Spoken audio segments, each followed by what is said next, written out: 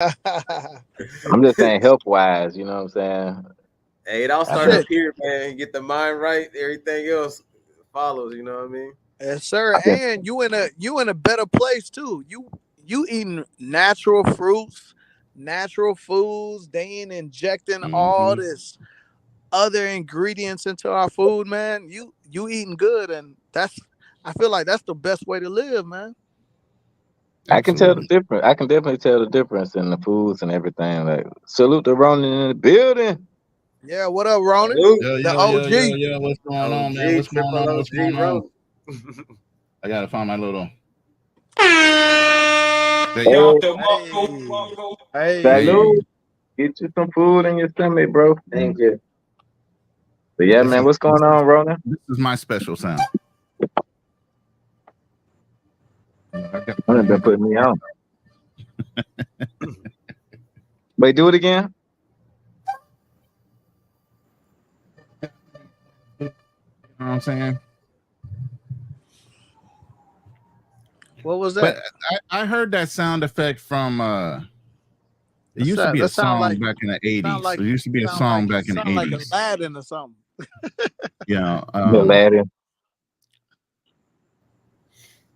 it used to be a song back in the 80s. I forgot the name of it, but it's sitting on the top of my tongue. But it started off with a sound like that. It was a pop song. But Blog Trippin found that sound and said, "Hey man, this makes me think of you." I'm like, "Okay, I'll take it." Hey, man, you know Blah, we blah. fucked up. Hey, man, what's going on? Hey, Racket. What's My up? bad, my bad. I was about to say, hey, Yes, Racket, where you at, man? yeah, that's the first What are time you I I'm in seen about? Roswell Ratchet right on now. a. I've never seen him on a panel. I ain't never seen him cam up before. What the hell, Racket? Oh yeah, man. You know, I've been on other people's panels, but you know, it's like the first time. Thank God Yeah. that they did Raise a Raise. You know, I ain't trying to be on that panel. Oh, I've been on there. You know what I mean? It's You ain't safe. got to worry about Razor Ray, Smoke man. show. I get the silent treatment when I get on Razor Rays. Everybody shuts up. I say what I gotta say. I get off the panel and the shenanigans starts again. I'm like, damn. Okay. Yeah, Yeah, it's man, I okay. love Razor Rays, man. Love Razor Rays be turned up, man. People, Oh, I hey, love some Razor people, Raise some show. people try to come with the smoke, but you just gotta, got a fire extinguisher. Right. Yeah. I mean, I'm one of the fucking trolls in the chat. I know I don't want to be on there, bro. I Yeah. ain't know you was trolling the chat, bro. That's I mean, I crazy. don't be trolling you guys, but if it's some stupid shit, you know, I'm definitely Yeah, ain't holding yeah. back. That's what I'm saying. You just, anybody fake. Remember Ronan Buddy came up there with the shades on? I was like, boy, what the fuck you talking about? Oh, you talking about Flint DR? Yeah, I was on his ass, but he was, I mean, no homo. That he was talking that crazy shit though. I was like, Well, I bro, mean, stop it. somebody says I got 3,000 chicks in my phone. Nigga, I got 5,000 clients in my phone. What the fuck Hey, you mean? Exactly. Those chicks ain't paying you. I got 5,000 people that are paying me. What the fuck? So he paying 5,000 chicks though. He's Like, come paying on, man. 3,000 chicks. Exactly. You ain't making no money with them chicks on your phone. And you man, staying in the Roach Motel talking about, Mm-mm. bro, that was insane. Like, please don't come on the channel talking like that, man. That's what be making people talk bad about You, us right you don't there. know me. You're a rookie, man. You don't know what people know. You don't know how long people been traveling. You Exactly, know, bro. I I gotta. just now got on this internet thing, man. I just now started getting into this space, but I've been traveling since I was 2. I'm 56. Got Bro, I grandchildren, gotta. bro. I What was the 6 months old on my Yeah, I passport. My know. first passport picture, I was 6 months old. Especially being born over in Germany as a army kid. You know what I'm saying? Come on, you don't know what people know. Can't get on here and prejudge people. Some of you older guys that are my age are rookies. Just got Exactly. a passport. So You have know, you? I know you've been listening to the stream. So what you think about the Salvador versus Salinas? I haven't been to either place, so I have to fall back on you guys to say what place is better. You know, it's all about a vibe, though. It's wherever you feel like you're comfortable with. You know what I'm saying? So at the end of the day, it's what makes you feel comfortable. A lot of people can't deal with certain things. Some people can. You know, Well, Record Club came with some good, solid points. yeah. I mean, like I said, his viewpoint is his viewpoint. Whatever his comfort level is, all the better, man. Everybody ain't gotta agree. That's a great thing about the planet. There's yeah. plenty of space to spread out. And then when you set your seed down, you can let people get exposed to it because you're showing them content. They're like, man, I kind of like that vibe. I want to go out there and try that out. Like you in Ecuador. I know QB has been there a couple times, and a couple other people have been in Ecuador a couple times. So, like, hey, I want to catch that vibe. I want to see what that's about. The nice thing with this community is there's so many of us all over the planet, veterans, old school travelers, expats.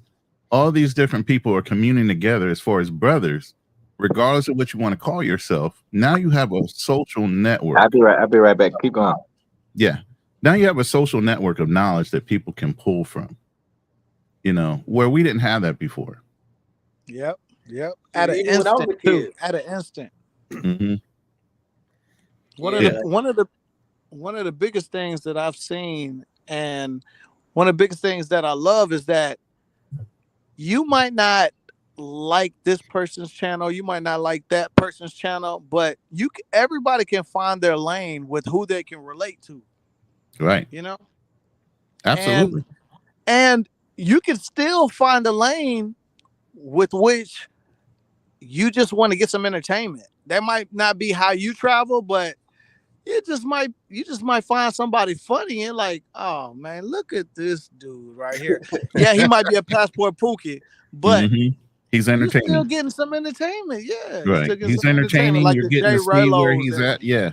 You're getting to see where he's at. You're getting to see some some boots on the ground kind of intel. You might not like the way he moves, which I've talked to both of those young men and told them that they can improve. Jay Rillo, as many times he's been either Sosua or Colombia, was his first time just recently. It's like, bruh, you get messier and messier. You should be getting better each time you move.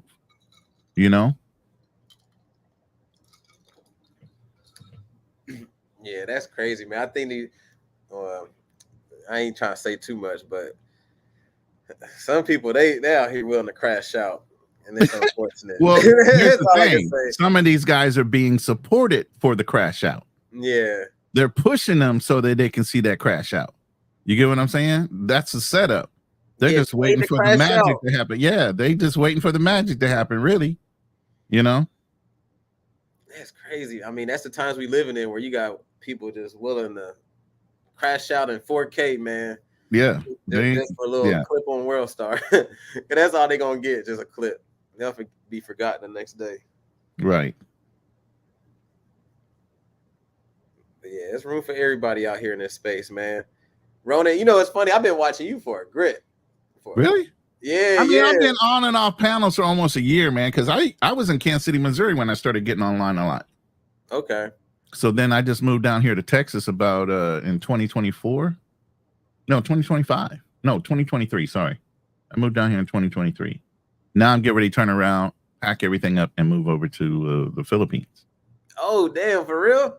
Yeah, 2025. I'll be in the Philippines permanently. Oh, that's good. For a while, that is. Yeah.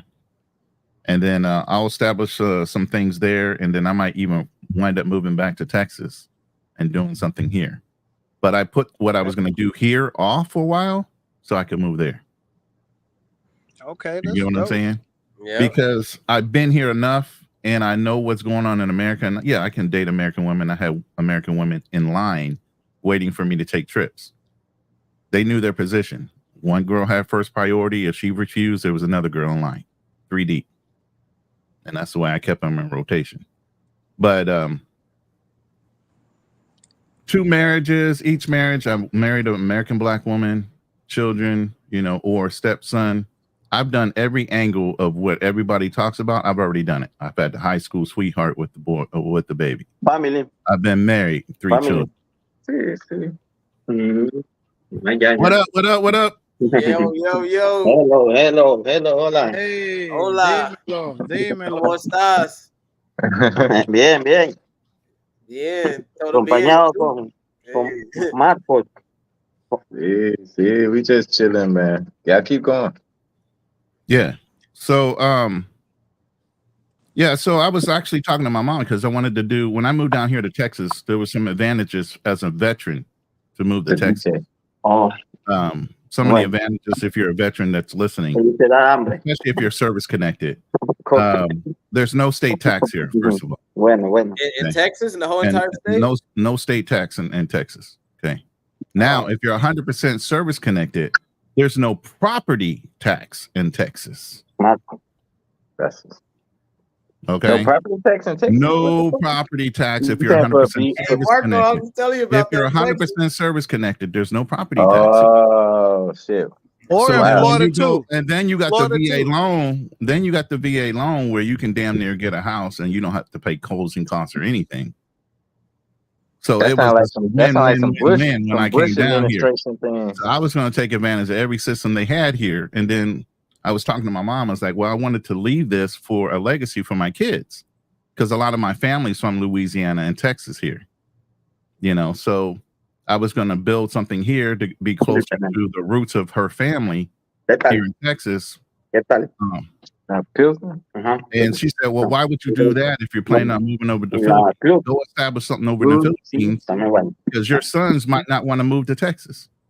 So you sitting here building all that and delaying what you could be doing in the Philippines. Go do that first, then come back and do that. I said, okay, good idea. So I took her advice. Man, that's awesome. I did not know you was moving to Asia. Yeah. Oh yeah. My boy going to the Philippines. You gonna make some content while you out there? Oh yeah. There's I a was gonna whole say bunch now of you content. can't just be a panelist now. No. There's a whole bunch of content coming. Believe that. A whole situation from the move to buying property to building, all that, step by step. Yeah, that's dope, man. So yeah, I'm laying the groundwork right now for all See, that content. See, Ronan, that's what I was trying to tell guys. Because a lot of people, that's what I was talking to you about the other night. Because a lot of people come on the stream and they ask me like, well, what do you do for a living? Because a lot of people get caught up in this $100,000 a year thing. Right. Well, I never made $100,000 a year. I'm a blue collar worker, bro. I worked for other people for so long, but it's not about that to me. You know what I mean? Like my people taught me very well. Like my people used to make fun of me because I spent money so fast. So I got a lot of people that came before me that have paved the way to show me like, right. You don't have to make $200,000, $100,000 a year to live a good life. So I really appreciate people like you. You know what I mean? That don't mind being honest about the reality of things, because that's what I'm trying to show people. Like, and I'll tell y'all, and anybody replays this, they can go back and find my other show. I've been that guy. I've worked at Fortune 100 companies where I've made well over 100K. I've advised millionaires. You know, that's my business. I've been in all kind of sales, from dealing with presidents and CEOs of companies to sales executive positions, all that stuff. And I've lost money, made money. Once you know how to turn on the screws of making money, now it's about what's your quality of life like? Because I used to sit down and talk to a lot of my clients that were millionaires. I said, what's that number for you? And they were like, what do you mean? What's that number for you that's going to tell you to say, okay, that's enough? I want to sit back and chill. I can turn down the gears a little bit. You know, I have to stress myself out trying to make every dime, every penny that's flying by me. Everybody had a different number, you know. But the biggest thing is they still had quality of life while they were making that money. So I appreciate you guys being young men that are understanding you have to have a life right along with trying to earn an income. right. You have to have a balance, a work-life balance. Because back in my day, it was all about stress, go, push. Mm-hmm. And a lot of us were, you know, deleting ourselves from the pressure. Yep. You get I what I'm remember saying? even my grandma, bro, she was like, hard work ain't never hurt nobody. And then I talked to my dad. I called my dad. I was like, you know, grandma told me hard work don't fucking hurt nobody. And he was like, bro, son, she ain't never had a job before. Her husband worked She his was ass white. off. Exactly. So stop listening to these goddamn women talking about you need to have this, that, and the other thing. They don't know what that is to make that kind of money. Half of these chicks asking for the shit they asking for ain't ever had it, but they expect you to have it. Yep. Well, you got to look out for yourself, man. You got to make sure you good, you're healthy. Make sure you breathing good, you living good. Bro, I'm telling you, respect to my grandma. She's 92 years old, still living good, but she's still living good because of my grandfather, and he's passed away.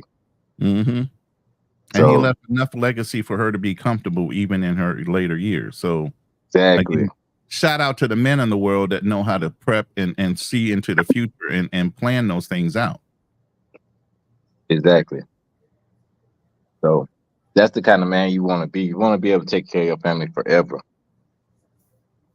Bruh, Exactly. for real. That's the whole point of legacy. Because really what I'm doing right now is just developing income streams. I don't ever stop working. I'm semi-retired right now. You know, those Exactly. certificates on the back of my wall, they ain't for play.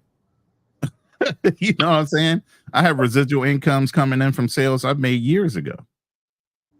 That's why I try to make sure people know that investments are very important.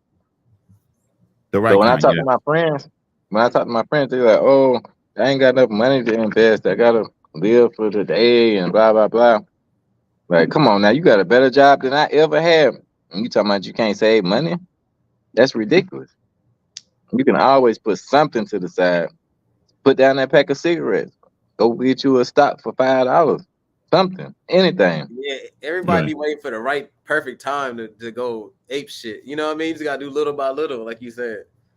Compound investments, or that makes a Mhm. big difference. And then I invest in the things I like. Like I buy stock in Google. I got bought stock in Procter and Gamble because that's who make Those the are toilet solid paper. companies. Yeah, Exactly. those are solid companies that have been around for generations, literally. So at that point, those are less riskier stocks than a lot of these guys that are messing with these mutual funds. They'll turn them up to high risk. And by the way, your 401k is a mutual fund. Then that's why a lot of people in 2008 took such a hit. They came out of retirement to go back and try to replace some of the money they lost. They forgot Hey, to turn down their Andrew said 401ks grandma from plan retirement. worked out. Hey, look, Yeah. Andrew said grandma plan worked out. Grandpa slaved away for her and then died. Exactly. Yeah. Yeah. He was in the And Navy. she teaching you to do the same thing for whatever woman you have. Fuck your Yeah. life. Fuck your life. Go get yourself successful so you can take care of that chick that you're gonna wind up marrying, so she can live like me. And that's Right, why I right. first came out with, son husbands, y'all, some men that have not broken that tie with their mothers. I've sat down and talked. My mom's 80 years old. I've sat down and talked to her a lot of times about different situations. And one of the conversations I had with her was, Mom, you taught me how to cook. You taught me how to clean. You taught me how to basically take care of myself, so that when I found a woman, I didn't necessarily need those things, even though they should have been a requirement. Right? I said, why didn't you never tell me how conniving, sneaky, and just downright nasty women could be? You know what she said to me? I wanted you to figure that out on your own. What? I was about to say, bitch. I'm like, I didn't. You wouldn't have believed her though if she would. I was like, yo, what does that mean? I'm your son. You would think you would set me up for success. If you set me up for success for everything else, why didn't you set me up for success to finding the right type of woman and knowing when to let that woman go and not have me have to figure it out? Even your mother will not break women's code. Wow. Think about that for a second. Wow. Even your mother won't break the code. That's To put amazing. you on game. She'll let you stumble around in the dark before she'll put you on game. That's deep. That's some deep shit, bro. Damn, that's deep. That's why you guys that have strong mothers, y'all need to break those fucking bonds. As a man, you run the motherfucking house. Period. That's deep, bro. Damn. You fucked me up with that one. It's true, I though. can't even imagine if my mom was still alive, because she was a very strong woman, bro. I can't imagine. Excuse me. Yeah. Oh, my mom was too. Believe me, she ruled with an iron fist. Literally. She used to chop wood. She was not no strong little ass woman. She's 5'2", but she's strong as shit. Okay. Hey, yeah, So, I'm scared of my mama. but yeah, man, I'm trying to break those bonds, man. I'm trying to tell you. Damn, Ron, you came with the shit. Damn, your mama said marry in the U.S. Huh?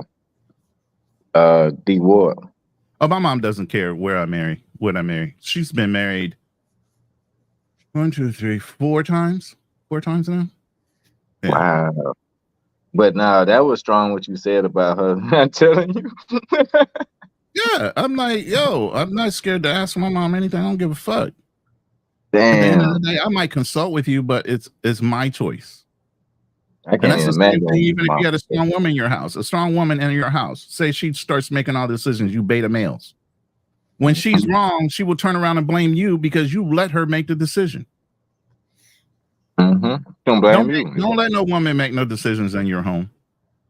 I don't give a fuck what the situation is.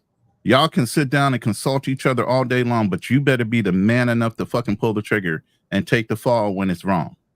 Because she ain't. She's just gonna point the finger at you and call you a weak ass bitch if That's you let real her do talk. it.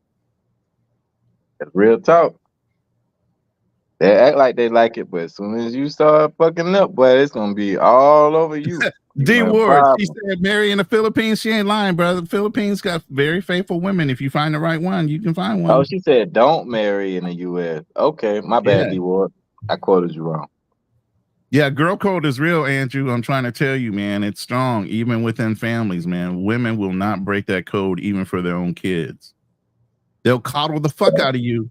They'll say, "Don't touch my baby."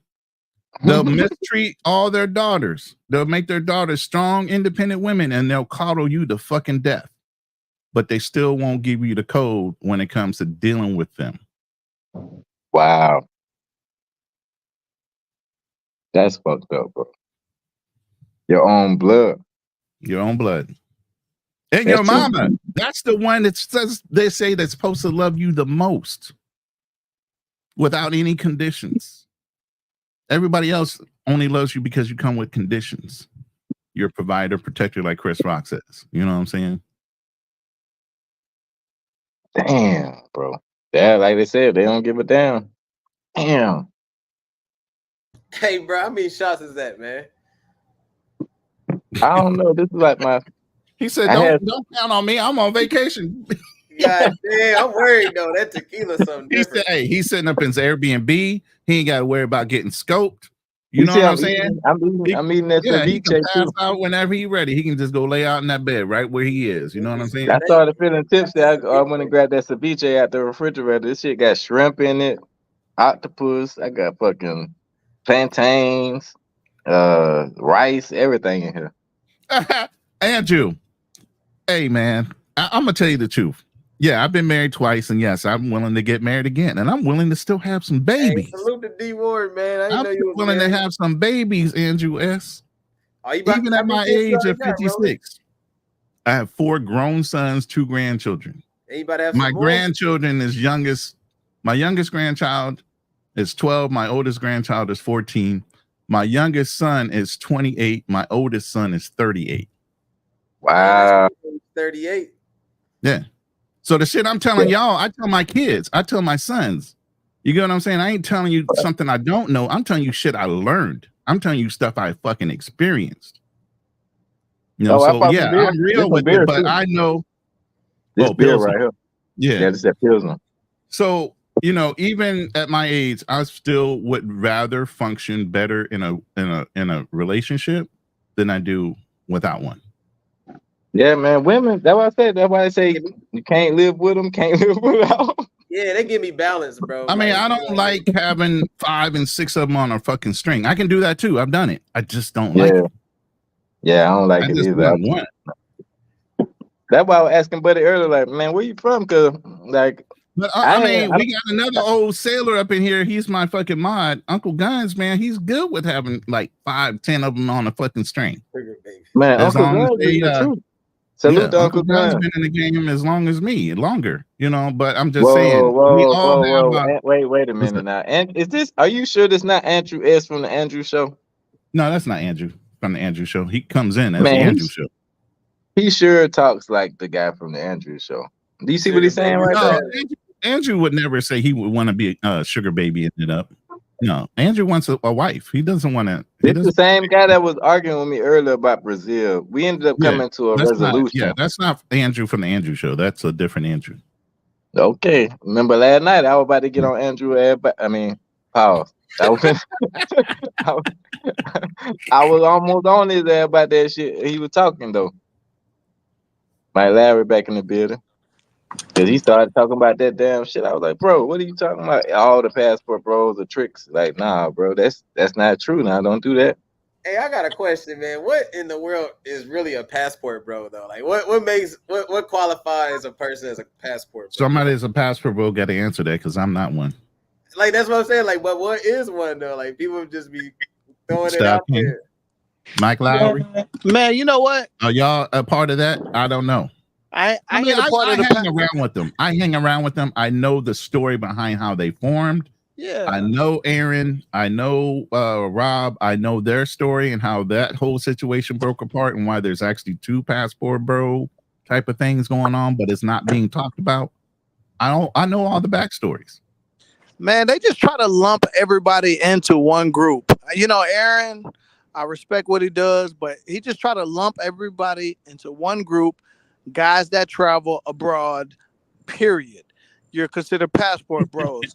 But if you're doing all this Pookie stuff, then you consider the Pookie and you're not a passport bro. Up here. What the fuck? Yeah. So there's like classes. There's like like subdivisions of passport bros, pretty much. Juji is like fucking QB passport and a fucking in the chat, man. He's like a little sniper. He be dropping little fucking comments. So Juji, we on an open panel, bro. I'm about to drop the link so you can come up and stop sniping people from the panel and shit. I feel like the term passport bro is, you know, it's over. Like it's old. It's old as hell.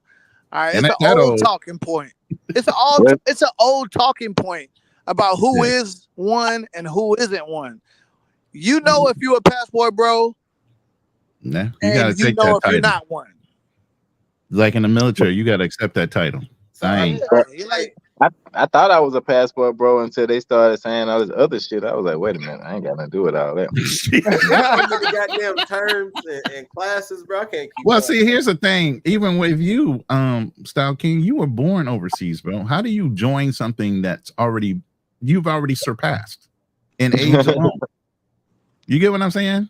Same thing with me. I've been traveling since I was 2 or 3, even before I was in the military. Why would I jump on some bandwagon that just came out about 5 years ago, and I've been traveling for over 30, 40 years? Well, when I heard about salute to chat. Salute, Drew. Yo, what's good? What's good, brothers? See Drew in the building. Hey, I'm trying to figure out Sniper? What is a passport, bro? I'm telling you, man. Come on, man. Hey, look, man. The conversation got to be better than what's a passport, bro. We got to have better conversations than this. Come on. We were talking about money. When I got up, we were talking about money and investments. Let me tell y'all. Please. The passport bros are white guys. We talked about this the other night. You capping on this? You know what though? You know what though? Black guys. They're not black guys because if you go, I'm telling you right now, if you do a search. He's doing some counter espionage bullshit right now. That's what he's doing. Search a passport, bro. Drew G is doing some counter espionage shit. Drew, bro, man. I got something important to say though. Very important. Go ahead, brother. Okay, so the passport bros and this movement has been underground for the longest. Social media, YouTube. Yes, we understand it blew it up, but what does it say about us as black men that blew up the spot, any spot, because these white folks been doing this forever, man. Like, is it the conversation should be, is it a good thing that we blowing up the spot, putting everybody on, or is it a bad thing? Because I tell you this, it's more of us black folks putting all these different locations on the map rather than these white folks. These white folks still enjoying their life, enjoying all these different locations on the low. That's not true. They've been putting it on the map way before we have, brother. Not as visible though, don't you think? They have. Yes, they have. Hey, who was that white dude, Cuba Dave? Wasn't he he like Yep. an OG Yeah. passport, bro? One of how many? One of how many though? Oh, Bro, many. it's like There are 30. many white guys out there doing It's it. like 50 different black. It's like 50 different black folks putting on, showing how people moving in different countries. You know what I'm Have saying? you? There's See, more than all you that. got to do is Hey, search if you the look white up the guys. Thailand videos, there's mad white more people than that. all Yeah, ages. yeah, they killing out it. there, dude. The white guys are out Here's the there. for real. thing, Mike. You're picking it up now. Veterans No. have been doing this. I've been on. Right, But I'm go saying, ahead. but veterans have been around for a lot of years. We fought a lot of wars. You know, brothers are over in the Philippines fighting the Spanish when we took fucking the Philippines from fucking Spain. So are you saying that? Are you saying that the black community is just more popular, is more visible? That's why it Come on, you seems know like it's everybody more want to be information. us. Hear You me know out. everybody want to be us. Here, listen to the soundbite. Hear me out real quick. Wait. Yo, That's a wrong one. Yeah. That's a wrong one. Hold on. These motherfucking peanut butter and jelly. yo, listen. Hear me out real quick. So, think about this: when Austin Holloman, this stuff went down with him. Do you guys recall him saying, "Man, there's a white guy that was doing this, but way before I was doing it, and these women now came out and said I was being some type of ST tourist." But there was a white guy doing the exact same thing Austin Holloman was doing On the low. before he On got the low. there. No, he had a YouTube channel. The guy okay, had a okay. YouTube There's channel. plenty of them. Yeah. Okay. Yeah, and then like I said, if you look at Digital Bro, man, he's the dude. He's the face right now. That dude is the face of Passport Bro, And he stole it. and I don't know how he stole it. But I SEO, say man. more power These to it. guys know the technology. Y'all need to know how to SEO optimize your shit because they done stole all your shit already. Yeah. Look up Digital Bro, man. That dude got it. If you search Passport Bro, he's the face of your Passport Bro right now. And Okay, he's appeared got- on Wall Street Journal. He's appeared on Yahoo News. He's appeared on Young Turks. He was just on. They just focused on him in Young Turks. I was like, dang, they ain't got BMT or anybody that we know on there. Nope. Mm-hmm. Gotcha. Okay, I got a question for Slim. I got a question for Styles King. Is it a good thing or a bad thing that we are putting all these locations on the map, showing in-depth reviews on where to go, what to do, and where the women are at? Is it a good thing or a bad thing? What you think, bro?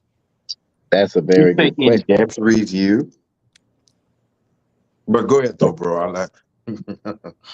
I mean, I try to show love to the host. It's his panel. So, what you think, man? Thank you. I think that is that's like a double-sided coin because that's why I try to say like certain people do make things bad for other people. You can see that in the Dominican Republic. I think that's a good place to really see the big difference because I think that it's a big influence in the DR of the mongering culture where the women kind of like when I got down there, the women kind of automatically assumed that I was going to be mongering, where they automatically want to charge you for things for no reason. So that's you like, another I ain't reason. on that type of time. Yeah, and they don't believe you. They really don't believe you. So I think that could be a very bad thing as far as, because some guys come for a weekend and they might put aside $5,000 to travel to DR for a week or a weekend, and they make sure they spend that whole $5,000. You know what I mean? So that kind of throws off the culture, the money aspect, and everything. So it can be a very bad thing. So I mean, I think that as long as guys keep in mind that people will come after them and they try, but it's not a lot of guys that give a shit. You know what I mean? A lot of guys don't care. So I don't know. My opinion is kind of lopsided. All right, I get it. Anybody else got something to say Mr. about G, go ahead. I know you've been chomping at the bit. New panel. Go ahead.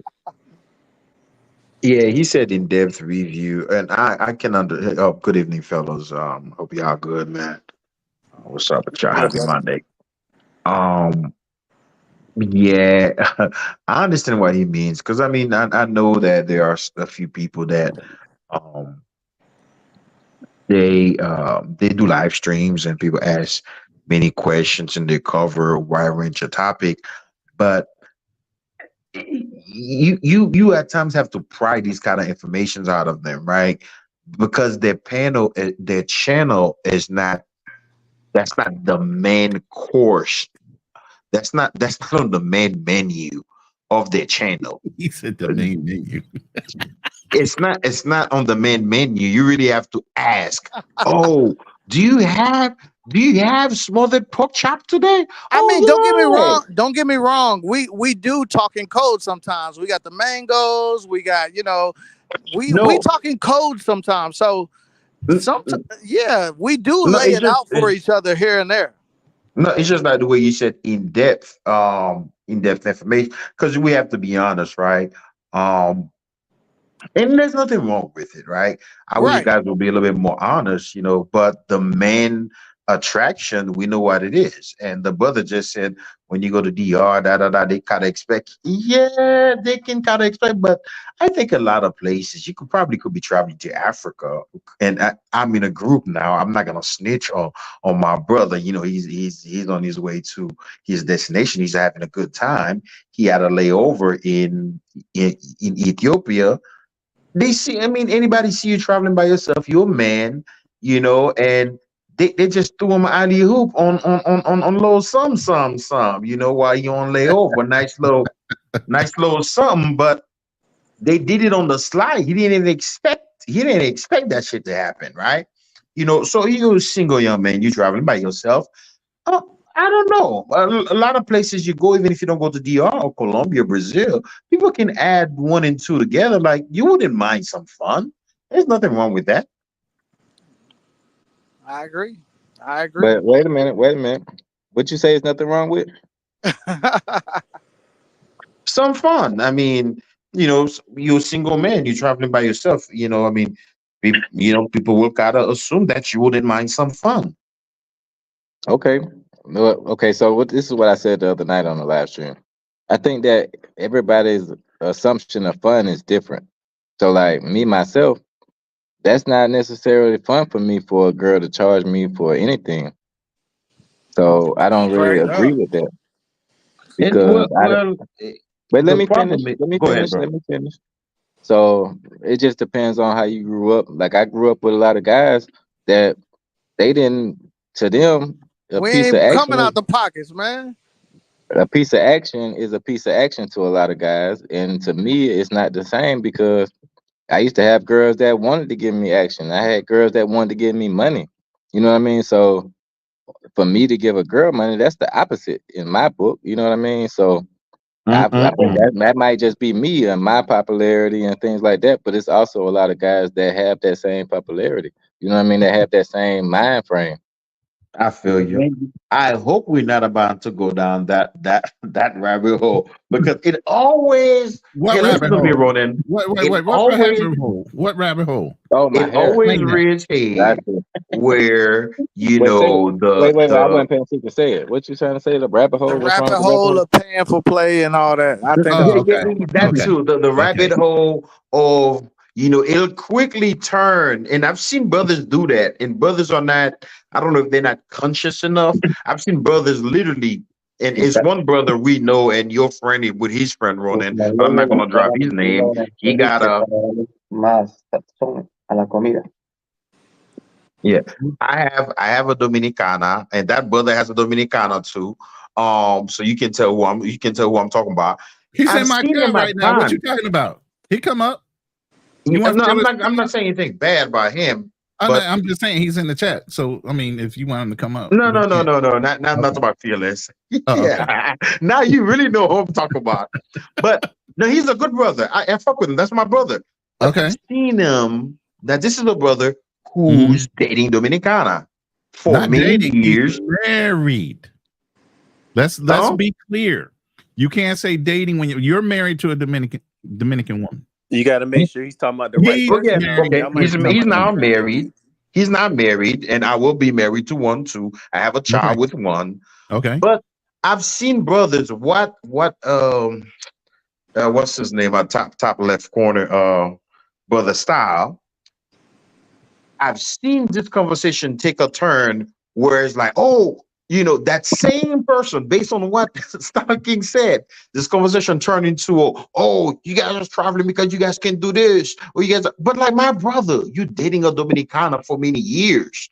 Why are But you wait a minute, trying to that's co-opt not what it? I'm saying. That's not what I'm saying, bro. I travel too, but I'm just saying we all got different expectations when it comes to dating and as far as choosing signals. We all got different expectations. So when we try to lump everybody together and say, "Oh, it's the same," you do this and do that, it's not the same. We're not the That's same. facts. That's Do facts. you think, that what you just said, oh, in the state, this, that, and the third, and that's how I grew up, da, da, da, blah. Do you think that's more of, should I say American, or is that you taking America to those places? No, I think that's me taking my individualism to those places. I think that's why I said it's a lot of guys in America that are with that. They don't mind that. It's a lot of Americans that monger. It's a lot of guys that think that, okay, I'm gonna tell you exactly. It's a lot of guys that think that just because they get in action, they don't care who they get in action from. You know what I mean? They don't mind. And I agree with you. Okay, so But that's I what I'm think we saying. have to be realistic when we leave the United States. And just why I Okay, said, oh, you taking the I see you putting that work in. Hey, Mike. damn, brother, Hey, go on Mike. there mute, man. This nigga at the gym, he talk. Keep talking, bro. Keep talking. I'm gonna get Yeah, these next two but games. Hey, mute your channel, bro. Mike Larry, mute your channel while you talking. Oh my but bad, but my but, bad, my but you bad. have to admit that brothers, I've seen this happen all the time. This is why I said this can easily turn into the conversation. Oh, you guys traveling, doing this, doing that. Oh, you guys traveling. I'm not saying you're saying that. You're not Well, saying that. I'm not gonna But let it it turn into that on my channel, though. That's what I'm saying. Like, I'm not gonna let it turn into that because I'm still a man when it comes down to it. I'm not saying I'm above reproach. I'm just saying when it comes to dating, we might have different outlooks. And I'm not gonna say that people can't get this and they can't get that. Of course, we can tell who the nerds are, we can tell who the geeks are. I wish I was a nerd and a geek, but I was a quarterback, I was a point guard. You know what I'm saying? Like that's just how it was in school. That's how I still got the same mentality, but I'm not gonna put nobody down. What I'm I'm saying is glad. just don't lump me into the same category as somebody that doesn't have that same confidence. Okay, that doesn't mean that, right? I understand what you're saying. Because I can say the exact same thing. I used to be, this is my best friend. Like, he took me under his wing. I was the lame kid. I don't know if I was necessarily a nerd, somewhat smart, but yeah, I was a lame kid, right? All I did was church, school, right? Nothing Um wrong with that. I would never shame anybody. We are men when it comes down to it. Yeah, but no, but when it comes to, like, especially growing, because I think you're in my age group. I'll be 40 at the end of November. Um, you know, how we grew up, as far as, like, being hip, girls, things of that nature. Those are things, right? Um, Mhm. I didn't really start having that in-depth experience with women, with girls, until I left my parents' house, because my parents were really strict, hyper religious, until I went to the military. And Mhm. my brother, that dude from Alabama, took me under his wing. He had been to college. He played for basketball in college and everything. Mhm. And I swear to God, I've never seen anybody operate like a fucking god. Like I used to be in the club, right? So one time we went to the club. We got there early. We were stationed in England. And I'm like, damn, Jay, ain't no chicks in the club. He's like, man, what the fuck wrong with you, G? Man, I don't care if there's two girls in here, Beyonce and Halle Berry. I know one of them bitches mine. And I swear to God, I would bet my money on what he said. Mhm. Jay is no joke. I used to be standing next to Jay in the club. I'm like, damn, Jay, what did you say? But guess what? To my surprise, a couple months ago, he was like, yeah, da da da da, man, I'm in the DR, da da da da. You know where he went. Most people that Wow. don't really, you know where he went. He was over Yeah. there on that side. Now, I've never been to Sasua, but I'm Yeah. sure I'm sure he partook in the whatever was happening. Jay is that nigga. When I say he's that nigga, he's that nigga. That nigga that like right now dating like girls that's making 300, 400,000. Yeah. Okay. So let me tell you the difference in that right there, what you're talking about. We are that me and him might have similarities, but I live my life in accordance to. I thought that I was gonna be a millionaire on some Puff Daddy shit, not Puff Daddy, no P Diddy. But you know what I'm Yeah. saying? Like when you think that, when you Aspiration. think, yeah, my aspiration. So I tried to be careful and not to have babies out of wedlock and not Yeah. to have all these issues and problems. So when I became a millionaire, I didn't have these problems. So for me to go into a situation and think that that's applicable is not for me. I don't have kids. I don't have a wife. I don't have any of this stuff that a lot of baggage that people have in their 40s. I just Right. turned 40. So I for mean, you're me, not the only. Most of the brothers in the traveling community, Ronan. Now you have like a certain faction, but the top two faction characteristics are the Ronins. Excuse me, Ronan. I don't mean anything by when I said the Ronins. I don't mean anything by that. I might need a definition of Ronins because I No, got people divorce. telling The me got divorcees. I'm a The You got the dead Ronin divorcees. gang. ass woman No, hater. no, I hate black women. I got all no, kinds of definitions on my ass. So I need some no, point of clarity on no. what a Ronin is at this point. No, no, no. I'm talking about the divorcee. The divorcees. You know, All right. You right. there's You right. two. There's this top not just two, but like the top two interaction of guys you'll see characteristics is typically a guy like a Ronan. I actually know one brother like that who you know, and at the time I met him in Colombia, he was going through a excruciating divorce. Like he's in Mm. the house, he's in the house because of his child getting abused by his wife. That was in July No, 2022. Ultra. That was in July 2022. Guess Mhm. what? Fast forward to now, this guy, his divorce in the state has been finalized. He's already married to a Colombiana. That's how fast that brother move, right? And then you have guys that kind of like me who are just now starting a family. I'm about to be 40 in November. You and Sal And Kings are on the same page at this point. you say But he what? doesn't, you and Sal Kings are on the same page at this point. Yeah, But yeah, he pretty doesn't have much. any, I but he just got doesn't have I any got a kids. 6 month old. Yeah. I got a 6 month old. I never Salute, salute. wanted. Congratulations. Thank you. But I never wanted to have like a bunch of kids here and there, things of that nature. I think there are a few brothers, a good amount of brothers who are in our category. And also the other third category that you have guys that got kids all over and then they're like, fuck it, they're traveling day because you know they like the debauchery and things of that nature, you know. So I understand what you're saying. You're not the only one. But I do think when we leave the United States, as I was in Africa and I kept getting frustrated. And I forgot my brother Tony said that to me. He's like, Mm. gee, you can't, you Americans like to take, yeah, I expect to find a little America outside the United States. And that's very true. That's Okay, well, very true. explain it. I'm not gonna deny it. I just want to understand what you're saying completely. Well, pretty much what it means is that you're outside the United States. You expect to get, not expect to get, but kind of like you're still stuck, you know. Because I was in Tanzania. If you guys were watching Razor the other day, the brother that came on the stream, he was showing Tanzania. Tanzania is really like that. You see dirt road. You know what I'm saying? You see dirt road, and then you know you ride these these things they call bajajis, the three-wheel motorcycles. If you fuck around and take a nap in that Bajaji, you might fuck around and break your neck because there's so many fucking potholes. Mm. You know what I'm saying? So many potholes. So I will complain. For example, right? My apartment, they have a tank up there. In DR, I think some places are like that, but I don't know if it's all over DR.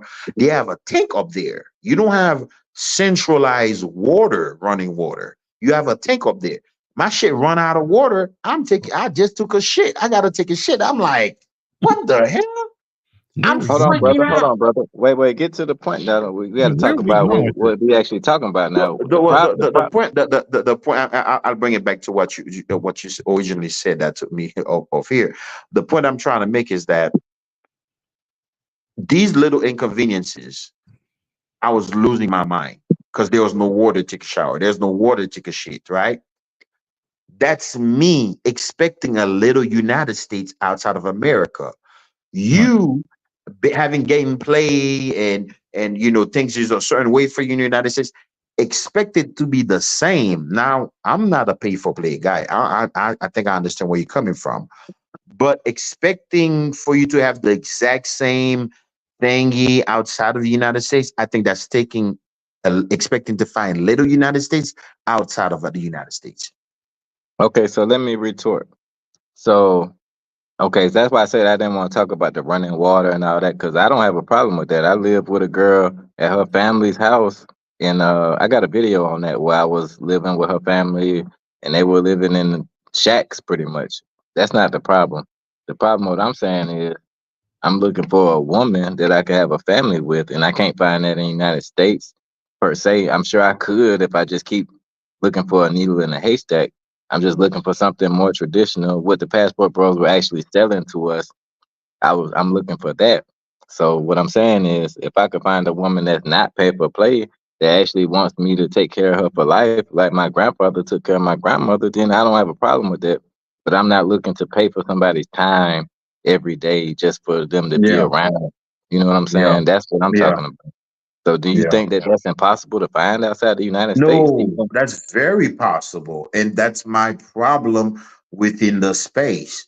Brothers don't really make that a it's not the main thing. It's not the main thing because brothers don't really rarely do you meet some people that maybe like me and you where they're like I would like to have a family and they talk about like how you screen a girl, how you vet a girl, you vet her family. Sometimes brothers talk about that from the perspective of how you notice she's the type of girl that's going to give you free box, but it's not really like how you really vet a girl type of thing for the long run. And that's my problem in the community. There's not that long-term approach in interaction dealing with women. But brothers claim they're traveling for submissive women for wife, but I ain't seen a whole lot of that. It's very few people that's doing it. But there are well, I people mean, doing it. but okay, so Yeah, like They doing it, but it ain't seen. rest in peace to Kevin Samuels. He told us that it's 40% of black men in the United States that are single and childless. So we know that the mhm. guys are out there.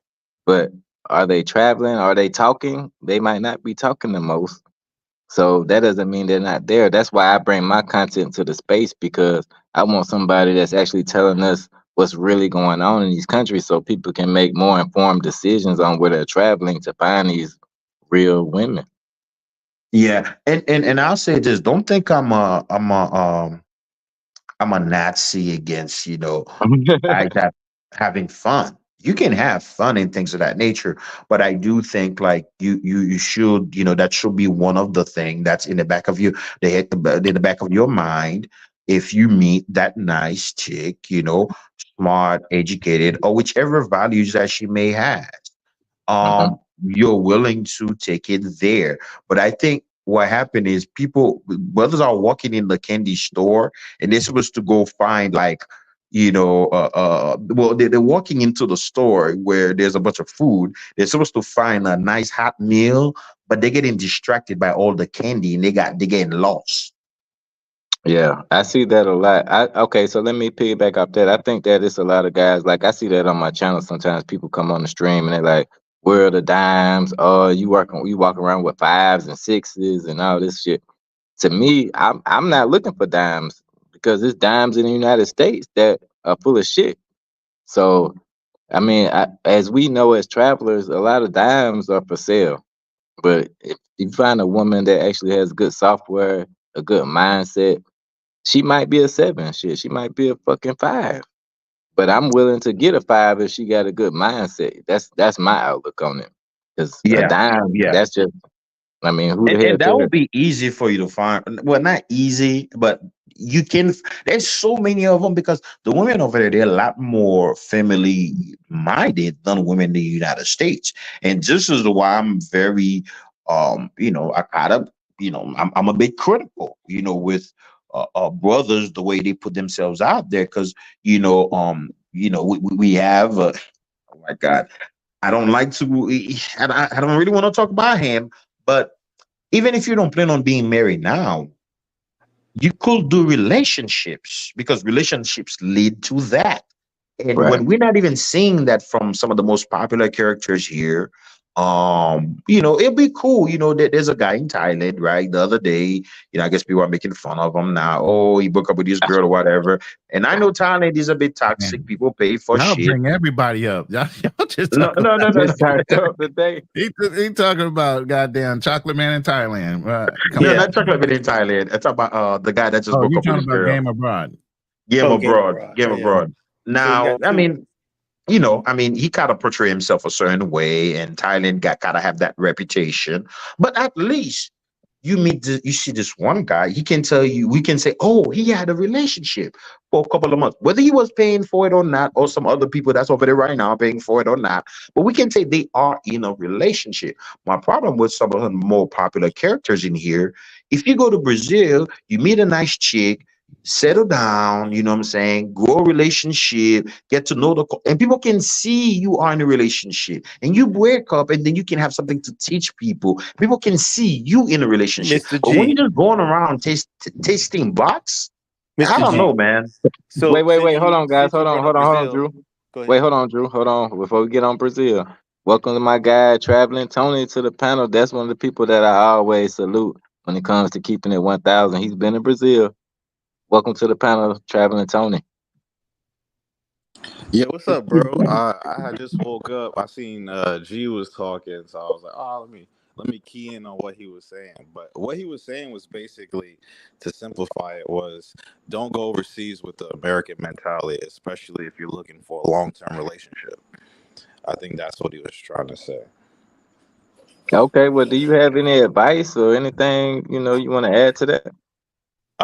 Be open to the culture you're in, wherever place you're in. Be open. Talk to the local guys. Get the game from them. Learn what a traditional man is, because in America we don't have a traditional man anymore. We're 50-50. You know what I'm saying? So the gender roles are done in America. Yeah, I mean, you could change genders in a whim now. You know what I'm saying? So gender roles is erased. So that's something that you have to get used to. For example, G wasn't used to gender roles. My bad, my fucking house workers doing dishes. But yeah, G wasn't used to gender roles. So it comes off as maybe a little red pillish, but a patriarchy works better or works differently than how things are in America. So it takes an adjustment period to actually understand a different culture and know how to, I guess, effectively date. Because a lot of us Americans want instant gratification. You want to land and you want to get a traditional girl right away. I've met so many guys that be like, man, where the traditional girls at? I'm like, bro, you've been here 6 hours. What are you talking about? You know what I'm saying? Like, it's a lot of Disney Pixar ways of thinking. You know what I'm saying? Like, so So yeah, hey, let me say huh? this. So I got two guys that I know. Traveling Tony used to be in the Philippines for a little bit, not Philippines, but Brazil, and also Style King used to be in Brazil for a minute.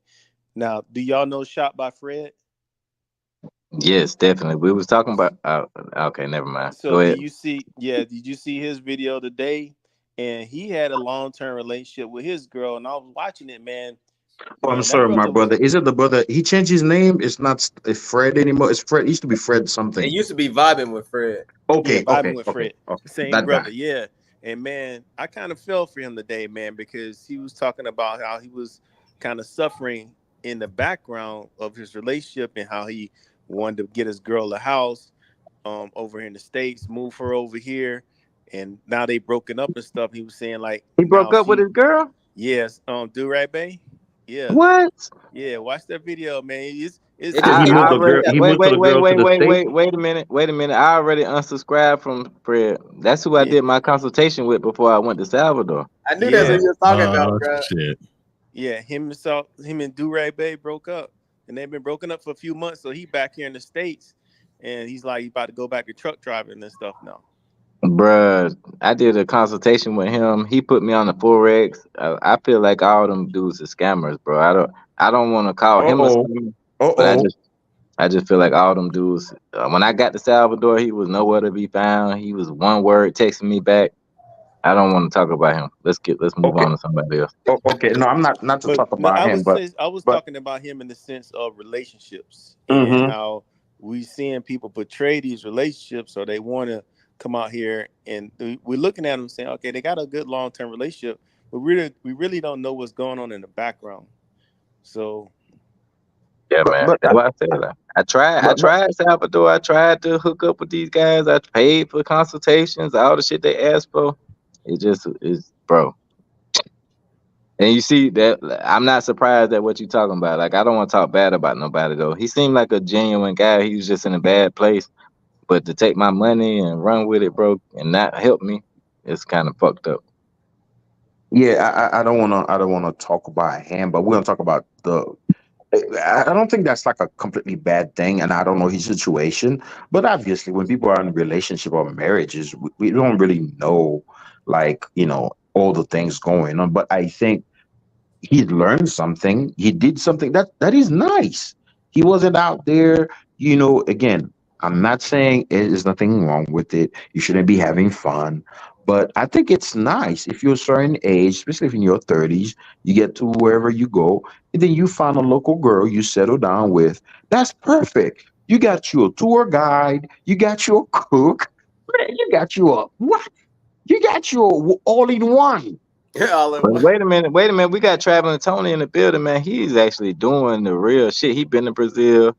But tell us what made you change your mind about Brazil and actually go to Africa. You got a family now. You building a house. Like, what's going on with that? Like, that's the actual goals for me.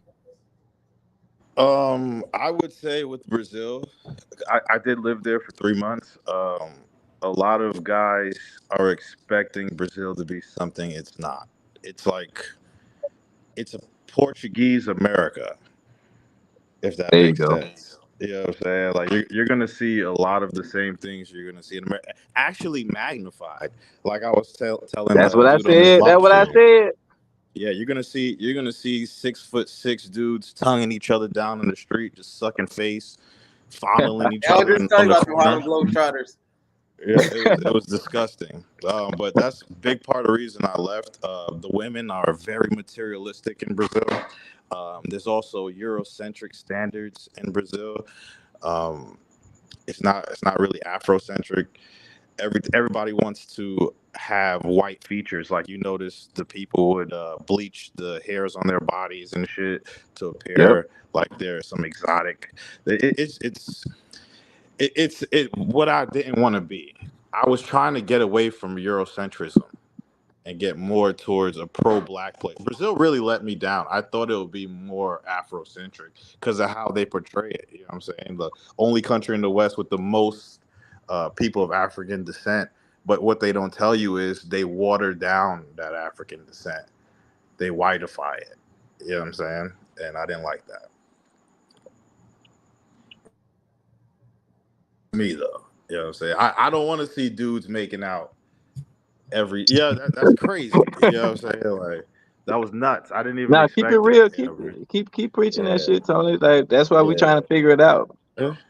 Yeah, because dudes thinking, oh, I'm just gonna go get a baddie in Brazil. Like you don't see, they're not talking about Brazilian girls cooking it. Dominicans cook more and clean more Exactly. than Brazilian chicks. You know what I'm saying? You're better off going to Woo! DR if Traveling you want Tony to with get the like a smoke girlfriend. tonight. Hey, And I salute. don't even like DR. It's ghetto. You know what I'm saying? But I would prefer there if I was going specifically for dating purposes, I would rather go there than Brazil.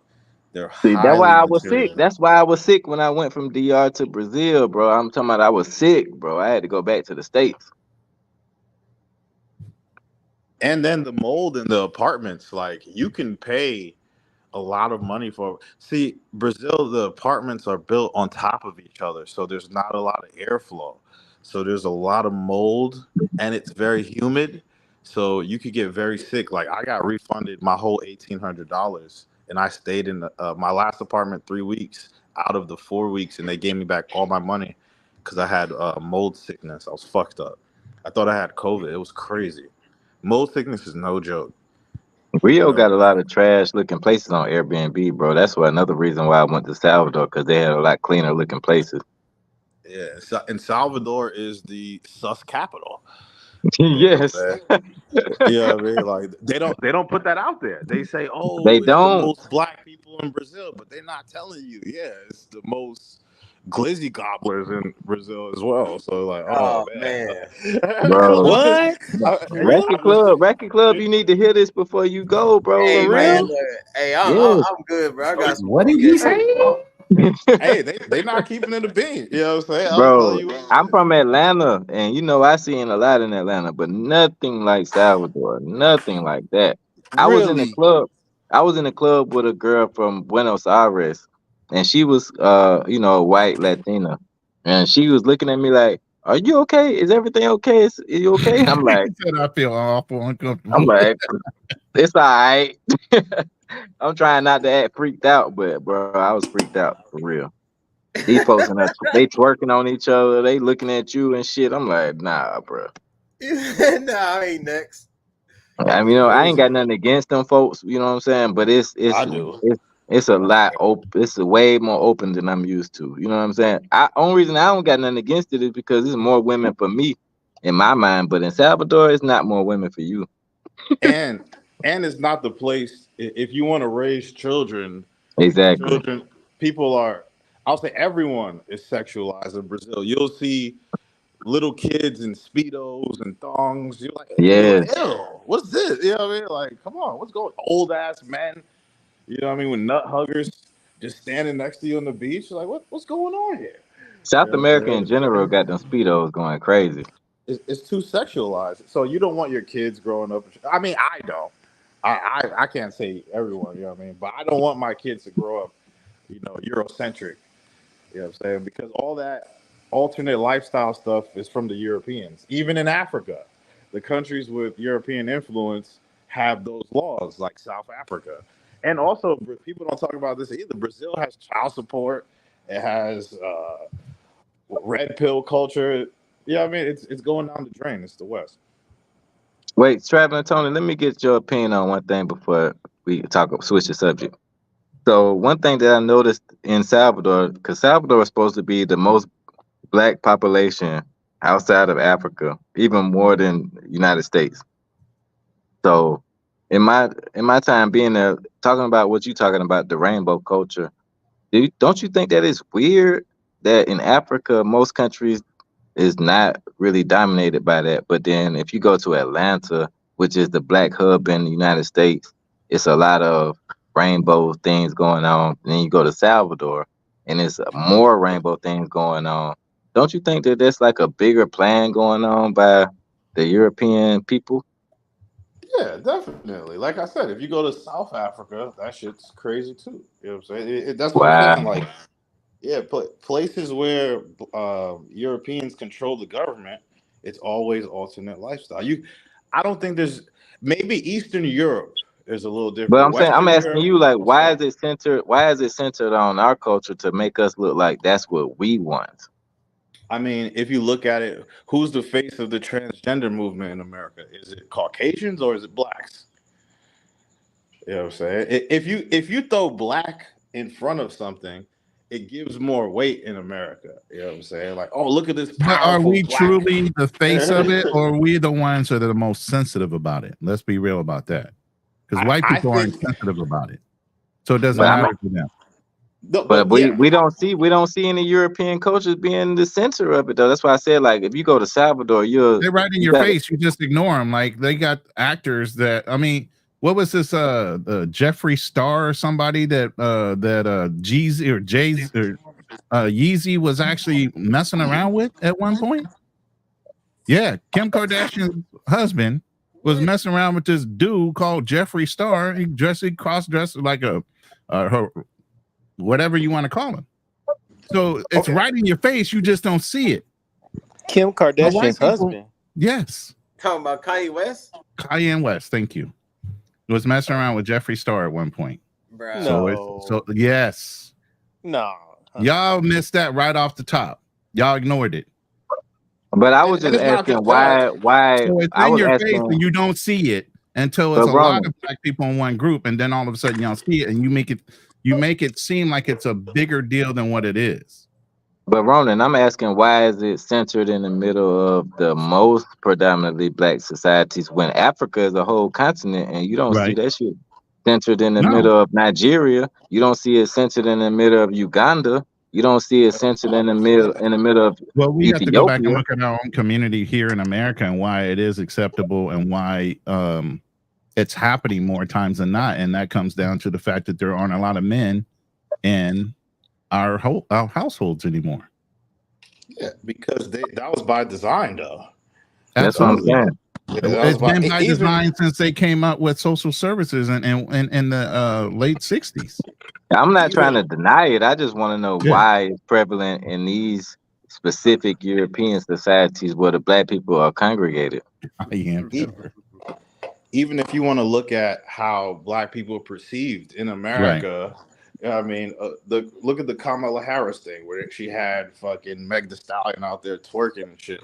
Like they on the West, they portray us like jesters. You know what I'm saying? Oh, look at the jigaboo dance and shit. You know what I mean? To You promote right. our shit. You know what I'm saying? Like that's what I was saying. We're the face. Yeah, we're Because here for their entertainment is how they play it off. So whatever agenda they're pushing, black people are at the forefront as the mascots, right or wrong, in America. We allow Usually. ourselves to be, and that's unfortunate. Exactly. So I And agree that's with you because, there. and not just, Yeah, it's I not agree just with you there. America, Jamaica, all those places, Atlantic slave trade. We're just so beat down by white people that we just comply. You know what I'm saying? We're used to complying, and that's just the Even truth. the Venezuelan chick I was just kicking it with, bro, she was asking me all these crazy questions, and then she started showing me. She was like, "My brother's black." Then she showed me these videos of a black guy kissing another guy. I was like, "What the fuck?" Jesus I, was- Christ. I was You like, confused. Like, wait a minute, can you warn me first? why are you showing me a guy kissing another guy and he's black? Like, and then she Mhm. showed me these guys shaking their hips and twerking. I was like, wait a minute, that's your impression of black people? So that's what I'm saying. Like Did you it's ask her very. that? And what was her response if you did? She was already ingrained into it though.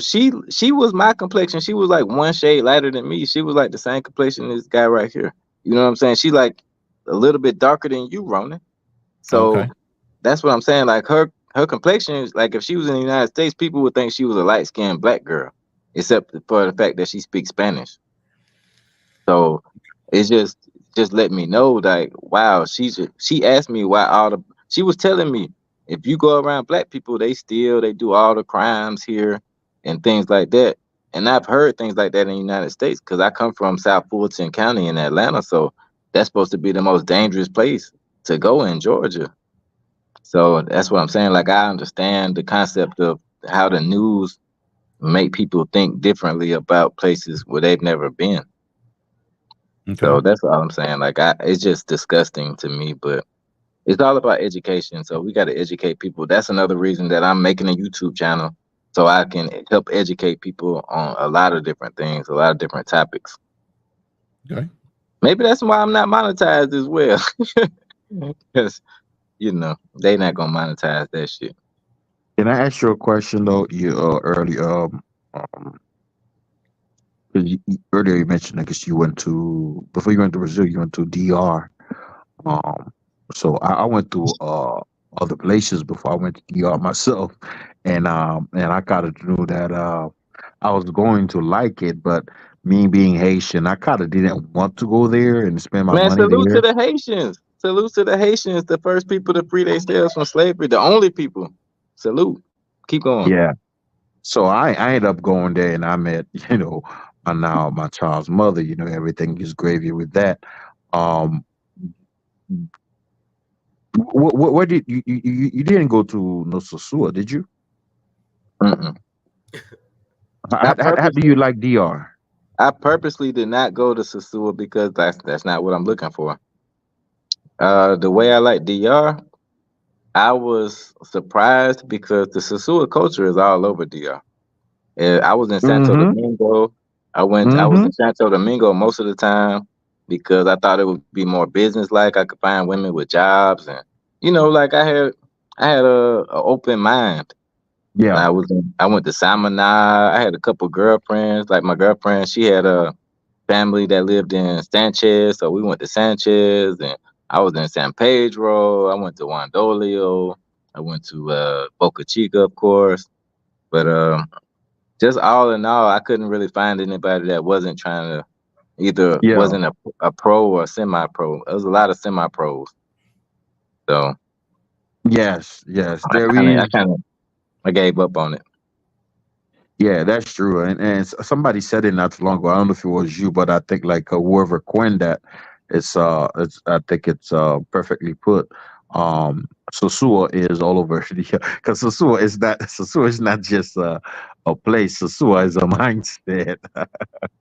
you know, True. is also a mindset. So it can be all over the island, because I've got experience that myself. But Black Man I will. Travel is an open panel, brother. I respect your He's just mind. chilling. He said, I already invited him up. He's just going to chill, but he's making some good comments. Yeah. Yeah. But, I but don't. yeah, but I want to say this though. DR has a bad name, and I'm not saying that they just it's misinformation. Um or hyperbolic, because some of that is very true, because we've heard tons of story from whether it's May Dreams and many other people that have traveled there. But if you are serious about finding someone or doing something real, you'll have to put in the work to screen and get through to vet, and get through the right women. But they are some of the best women you can have. Maybe that's just my experience. But I know our brother Black Man Travels. Um, he has one, a fearless. He has a Dominicana. They can be okay, because you many things you have to think about, right? When dating someone, a foreigner, whatnot, you have to think of the compatibility and also, But Mr. G, how, you also have to do the same thing. You're get ready to marry a Dominican woman. yeah. Well, wait, yeah, too far. What you Too mean? far. You way down the Wait. street. You No, way down the no, street. no. It's going to happen sooner or not. You just had like you said, you have a 6-month baby. So at this point, to me, as a man, what is your delay? Oh, no. I mean, yeah, that's there, but I'm not gonna So just. don't Oh man, eliminate the possibilities by downplaying that Oh, the it's fact there. that you have a child and that you Oh, would oh, be looking to close the circle Right. on that and not have a child and not be married to the woman that you had the child with. oh, So yeah. come Oh, on, let's yeah. be No, real I'm not about that. looking at doing Okay. having multiple baby mamas and things. No, that's there. But I mean, as a man, but so far I like all the signs that I see right now and things of that nature. I would hope so if you had a kid by her. Yeah, You everything is already cool. seen the Um, signs. yeah. So, but the thing about it is that your clothes, and I remember the brother telling me a dream one day. He's like, man, anything, because of his experience. But again, the people have different experience. People live different lives, right? So I cannot say the same experience that Made had. You're gonna Mhm. have the same. I'm gonna have the same experience because we all live different lives. We move differently. But I Right. remember he was saying like anything close to the United States, 2-3 hour flight to the United States, he's like, forget about it. That's when he went to I feel the Thailand. same way.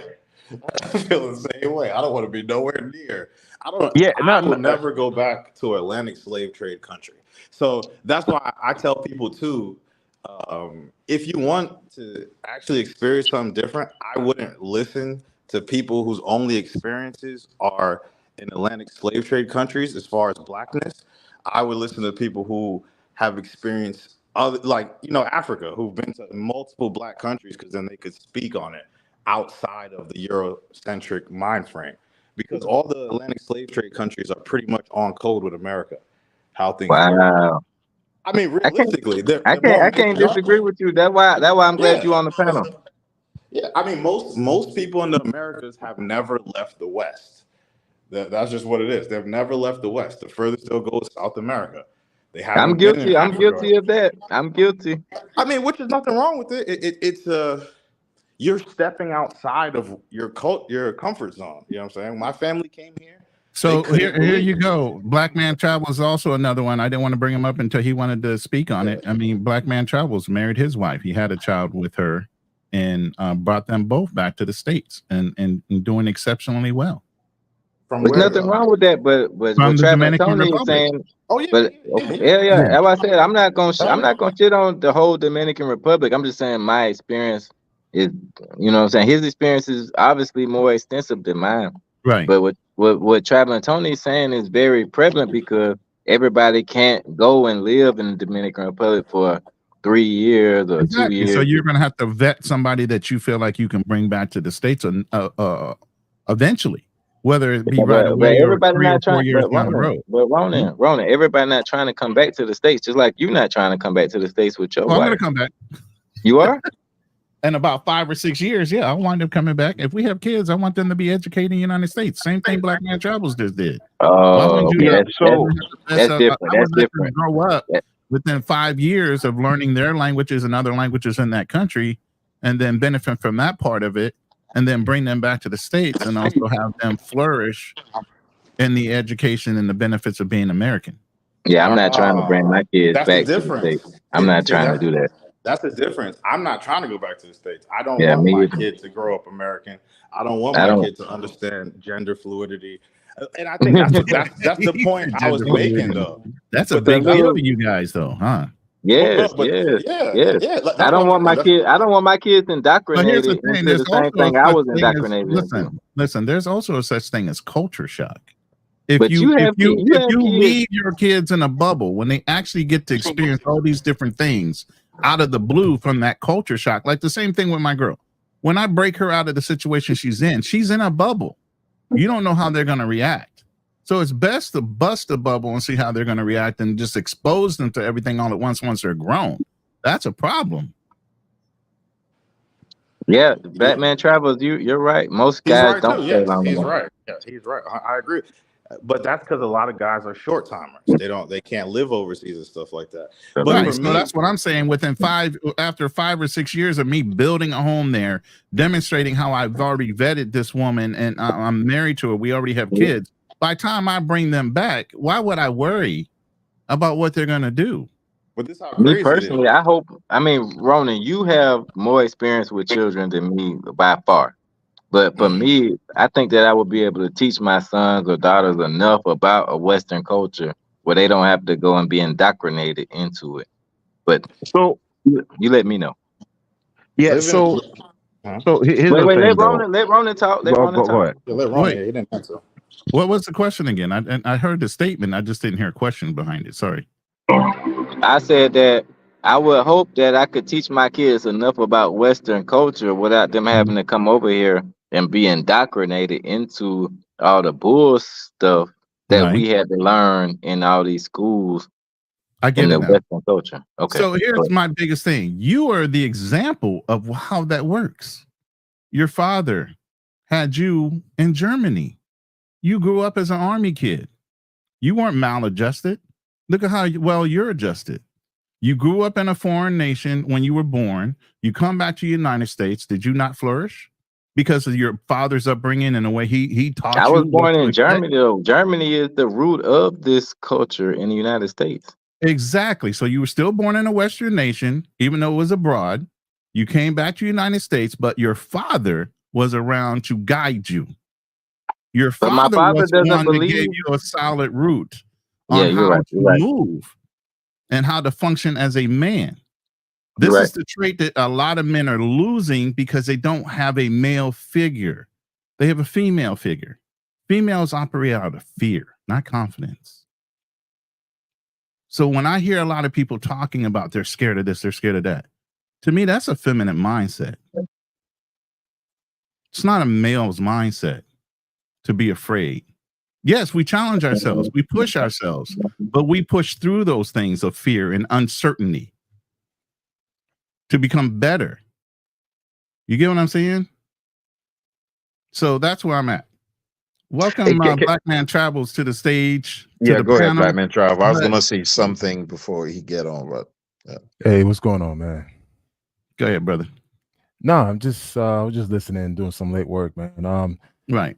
You know, But even you, like I said, you didn't operate out of fear. nah, I'll never operate out of fear, nor would I allow anyone else who never experienced what I experienced to dictate my life. The Mhm. problem is that you guys are allowing people who never experienced anything outside the US to dictate the type of life you want to live. That's why when people say never bring it in the States, these are the same people who never been in a relationship before. So that you have to be very mindful who you listening to and what they say. If they're not providing any real receipts showcasing this is the lifestyle that they're truly living, how can you take any type of advice from that particular person? So I say go out there, experience the world, take a chance. Now, don't be stupid. Make sure you vet the person, you take your time. That if you feel like, hey, this is something you really want to explore, then go ahead and explore it. Right. But understand that, hey, any relationship you explored is going to cost you money. It's going to cost you Right. time, and you got to put in effort. And the problem is you have a lot of guys who are not willing to put the time and effort into it or the resources. And even with you, Black Man Travels, it was like a 7-year evolution to make this thing Yeah, happen. 7 years. It wasn't right away. Nope. You Salute to understand? Black Man Travels. Salute. I mean, even now, it's like, my wife, she took me to the airport when I flew out to Cali, Colombia. So, I mean, she's seen the pictures that I was taking out there. She's like, hey, listen, have fun. You enjoy, That's tough. enjoy That's yourself. tough. And came back home. But guess what? I came back home to her. I came back home, make sure, hey, listen, you don't have to worry about me. Right. And the thing is, by going out to Cali, Colombia, I was able to go out there and network and fellowship with other like-minded brothers. And now I have a business opportunity out there in Cali because I went there with an open mind. The problem is you have a lot of guys going there with a closed mind, a single mind, just getting ass, getting pussy. Dude, sometimes traveling is not about pussy. Sometimes it's good for you to escape, give yourself some time to relax and probably explore some opportunities. Maybe it could be a business opportunity, it could be building other networking opportunities. There's so many things you could do beyond women. I think this travel space has become so focused around women that guys forgot, hey, the reason why we travel is for the peace of mind. Mm-hmm. I agree.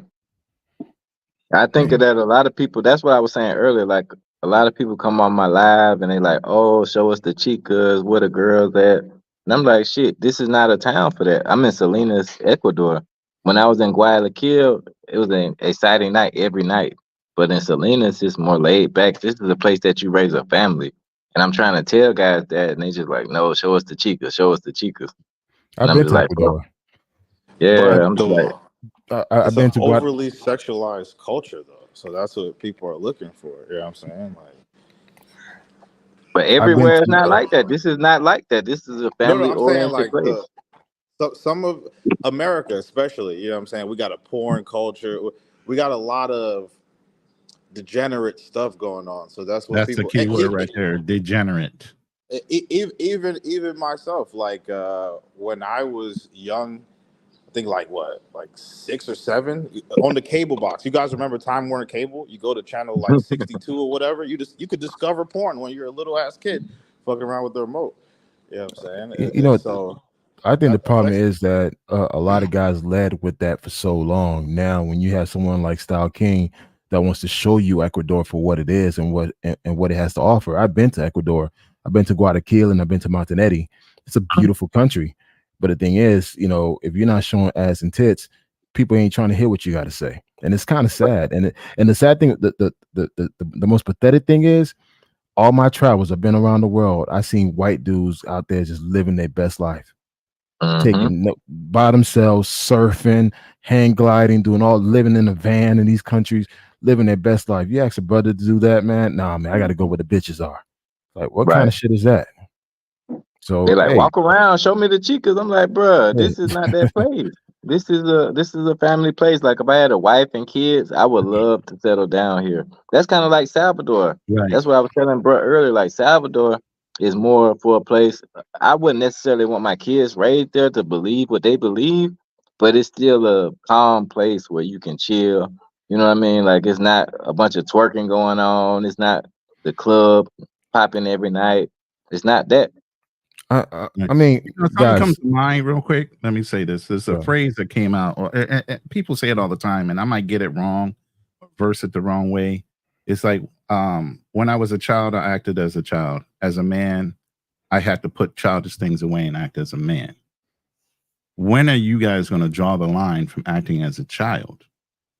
Grow up and start being men. Chasing skirts is a childish thing after a while. You know, you can only sow your wild oats so long before it becomes an old repetitious thing. I mean, unfortunately, you got some older guys out here showing you guys some bad examples. And those older guys are jaded and toxic. And that's what I've seen. Go ahead, Black and Trevor. Sorry. No, I want to share something real quick. You mind if I share something? Go ahead. You know, I'm still working on it, but where is it? All right. This is my, like, some of the stuff I did while in Cali. Now, don't get it twisted. I'm all about the culture, the food, and everything else. But hey, I still like to go out and have a good time. I still like to buy a bottle service at the club. I still like to take, do my photography. And this is us right here. I'm not going to go into detail because I have not edited these photos yet, but this is some of the activities we were doing. And again, networking. I'm in Colombia, the most dangerous places to be. You could get drugged and robbed. That's what everybody's saying. But it really depends who you're around. And that's why I always tell guys, listen, go out there to these countries and build relationships. A relationship could be with a guy, with a girl. Network. Don't focus so much about trying to smash everything that you meet, because you never know who that person knows that could introduce you to. And guys, this 3 days of activities that we're having an amazing good time. So again, I'm not going to show too much because I got to continue to edit and prepare this for my live stream.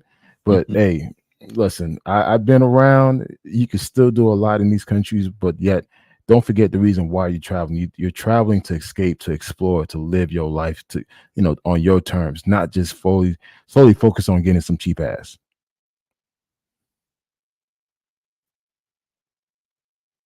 Facts. Are you setting something up to share, or no? I already shared it. You didn't see it? No. So you didn't come up, bro. I think Style you need King to is push a the button. host. Hold Style up. King is the host. I don't see it. Oh, Okay. hold up. Let me do it again. Yeah, God damn, can you make him the main screen stalking? Yeah, he Yeah. will once he gets it. He Yeah. hasn't seen it yet. He's waiting. Yeah, I on it. don't see it. All right, can you see it now? It's in the back. It's in the back. I got you. Hold on. All right. See, goddamn, bro. I've been saying all this madness. Oh, you was This there is- with that? I seen them videos on the private chat with Yeah. what's that? Yeah, this is me right here, man. So Don't do that, basically, bro. You gonna make me mean Scally, man. Don't do that. hey, listen, while everybody continue to say Cali's the most dangerous place to be, i.e. Floyd, you're gonna get drugged and robbed.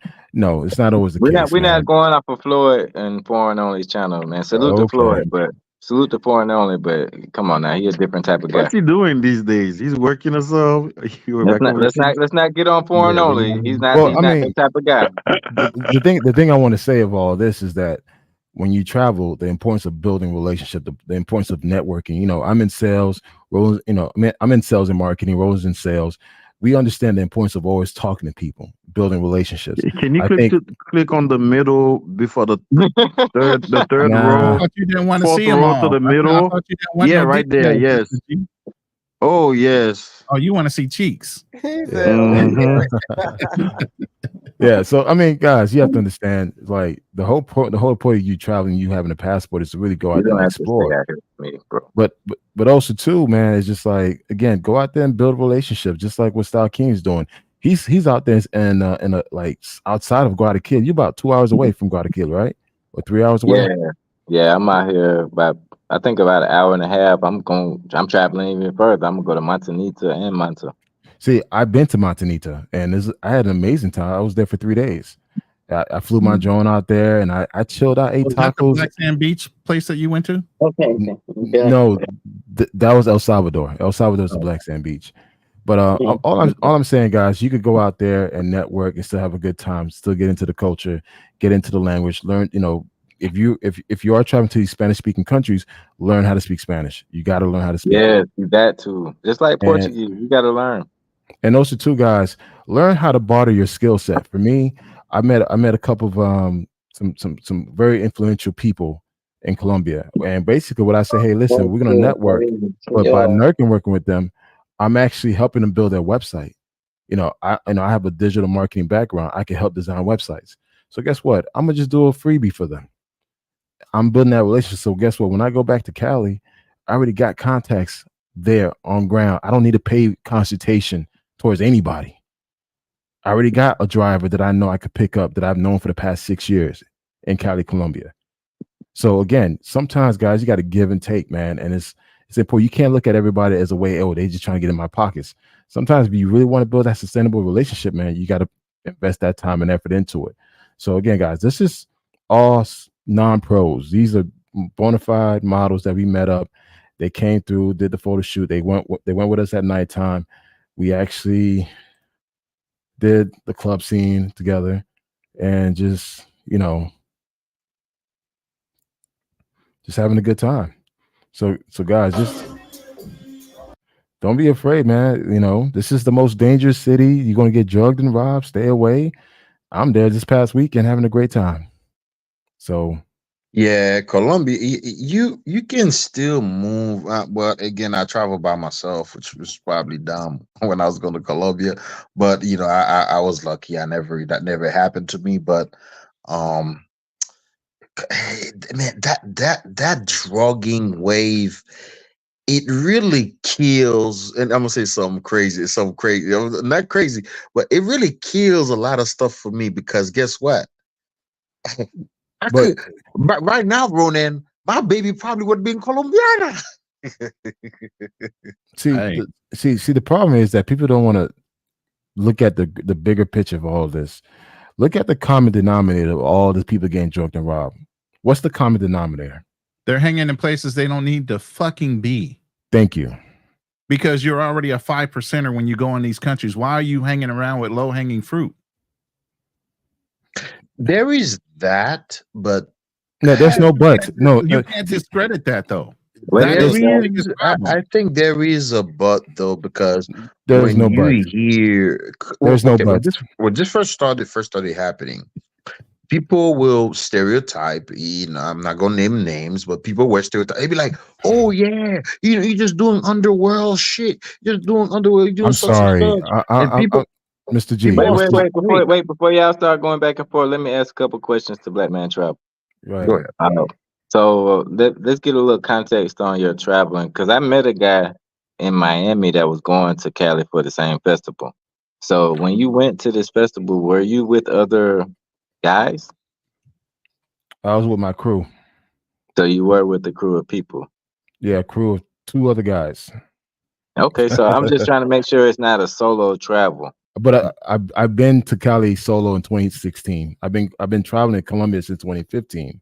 Solo. I know that you're an OG traveler. I'm not disrespecting you by any means. I just want to, get a little context For other people.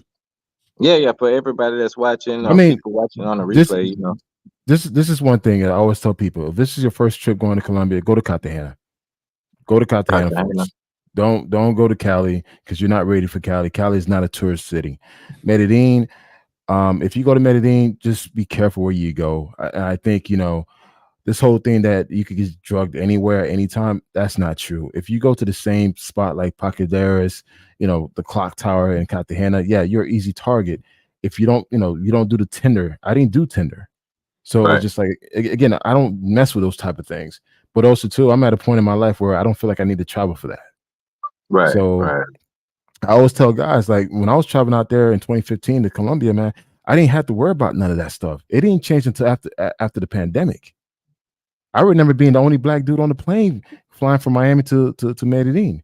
And I remember during that time, I bought a one-way ticket to Medellin from Miami for $62. Damn. What? Dude, I remember I was staying at the Blux Hotel, the Blux apartment, $30 a day. Now you're paying $200. That's crazy. So things change once the pandemic hit. Then of course everybody wanted to put everything on YouTube. Then they start realize, hey, Americans do come here. Americans do make it rain in the clubs. Once you guys started doing that, that's when you guys became target. But beforehand, dude, for them to see an African American in Colombia was like a rarity because they were not used to seeing that. But now it's a common thing. So I say, look, Colombia is the size of Texas. There's so many other cities and places you could go and visit. Why get stuck on stupid at a park, or get stuck on stupid at a clock tower? Right. Dude, we got Jay Clyde who lives there full time. He's not worrying about getting drugged and robbed. He lives in the penthouse and living his best life in Medellin. He's not worrying about that. You have so many rich, successful Americans living in Medellin right now. They're not experiencing what these typical tourist males that's going to the same place, chasing after the same women to get drugged and robbed. Repeatedly. So obviously you need to change your circle. You need to stop going to that park. You need to stop going to that clock tower. You need to stop jumping on Tinder thinking that you're going to find love. No, dude, just go out there and be a tourist, like a regular tourist. You don't need to have, so if you want some action, check out the brothel, check out the casas. Go out there, bust your nut, and come back home. You don't need to bring a chick back to your crib. But guess what? Everybody want to live that fantasy. So guess what? That fantasy has a cost. You got to be careful too. Definitely, good point. What you got to say Yeah, I about it, Drew? do. Wait. What about Drew? Let's get Drew in on the subject.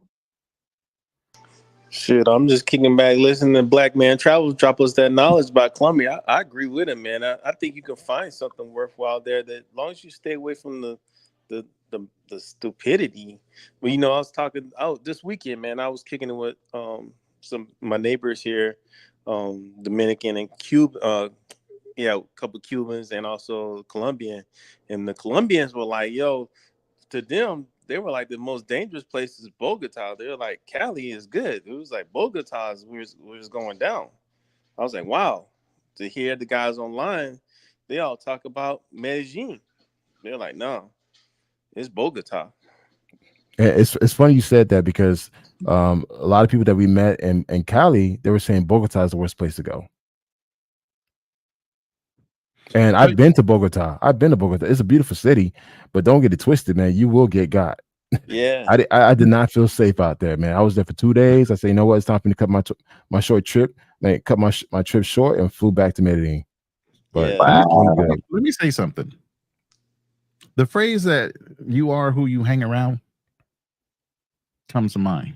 Because I'm looking in the chat. Bert Ross, it's Jay Clyde. These brothers, they know each other. They hang around each other. It's funny how people that associate with each other that safely travel stay safe. The ones that like that risky behavior and the guys that follow them through these YouTube channels, those are the ones that put themselves at risk. Because those brothers aren't looking out for you.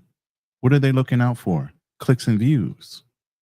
Wait, let's cut the shit now. A lot of these places are full of fucking drugs and people doing alcohol and staying out all night. Yeah, but at the same time, these places are just like DR. Like the guy, one of my tour guys told me, like a lot of these people, 90% of the people are on drugs and they fucking zombies. So they're not thinking about you or your safety or any of that shit. So they only thinking about getting to that next high.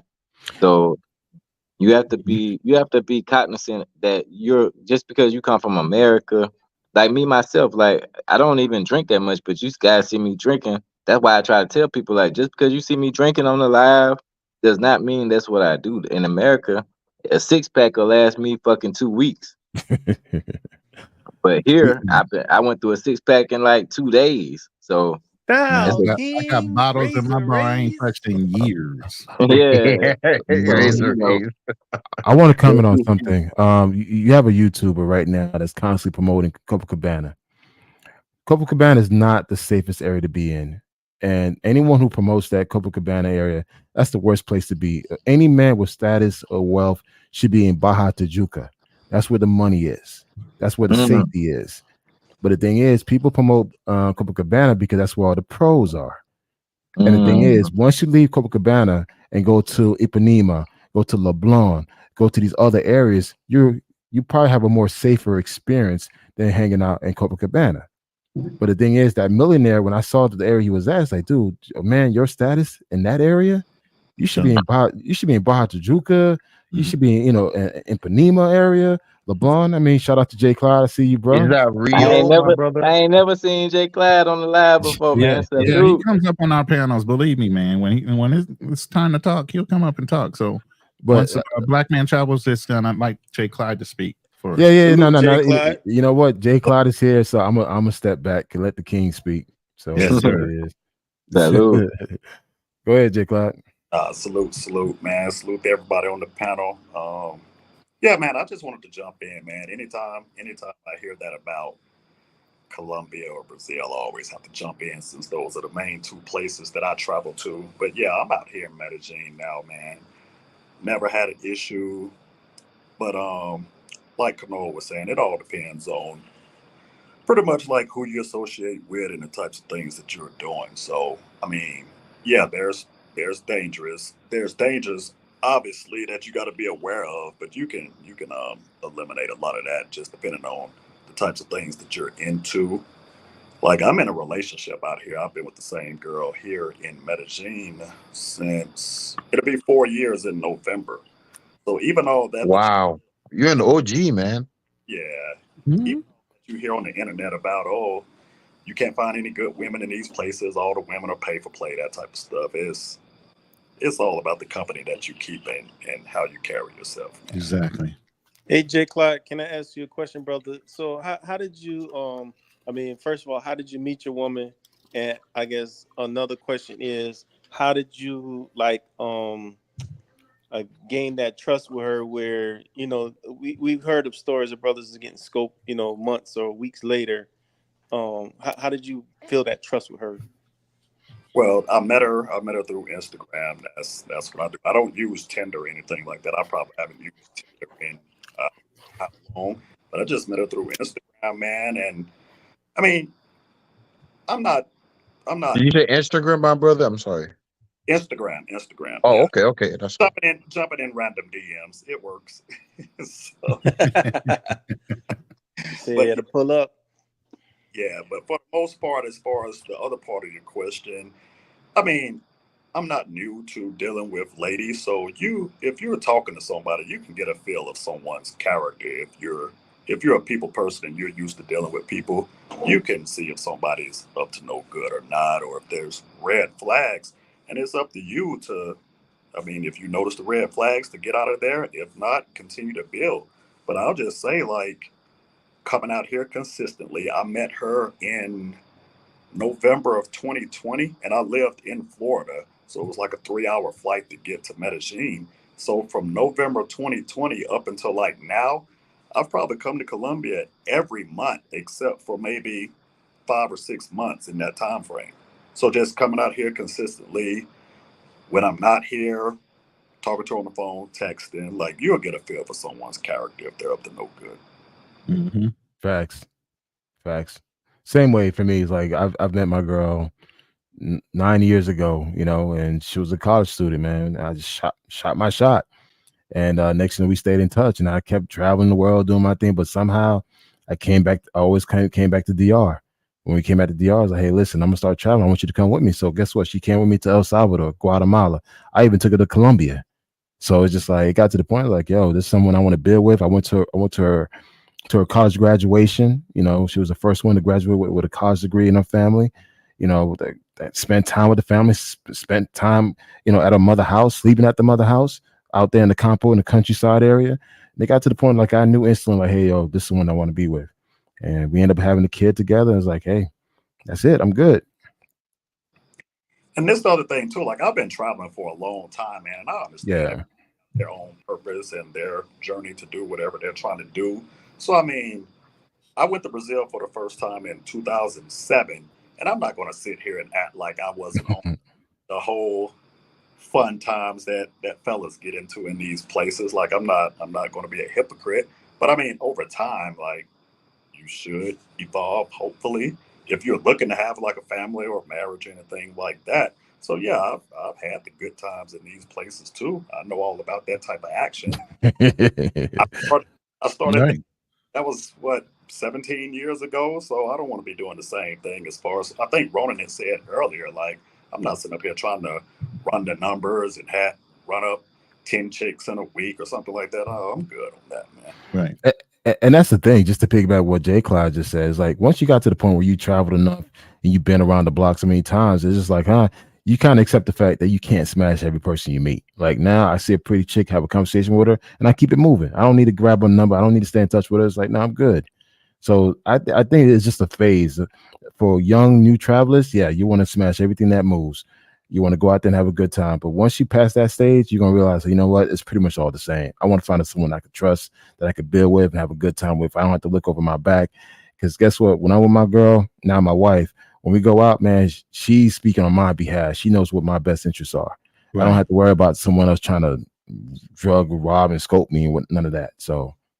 And that's a thirst that can never be quenched, man. Like we all guys here, like yeah, be fine. Women, you can't smash them all. So you can't, hey, man. It's like the movie War Games, when the computer finally realizes the best way to win the game is not to play the game. Yep. There is no win-win scenario. So you're going to have to stop. Even some of these YouTubers that are filming this type of content eventually are going to have to evolve. They're going to crash out. Nobody wants to see a 60, 70-year-old man sitting there doing the same shit. Why? Because there's evolving. There's new content creators. There are new guys aging into wanting to travel. They're not going to continue to look at these older guys. You guys are the ones coming up right now that could be setting the standard for the younger guys coming into the travel space that are trying to explore and see the things that they need to see in order to make a competent decision on a relationship or whatever they want to do with their lives. You guys are setting the tone. We're trying to teach you guys, here's how you set the tone. And with that, I want to welcome Passport Blueprint to the panel. I don't want to keep talking and not have him have a say. It's another brother that's ex-military, travels a lot, contractor and all that. So go ahead, Passport Blueprint. Hey, before Passport Blueprint join, hey, what's up, Passport Blueprint, man? I missed you out there in Phoenix, man. I wish I had the day off to go hang out with you. I would have loved to meet you, man. It's all good. It's all good. I got to jump off. I have a 5 a.m. workout, man. It was a pleasure. Jay Clyde, always nice to see you, man. See you guys later, man. Great show, by the way, man. Great show. Thanks for coming up, bro. I appreciate it. I just wanted to add in and piggyback what Ronan just said, with the new people coming on doing this when you're old. First and foremost, we have beat this down like beyond a dead horse. It's down to the DNA right now. This is going to get old. And with all these people traveling, doing all this content creation, what's going to happen for the future of these content creators? What job skills they're going to have to sustain themselves? Because this is old. All this, hey, let me show you how to date overseas and this and that. It's really getting old. Cold approaches and all this other stuff. And then you got divorced men with midlife crisis issues going over there, and they got their little thing going on and stuff. It's I kid you not, man. It is just like at this point pathetic. Mm-hmm.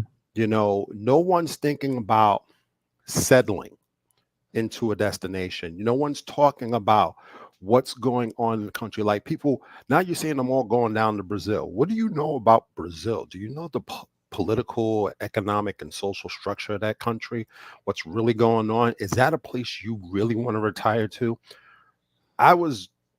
When I took my trip to Brazil, I sat next to this one gorgeous lady, and we had a great conversation. And I was telling her what I wanted to do.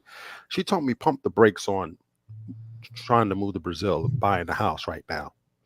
And she explained it to me, because of what's going on currently in the country, pump the brakes. So I did some research, and actually when I just to back up a little bit, when we landed, I met this one brother. We were walking out of the airport, and we had to just struck up a small conversation, and he was talking about how the president wasn't for the people here in Brazil. So that made me want to do some research, and that research there's a whole bunch of issues with Brazil. So those are things that are not being brought up. It's just the women were being blinded by. But suppose you go down there and you want to be with this woman, and you decide to move over there, then you get the experience of what life is really like. Are you gonna enjoy that? I mean, it's kind of rough. The mail system sucks. The public transportation system sucks. Are you able to deal with that on a daily day basis? You know, these content creators are, I'm just going to say it, they're selling you a dream. Yeah, my brother, I think you said a lot of great things. There's a discourse we had a few minutes ago. It kind of take us back to that. As far as like moving to these countries, and and there's this big thing in the community. I'm never bringing my wife back. I mean, which nothing wrong with it. I was for it for a minute. I'm still contemplating about it, but at the same time, I'm also thinking about, like, man, I wanna I wanna push my daughter on a stroller. After a long day of work in the neighborhood. And in DR, that can be kind of hard to do. As I had that experience in Santo Domingo, pushing a stroller, and I'm like, God damn, we almost got ran over. There are so many little things that are these major things, right? Hmm. And I totally understand your dollar, US dollar stretch longer and things of that nature. Those are great things.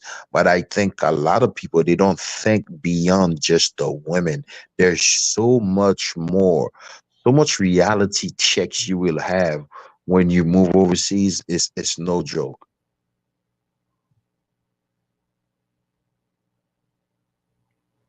And y'all done got off into some shit. I done moved locations and everything. Y'all turned up. Hey, it's all real stuff going on right now. I hope people are on the replay, at least playing it back and actually paying attention to what's being said in here. Yeah, man. Salute to the panel. Who got new in the chat? Did they say anything? Passport blueprint. I want to ask J Cloud a question, because he said he's with his woman for those years. Um, and I'll preface it with this: an experience that I've had myself, that I've had to check myself, is that being in the States, one thing I've come to realize is that not just being in the United States, but being in an environment, in a toxic environment, just like that's like the United States, is that you kind of get so possessed with the mindset of the fuckery, right? When it comes to women and promiscuity and things of that nature. So it can affect you when you go somewhere where you meet these women.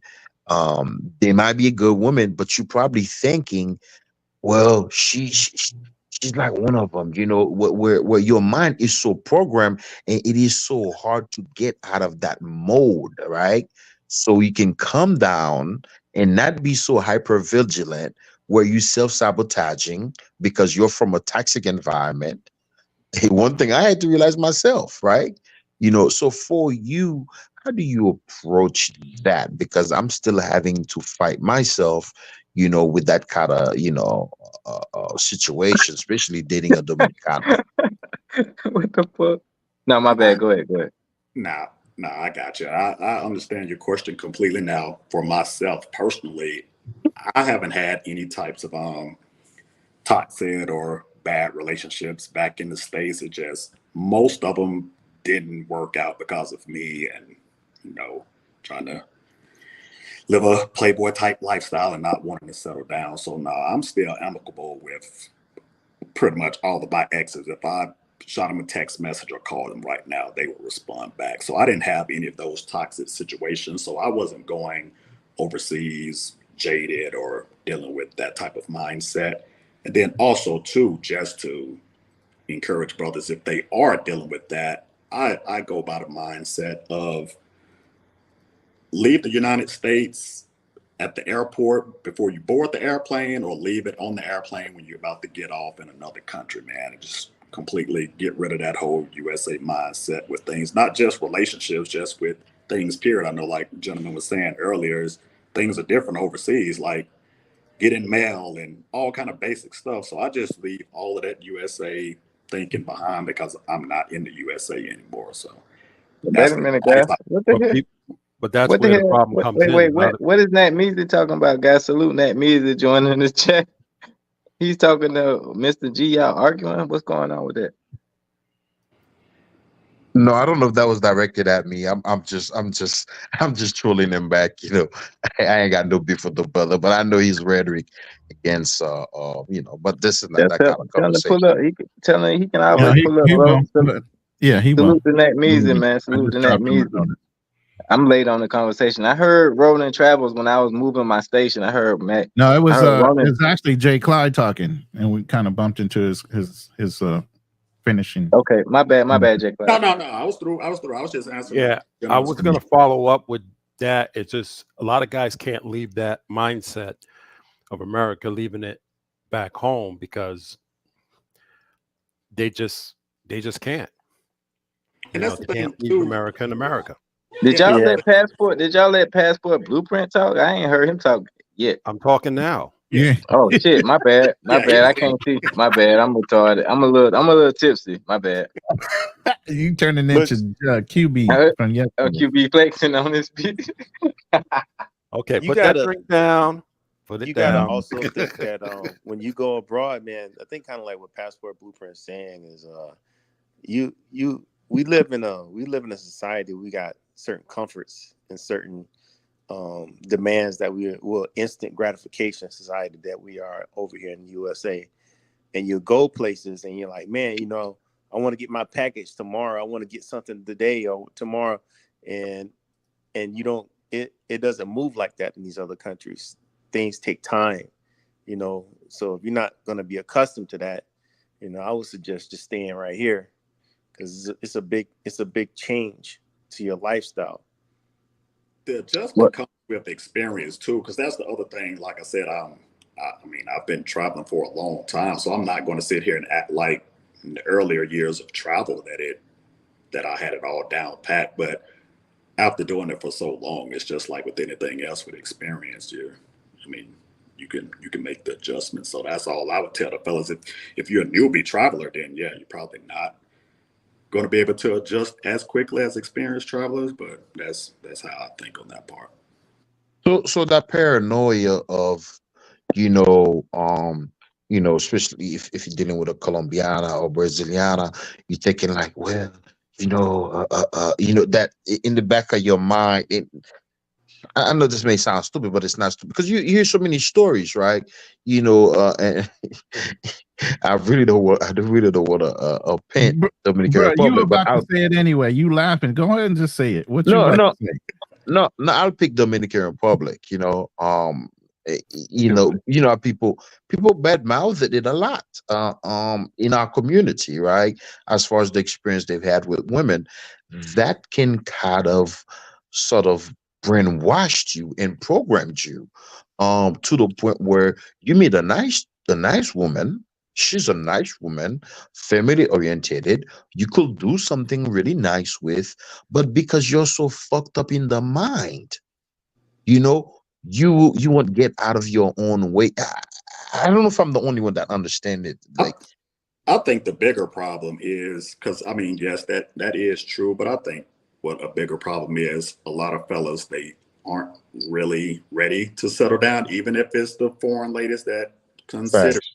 so much better. You get out here to these different countries, different cities, and you see so many options, like they say, and you don't want to settle. It's like, why would you get a girlfriend in Medellin? Why would you get a girlfriend in Rio? And it's that plays a part too. Like guys still want to have the numbers and don't want to settle in on one. So that has something to do with it too. Hey, You right. Mr. G, you said Wait, you were in wait. India. Let that Measy. We got a new person on the panel. Let that Measy speak his piece. All right, brothers, how y'all doing, man? Good, good. All How are right, Salute, you? brother. salute. How you doing, Salute. Mac? Blessings, I want to blessings. say thank you, sir. Uh, the Black American woman is the best woman on the planet. Salute to that queen. Yeah, I just saw my brother. Like the brothers that are actual Americans can criticize America, right? Because we have ties, blood ties, historical ties to that country.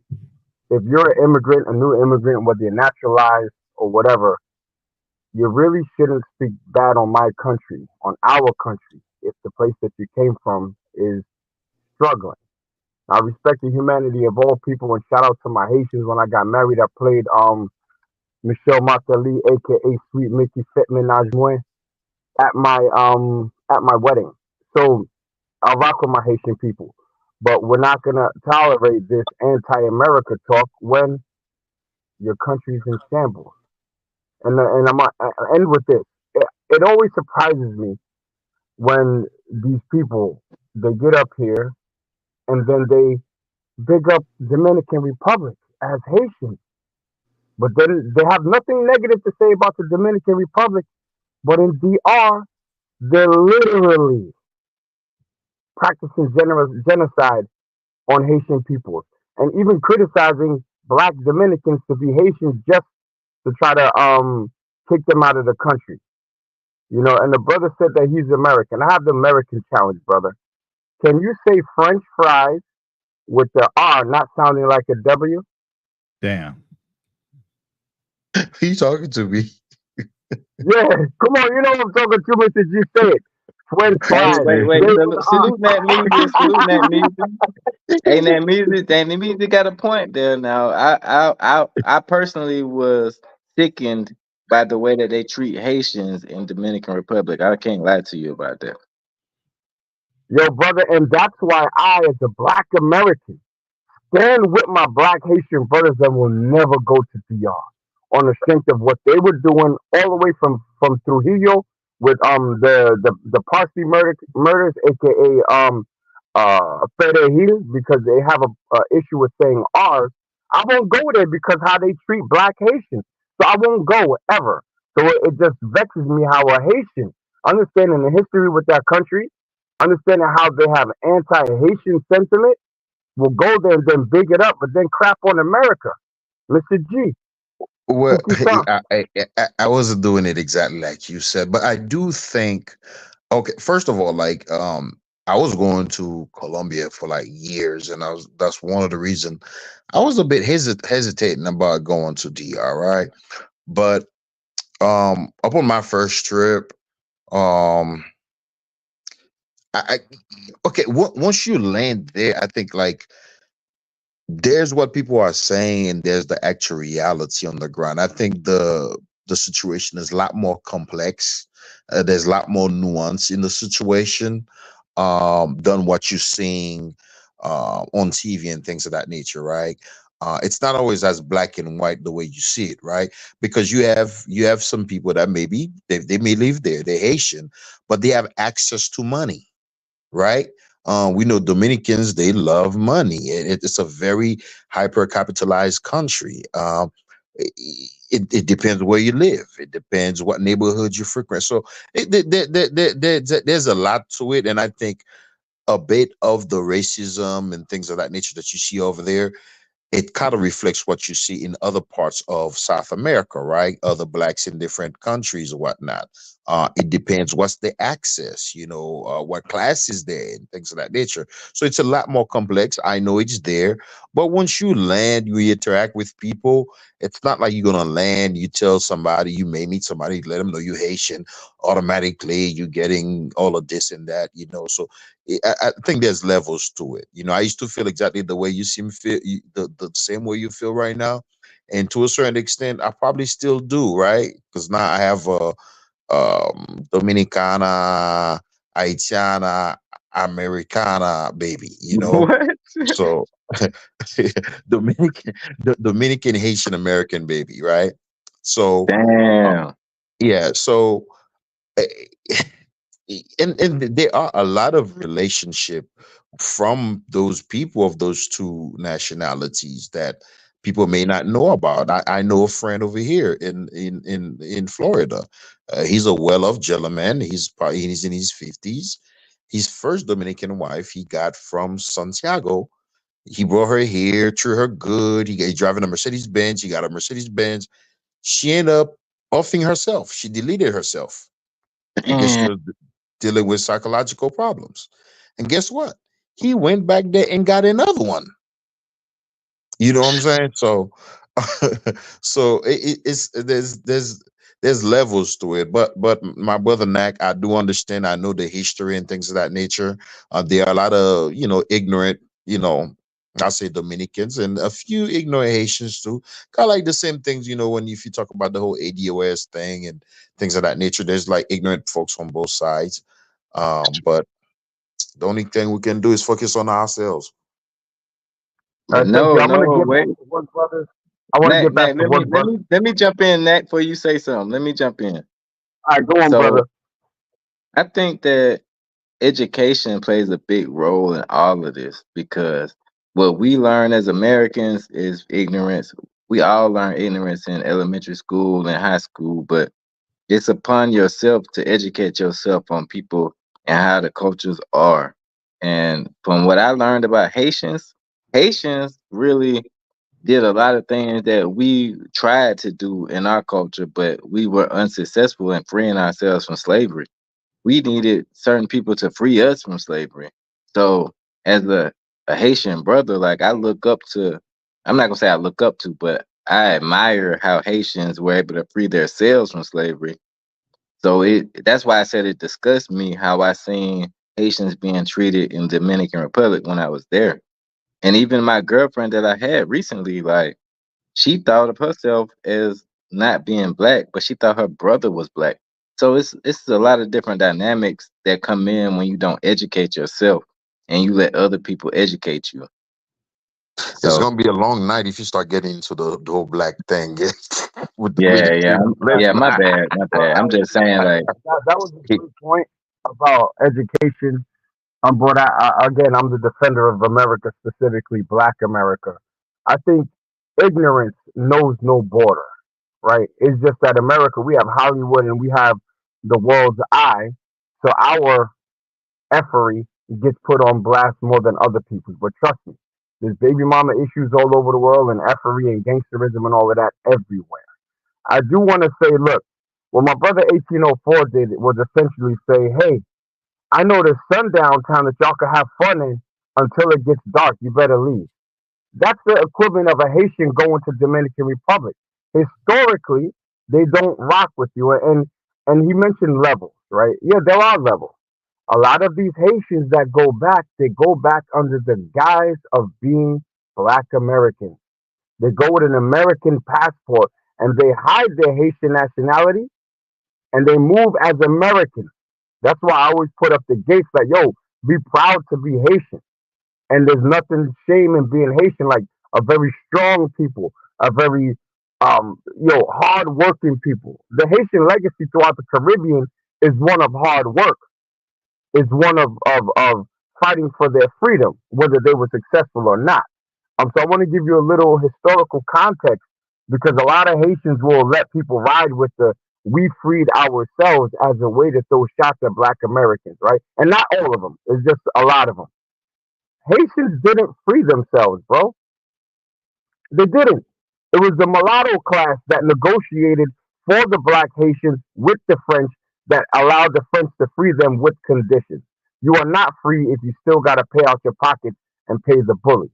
You understand? When we look at Toussaint Louverture, Jean-Jacques Dessalines, and these people, a lot of them, well, at least Jean-Jacques Dessalines, he had a French army uniform on when you look up of his picture. So they were working with the French, some of them. You know, if you speak to a real Haitian who understands their history, they will tell you that it was the mulatto class that negotiated with France. You are not free if you're negotiating and still have to pay. So shout out to them. And let me just end on a positive note.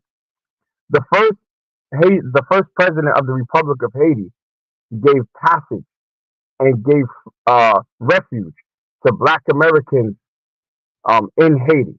And they welcomed us in Haiti. A lot of us went, and a lot of us went back, came back to America due to the cultural clash. So that's something that people don't know about and they don't talk about. That they actually welcomed FBA, ADOS into Haiti once they got their freedom that they negotiated for. So all black people that were enslaved have had uprisings, rebellions, and have fought, died, killed for their freedom. Some were successful, some weren't. But shout out to all black people on the planet. Peace. but damn, I ain't know that part. I'm gonna have to look into that. Yeah. That music coming through. Hey, Mr. G, I had a question for you. You say you were in England for a while. Where were you at? I was in Mildenhall Oh, Milton Hall. Yeah, I know that place. Uh, I used to be in in Suffolk. Fairford. Where Shout were out to you? that music. Fairford. Frankfurt? No, Fairford. Yeah, I've heard of that. It's out there near Bryce Norton, the British base. Yeah, it's going Swindon, out towards London right now. near Swindon. And that means I need some of that info you was dropping, man. You were saying a lot, but it's kind of distorted on my end. I want to know some of that shit you was talking about. I love history and So science. part of the Haitian agreement for their freedom was a negotiation where they have to pay the French I for know their about that, freedom. but he said Right. that it was the mulattoes that negotiated for the Haitians. I didn't know about that part. Oh, absolutely, absolutely. If you look at the history of I'll call them mixed race people because mulatto was actually pejorative. I Mixed understand. race people, they were above blacks and below whites and were used as a conduit or like a middle group, for Same thing in negotiation. the So if you look same thing in the United States. I understand that. at exactly. So that's why I said there's a lot of parallels. Um, and if you look at there's certain Haitians like I don't know if the brother 1804 knows about T Vice. You ever heard of T Vice 1804? Of course, I know about T-Vice. Okay, so T Vice, who do they look like? They look like black people or they look like Puerto Ricans? Yeah, I guess you can say like literally like a Bad Bunny type of Haitian. Yeah, right. They look white. But these people like have occupied a place in society above blacks, right? So they were in a position where they could play middlemen and negotiate. There is a neighborhood in Haiti called Pétionville, and this is where before I think it's more integrated with middle class probably now, but this is where all the rich people were living in Pétionville. There's also a big Lebanese population, so everybody in Haiti is in black. So there was a class that were negotiating for it, and that was the mulatto class. You know what I'm saying? You have to really get into deep Haitian history and speak to actual Haitian historians. I'm from Flatbush, so I didn't spoke to the OGs because I'm interested. You know what I'm saying? If you grow up in Flatbush, there's no way you're not going to have interaction with Haitians. And like I said, I don't have a negative word to say about Haitians, but I just don't like people, kind of crapping on America when you know what I'm saying. The country Right, where right. it Listen, should I got just one hell of a crazy ass document to work on tomorrow. This document, bruh. I got a meeting. I gotta get with this motherfucker tomorrow, but I hate to have to look at this document tomorrow, and I really want to go to sleep and get up and get to work tomorrow. I really don't want to get into it with you. Not that you say anything bad or whatnot, but I do think some people do have a struggle of looking at somebody who who've been here for 30 years, 25 years, went to college, served in the military, um, work in the public system of this country, if you know what I mean. Um, and then they're like, oh, um, I mean, yeah, I mean, you pay taxes like me, you're an American like me. You've literally given your life because I literally had to come to that decision. Like, I can die. I'm doing this. I'm taking this oath going to the military. I can die, literally. I don't know about other people if it was easy for them, but I had to come to terms with that, literally, at 18 years old, right?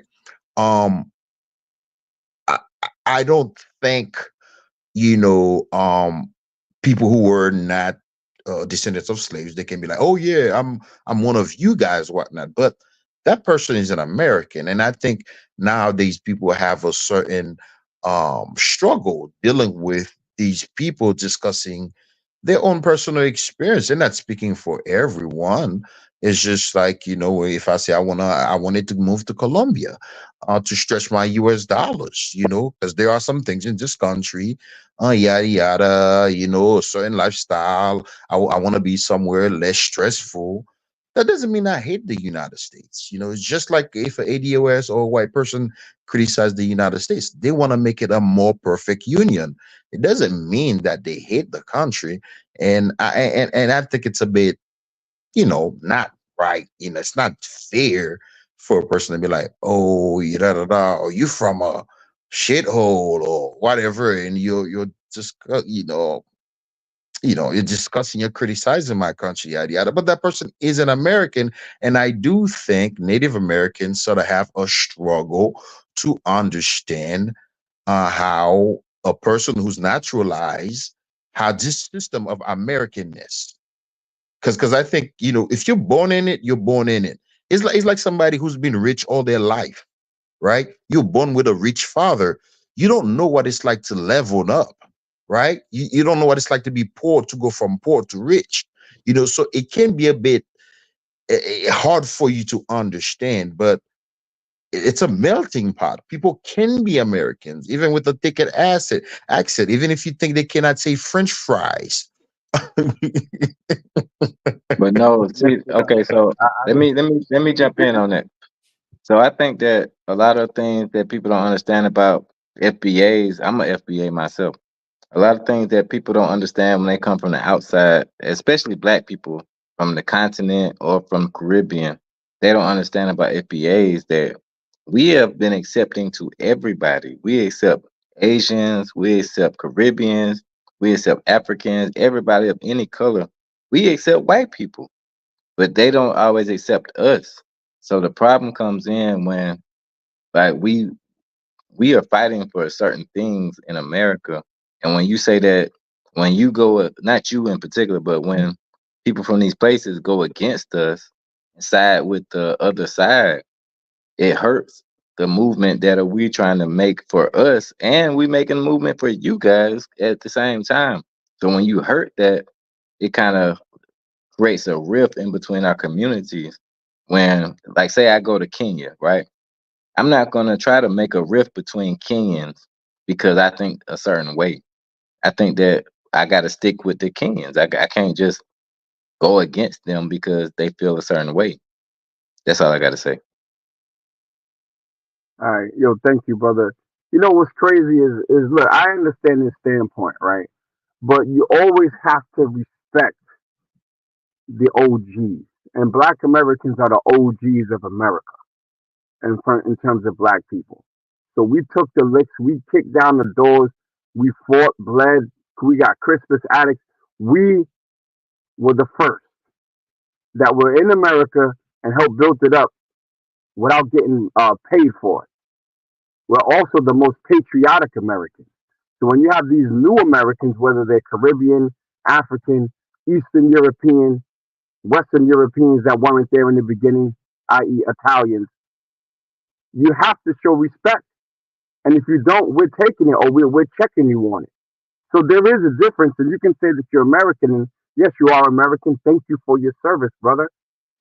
Those are privileges that were afforded to you. Because remember, the first blacks in the military had it a lot worse than you, and they were my people. You understand what I'm saying? So we kicked in the door so you can put yourself in a position that you're living better than you would in your homeland. Now, the duplicitousness of a lot of these black immigrants is what gets on my nerve. The duplicity. One time I'm Haitian, then I'm American. They're Americans of convenience. And that's the thing. If you're a proud American, that's cool, and I respect that. But criticism of America from certain standpoints, especially when it comes to our people, i.e., our women, because our women are our people. There are our mothers and all of that, our sisters. That should be reserved for people who are of those groups. If I move to Haiti, the last thing I'm gonna be doing is criticizing Haiti to Haitians. You know what I'm saying? Especially proud Haitians who understand that Can I they ask a are quick still question? yes.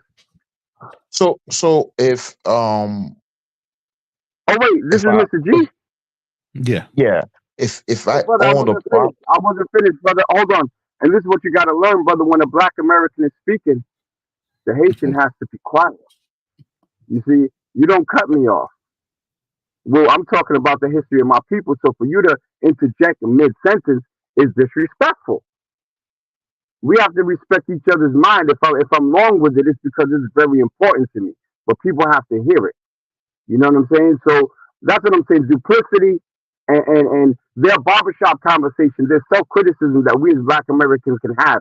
So I would never come at this conversation this way with another brother, even though I'm being respectful to you. And like I said, I started by showing my respect for the Haitian people and talk about their legacy throughout the world and the Caribbean. Not a negative one, but I think some people get, up on a high horse and they start thinking, yeah, we were the first, but then they forget Palenque in Colombia. They don't know about all the other black republics and and the black freedom fighters because they think they're at the top of the list. Well, if I were to judge you or judge Haitians based on the ends justifying their means, then it's a failure. But because they're black, and how can you have two black Americans up here who at least one will call out and it will make them feel uncomfortable. The other one in me will straight boycott an island on how they're treating black Haitians. You overlook that, but then throw shade at black American culture or culture in America. That's my issue. So we don't feel uncomfortable with the success because I never lost my job to someone from the Caribbean. I don't see a Caribbean and go, oh, da da da da, unless they talk greasy. Then I'm gonna talk extra greasy. But I'm tired of people being duplicitous. Your name is Mr. G 1804. We all know what 1804 is, but then you're coming up here saying you're an American. So now, are you Haitian or not? If you're Haitian, be proud to be Haitian. yeah, of course I'm proud. Proud like Joe Biden and the Irish people were celebrating, and possibly the Germans were celebrating when Trump got elected too. Ireland celebrated. They're proud of their heritage. Like many Italian Americans, Sylvester Stallone, probably the Italian are very happy and things of that nature. Um, I don't know. Like I said, I got this crazy ass document tomorrow, a complex document tomorrow. That document is enough work, man. I'm going to sleep, but we can do this another time. But people, he just wanted to be a contrarian and whatnot. But brother Ronan, if I own a house here in my county and they're raising tax, that means I cannot talk about the situation. I cannot talk about that. When I'm paying my tax money, if I'm a man that lives here, I deal mostly with the people that I deal with, whether it's my friends. I cannot have opinion on those friends. If most of the women I date are mostly African American women, I cannot have opinion on that, which that's not even what I was talking about tonight. I never really talk about that, but he brought all that up, which seems to be that's very strange to me. But I live here, I pay taxes. If the taxes rise, I'm gonna have opinions about it because I am in the system, I'm part of the system. I contribute money for people. Uh, to get roads, police officers, social services. I am part of the system. I am well in the system. I have to abide by the laws. I have to follow the laws. Mr. G, Mr. G, where are you from? I'm Haitian, and he Okay, so you're said, Haitian, right? Okay, so Colombia. let me By the just ask way, you. when you're in I just Colombia, want to go ask you a visit. question. I just want to ask Go you a visit a question. monument that they delegated to Haitians. We went No, I around appreciate South Haitians. America fighting with people. And hold on a Bro, second. Part of the Tuskegee Airmen were Haitians. If you knew that, they were from the Haitian army. I don't know if all of you the knew that. Tuskegee Airmen were not Haitians, brother. No, I didn't say they were One of my Haitians. family members was a Tuskegee Airman. I So don't said say they part of all them were Haitians. Haitians. Okay, so they not all Haitians. I So didn't say they were all Haitians. let me Come ask on, you bro. a Why would I say they question. were all Haitians? You said they were Haitian, so that makes people No, think they no, were all no. Haitians. I wouldn't So say all. let me Come ask you a on, bro. question. Let me just ask you one question. Hmm. So if I was to move to Haiti, and I lived there for a couple years, and I was You paying, pay and I was taxes. You can yeah. criticize the situation in the country, I'm of course. You can talk okay. So about the women that you that's deal all I with. wanted to know. That's all I I wanted to mean, know. If you that's thought it common was sense. It's okay, not even But, that deep. no, but wait, you're conflating, brother. Your talking points are specifically against Black American women's toxic relationship. You talking about I never toxicity? really talk about Black American women. I only talk about me dating with a Dominicana. You don't have brought that up. I said if I date, which I mostly only fuck with, like mostly, like 99.2% of all women I've dealt with in the United States in my 39 years, are mostly African Americans. okay. Okay, so now would those relationships be negative? Is that you saying? Is that the Somewhere toxicity you're good and talking somewhere about? not so good, just like everybody Okay, else. so this is what I'm talking about. You know, the whole packaging, the context was that really putting another nation of people above my nation of people was the nation that you're building up What to nation I'm disgrace. bigging up? And wait, the Dominican Republic. See, pay attention, brother. I choose my words very carefully. How You're did a I big nation. up? I Wait a just talk sec. about it Wait, just hold like on. Fearless, who's an Hold American. on, There are brother. Now many you can ADOS people that are wait, but married to let me finish. Dominicanas. Let me What are you finish, talking brother. about? Let me finish. Let me finish, and I'll explain to you. You're bigging up DR. Oh, the Dominican women there and Dominican this. You're going to DR under the guise of being a Black American, not as a Haitian. That's number one. I No, know a getting whole no. bunch What are of you them. talking? And just, Okay, okay, but brother, okay, okay, I'm okay. not having a back and forth with you. I'm just speaking. Hold on, hold on. I'm I'm just not about to speaking. fight with you. Hold on a second. No, all right. So I then let think me the finish. brother Star Let me King. finish You, then. you remember I you was had a you. quiet when you spoke. I was No, no, quiet no, when no. you were Hold on a second. Hold on a speaking. second. That's a nice point. Listen, Star King. You remember you had a Let him speak. conversation Let him about speak. that Let him speak. Nah, about but people. wait, everyone Let him was speak. quiet when you spoke, brother. But I was in the middle of my thought, and then he started interjecting on me, and I said, "Hey, Go about ahead, that bro. It's before." past my bedtime, but go ahead. Because when people do that, nah, I got you, bro, and it's early for me. But look, women, we can have these spicy conversations. My thing is this: Haitian talking crap about America, but then patronizing Dominican Republic is crazy work for me. That's crazy. And then when you try to disrespectfully change the racial or the ethnic makeup of the Tuskegee Airmen, that's crazy. That's wild disrespectful for me. I could do that too for Haiti too. I could say, well, Dusty Bookman was a Jamaican. Do you know who Dusty Bookman was? Wait, this is a question. Because now Yeah. I'm going to cook this dude on the history of his own country. Who is Dusty Bookman? No, I don't know who that is. Please educate Oh, me. have you heard of Bookman Experience? Cafu No, I Danger? never heard of him. Come on, this dude is so proud to be this so-called new American that he don't even know his own history, brother.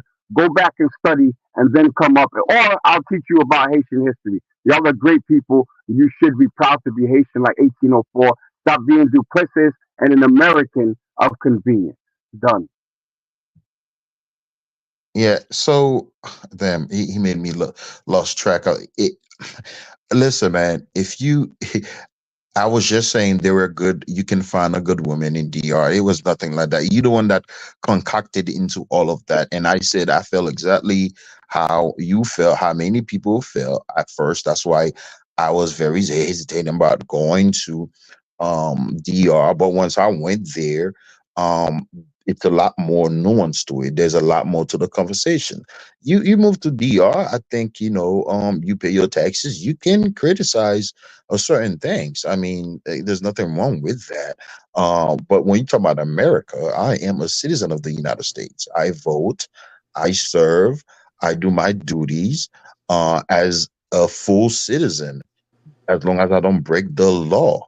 And I think people need to work hard at changing, repealing the 14th Amendment, so Germans like Trump won't be American, so I won't be American too, because the whites, the Irish, the Italian, they'll accept repealing the 14th Amendment. For them, not you will tell Trump he's not American no more. He's going to accept it because you're powerful. You can change the law, can't you? Go ahead and change the law. Hey, Brother, Mr. G. I love that you're American. You are my brother. Okay? Y'all crazy as fuck. Hey, Mr. G. I just wanted to clear this up. Just get clarity on this. You saying that some of the Tuskegee Airmen were Haitian. I said some of them. I Okay, said some of them. okay, I didn't say. okay. Oh my! Why would I say Tuskegee? Come on now, that would be that'd be an That's why I want to get oxymoron clarity, for me to brother. say That's that it. Tuskegee everybody was Haitian. Come on. All right. Yeah. So I need the name of the Haitian Tuskegee Airmen now, please. Y'all crazy. Oh, you can Google it. No. You said Oh, it, so shit. you got to stand on it. When I asked you about Dusty Bookman, I'm giving you names, bro. I'm giving you names. I could break it down from 1804 all the way to Tonton Makut. So you ask him, how does this guy know so much? Because I'm a historian, bro. So when you jump on here and you talk about my people, but then don't even know enough about your own people to defend it, come on, man. You keep going back to I work and My I pay taxes. brother. All right, great, brother. My I appreciate that. But Wait, you're Haitian. Neck, It's not Neck, to be Haitian.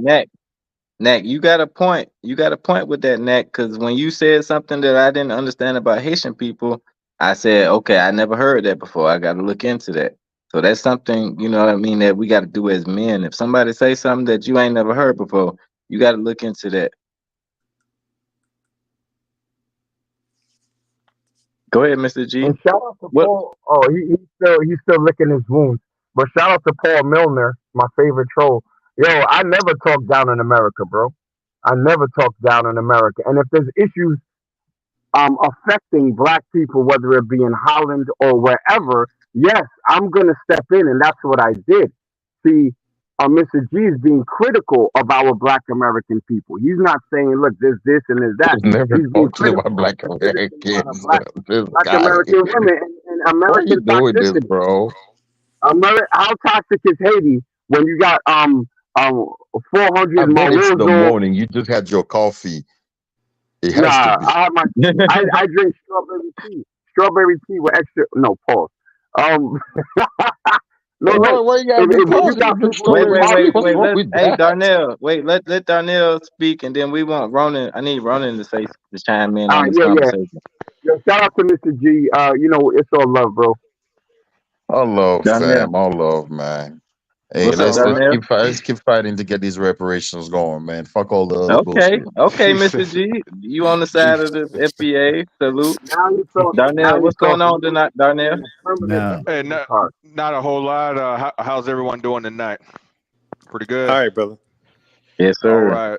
So, I mean, I just wanted to kind of chime in on a couple things, that I heard a couple things that I do disagree with, like, for example, as far as like, I can't remember who had said it, but someone that said like FBA's, you know, welcome immigrants, other blacks and tries to include That was me. everyone That was me. in okay. So where I disagree with you, sir, is if you just kind of look on the internet today, yeah, I mean, you look at the conversations like Tariq Nasheed, for example, calls himself an FBA, and he has specifically said, no, if you are foreign born, if you migrated here or if your family migrated here, you are not a FBA.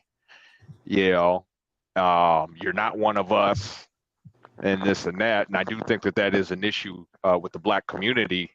Is that we only make up 13%. That's black men, black women. That's foreign-born blacks. People from Africa. We're 13% of the population. Hell, I mean, FBA's like people that are light skinned, my complexion, people discriminate against me, people of my, or people of my complexion, and I think that's the reason why we have a hard time passing anything, getting anything through in our government and changing the black community, fixing the black community. And I think that this is the problem is we don't build coalitions, when you're 13% of the population, Ronan face.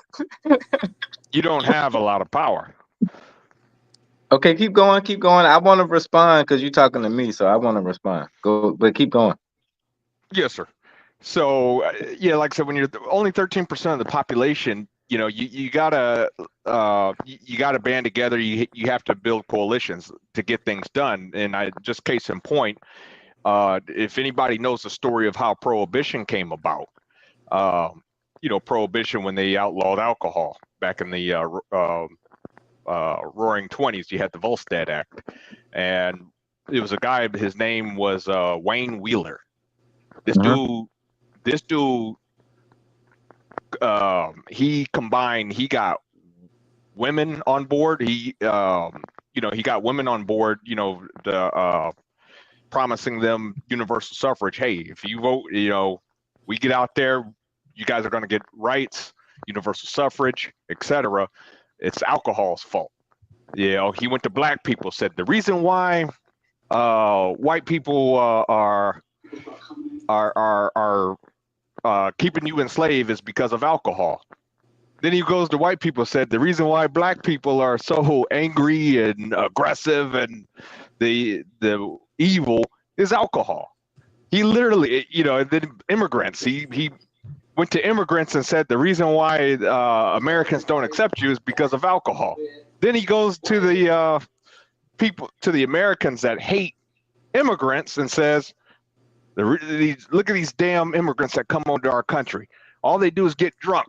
It's alcohol's fault. You help me ban alcohol, it's going to solve all our problems. And that's what this guy did. I mean, I'm not saying what that guy did was right, but what this dude did was he built a coalition. He got everybody to pass this act known as the Volstead Act. And that's what the blacks, that's what we need to do as the black community. We need to do better to include foreign-born blacks. We can't continue to be. It kind of reminds me of tribalism in Afghanistan. How everyone is Afghani, but you got Uzbeks, you got Pashtun, you got I forget all the. There's like a total of 9 or 10 different ethnicities out there. But the point is that everyone is so tribal. Instead of saying, "Hey, we're all Afghani," and I feel the same way about blacks in this country. Okay, well let me retort, please. Yes, sir. I definitely understand what you're saying. I definitely felt that way for a long time as a Black American FBA. I definitely understand what you're saying, and I agree with you to a point.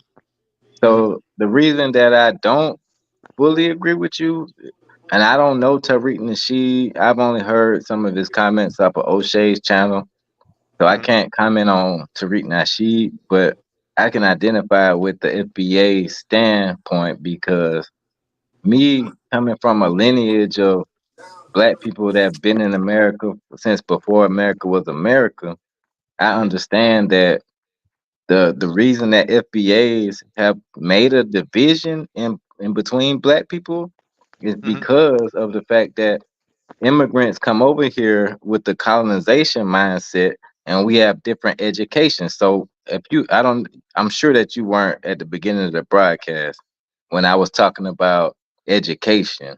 Education is key. So Yes. if people in Africa are educated a different way than Dominicans, Dominicans are educated a different way. Since I've been in Ecuador, I've learned that Ecuadorians are educated a different way. And we all have different education systems that teach us who we are and what we came from. So, and just even from my own standpoint, I had to educate myself past high school and college. I had to educate myself on the world, and I'm still educating myself to this day. Every day, I'm educating myself, and I I mean, meet that's. people. Wait, let I'm me sorry. Go. finish. I let you finish.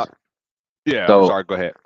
I listen to people and I ask them the way that they were educated on blacks and whites and all this politics because I want to know why they think the way they think. So the reason that FBAs, I believe in my heart, make a distinction is because people come from these other countries with their education and thinking that black people are lazy and It's like in Dominican Republic, like they got all this shit where they think these people are lazy and they don't want to work and all this other shit. But you don't understand that all this blood, sweat, and tears, black people have been working for a long time to make sure that everybody has an equal opportunity, and it's still not an equal opportunity. So Star when you King, talk, don't you what think that's a little bit overblown with you think they think black Americans are lazy and I'm the just same thing saying in with like general, brother, in general. Just like in the Dominican Republic, a lot of people say that Haitians are lazy. Haitians say that no Dominicans are they no no lazy. no no That's they ain't gonna that's say that. Yeah. okay. I've been there, brother. I'm just saying that's what Also people have said to the me. buildings are being built by us. It doesn't matter. That's the point of what I'm saying. So You can build Mexicans are all. lazy? Hey, That's listen to what literally I'm like saying. saying Mexicans are Haitians lazy. can I mean, build. white Listen, people are known to say derogatory shit that ain't fucking real, and it's not basis on fact. It's said thank out you, of an Ron. insulted type of mode. They're seeing it as an insult, but they know Okay, it's I not get it. factual. You get what I'm I saying? But work go ahead and 70 finish your hours point. a week. I work 70, 80 hours a week, and people still say black people lazy, bro. Stop with the bullshit. No, I mean, Dominicans will say Haitians are lazy, and Haitians will say that Dominicans are lazy. Don't fucking sugarcoat that. That's real talk. okay, You think okay, you that's not got that. true? But I do think I with want him to finish his point because I haven't even been Yeah, he able to won't let jump me in finish yet. my point, bro. Come go on go now. ahead, bro. And that's all that FBAs are saying. FBAs don't care. That's why I said that FBAs have been welcoming to everybody. Just like in Africa, and the same thing goes in America. Black people have always welcomed everybody. Anybody that looks like they want to be on our side. If you can dance good, they'll fucking welcome you into the hood. If you can fucking cook a fucking chicken, they'll invite you to the barbecue. You know what I'm let, saying? But let, even let me though ask that you a you'll question. stop trying to cut me off. I just What want I'm to ask you saying a is question when you get a well, chance. let me answer. Let me finish. So, Go ahead. what I'm saying is, FBAs have welcomed everybody, but then as soon as somebody from the outside get a chance, they'll say, "Oh no, black people don't deserve reparations. No, black people don't deserve this and that." But Hmm. you have not been here. Your grandparents didn't work for that. Your great grandparents didn't work for that. I watched. Uh-huh. I've seen that. My father, my actual father, that's still alive right now. When he grew up, he had a choice. His family had a choice whether to send him to sharecropping or to let him go to school. You know what I'm saying? That's in America right now in Alabama. So when he grew up, it was segregation still. He couldn't drink out the water fountain. He couldn't do he couldn't go to these certain places. So people like us had to actual fight for that. You know what I'm saying? That me myself, no, I didn't fight for that. But I Hmm. appreciate the hard work that my parents and my grandparents did to make sure that people like you could come over here and get a job and work hard. So How many immigrants have called you lazy? for you to look down upon other black Americans that don't want to work hard, it's Haitians that don't want to work hard. It's Dominicans that don't want to work hard. It's Africans that don't want to work hard. It's Germans that don't want to work hard. Everybody, people are people. So when you start Star making King, divisions, how many immigrants have called you lazy? bro, I'm just telling you in general that that's what happens in And I'm any not culture, denying it. in every people. It doesn't matter if it's Germans, Serbians. It don't matter if you from Australia. It happens. Think about the Aboriginal people in Australia are black people. When you think about Australians, what do you think about? You think about Aryan looking people. But the Yeah, real you got the people that are from Aboriginals. Australia are black people, bro. They're not white. Yeah, but okay, we kind of need to stop doing this. Now Um, we need to be, stop. no, it's Y'all was talking about this. I wasn't talking about this. no. Well, you kind of got in it, and you speak on it with hyperbolic term, and I think that that is a problem in itself. Even though I can never deny that some first generation people um who are much like my uncle, he's a much older guy, like me, you come in the club and like you see me, I'm chilling with a bunch of niggas or whatnot. You probably not gonna know I'm Haitian until I open my mouth or whatnot, right? My uncle, he never gonna be chilling with niggas. He may have a certain mindset that's a bit different than mine. Even my uncle, as not Americanized that he is. He's a trucker. I don't think he's going to be like, oh, these are Black Americans. They're lazy. Because the other day he had a breakdown on his truck. Who was helping him? It was an FBA brother out of New Orleans, and he called me. The dude told him he's a veteran. My uncle called me. Thank God I answered the phone. He got me to talk to him. Because he was a veteran too, and things of that nature. It was an FBA. Do you know how thick my uncle accent is? If not means you think I cannot say French fries. Do you know my uncle pronounced fries with a W? Most Can't get likely. you to say Hey, it. Fucked but up. when that FBA brother met him on the side of the road with his truck but down, he helped him. You know what I'm saying? Like, and my uncle would have Mr. met G, hold somebody. on. To that one point, let me say this because you guys are kind of skipping over this. Go To ahead, that bro. one point, even though FBA, like Style Kings has been saying, are delineating for one purpose and one purpose only. We're also welcoming to other brothers from Africa and other these Caribbean areas. We're delineating for a reason. And that's the only point of why we're saying FBA. Now, when you I think it was Darnell that said, well, white people don't delineate, and they absolutely do. They have family crest. Hell yeah, they The delineate. Irish have a certain family crest, and within that Irish family, they have different lineage. You got Vikings, you got Germans. Everybody has a family crest. The one thing white people do is they unite when they need to. Unlike black people don't know how to unite because of the individualities and the hurt fucking feelings And over the whole that's what I situation just. when it comes But down that's to what it. I was.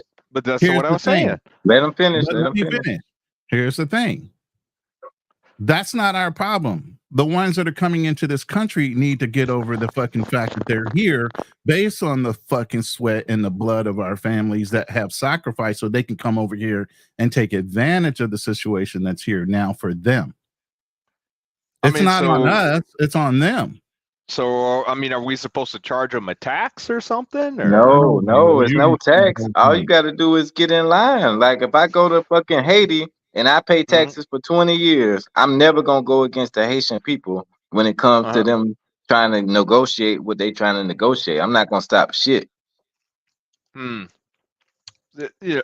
Well, I mean, like I said, but it kind of, in a way, Ronan, I know you disagreed with me, but it sounded like we were kind of saying the same thing to an extent. You did acknowledge that white people do at least unite. Just like Americans, when it comes down to an American war, you're in the military. You know how much fucking racism is in fucking the military? Oh, but when it comes down to fighting, guess what? You know the guy by your side's got your back. I don't care if he's white and racist on his regular time, but on our time, when we're in battle, whose side is he on? Yours. Yeah. We can be individuals, but also be working together at the same time. But if that's the case, then why is it there's only, matter of fact, I think it was I know this is kind of old, but it was a couple lives ago. You had somebody on here, I can't remember what her name was, but she was asking, how come you guys don't shop at Black Are you talking about Zed, my brother? That lady it wasn't that came Zed. on, bro. Yeah, it wasn't it was Zed. another lady that came on. Oh, you She's talking about married the to a crazy? black You talking man. about the crazy lady? Yeah, Yeah. the crazy one. Yeah. The crazy one. Yeah, but she was saying, how come you don't shop at Black grocery? Well, guess what? There's only like 9. There's Oh, like, she's talking about black banks and stuff. Yes, that one. Yeah, that one. Married to a She's black crazy. married to a black man and had all kind of complaints. Black men weren't building communities well enough, and why should she respect any other black men besides for her husband? Because we haven't built our own communities. Yeah, I remember that lady. The only thing is though, like we got like during that while she was talking that day, I was looking up what she was saying. Right? In the military. There is less than 10. There is less than 10 black-owned grocery stores. Less than 10. You go to black-owned banks. That one's kind of a hard number, but in my state, there's only one black-owned bank in my state. Or, I'm sorry, 2. There's 2 black-owned banks in my state. So we do have a hard time trying to build some things. I mean, I understand. Someone's going to hit me with Tulsa. Or excuse me, it ain't just Tulsa. There's Greenwood. 60 other. Yeah, there's a whole bunch of other ones too. It wasn't just Tulsa. Oh, I know. I mean, if you remember the movie The Posse, with yeah. I mean, they kind of in the very beginning of the movie they talk about that where blacks moved out west and built towns, and when white folks found out, oh, the railroad's going through the black town, they scared off all the black people, lynched and The railroad murdered, went and through a lot of black towns, though. Even my dad's community Conveniently. is a highway now. They built Oklahoma had a highways lot of and everything. Oklahoma had a lot of black Indian reservations, and they went and tore through those as well. yeah. I mean, the interstate highway system, all they did was go through the black community. White folks were like, yeah. White folks were like, we But don't want that where are we freeway going here. with this? I mean, you were trying to make a point, but you kind of got off topic. Where are we going with this? I mean, my only point is that I just, instead of having the argument that, okay, these immigrants or the people that migrate here from Africa, or the blacks from the Caribbean, wherever, I believe that, instead of saying, okay, I'm an FBA, you're not, kind of thing, we got to stop doing that. We got to, we need as much manpower as possible. Not that we still don't have manpower, Darnell. That's the whole thing. We still have the same unity as far as being black. The only thing is, there is a difference even in your blackness, just like there is a difference even in the whiteness that's in America. All those guys immigrated over. Here's the thing: when the Irish moved over here, were they treated as equals? No, they were looked down upon. They were damn near white slaves. Well, they still had the right came to over vote. here. Were they looked upon nicely? No, they were looked down upon based on the white Americans that were already here and established. Were the Jews looked on upon just until recently? I mean, even back in the 40s, the Jews were looked at sideways, kind of, sort of. Wait, Ronan, but those people still got on code with the other white people that was running things. My point of so saying that's all what this. that's what we talking about. Saying all this. Thank So you. even when they migrated over here, they all were not equally welcomed. They were all looked down upon initially in the system until they got on what he just said, code. Understand where you fit in the line of things within this country. But that's the problem that we have. We can't get in line and understand how to work together and understand our code. Okay, too many people got fucking egos. There's too many Indians. I mean, too many fucking chiefs and not enough fucking Indians. Everybody thinks they need to be a fucking leader. And everybody, just because of your level of education or even your strength, doesn't necessarily mean you're a good fucking leader. That's just like if I go to Namibia and I start integrating in the culture, and then I say, "Oh, these Namibians don't know what they're talking about. Y'all need to do this and y'all need to do that." I have to integrate with those people, with the black people there. I can't just take a stance against the actual African people there and side with the colonizers because I think the colonizers got a better idea. That's not the reality of the situation. When you come to America as a Caribbean person or African person, you have to get on code with the FBAs. If you get on code with the other people, then you are going against the FBAs, and the FBAs are going to snap back at you. It's going to be a problem. Period. Well, but see that the thing is though is that okay? I mean, I guess you would say I'm an FBA. I was born here. My family. Why do you say you guess though, Darnell? Why are you saying you guess? You gotta know, bro. You know, your family's been here since slavery. You know this. Correct. Yes, I got slave masters in my family. I got slave masters in my family. I got white people in my family, but I don't side with that. I side with the fucking FBAs. I side with the black people in my family. So Darnell, let me say this real quick, Don. With what he said, with the I guess, I can understand it because you guys are putting a little too much into that. I just let him answer here's the what I'm about to say. question. Let him answer the question first, and then you can talk. Let him answer. Who are you talking? Me Darnell, or you? No, I'm talking to you. I'm talking to Darnell. Okay. Yeah, like I said, don't put too much into what I just said about I guess, basically I'm new to the term FBA. I'm new to the term is all it is. So I've You just understand it though. I'm sure you yes, understand it. You're an I intelligent person. yes I have the basics of it down. I'm not the Um, blackest person. I'm not dark skinned, but I definitely side with the black side of my family. right.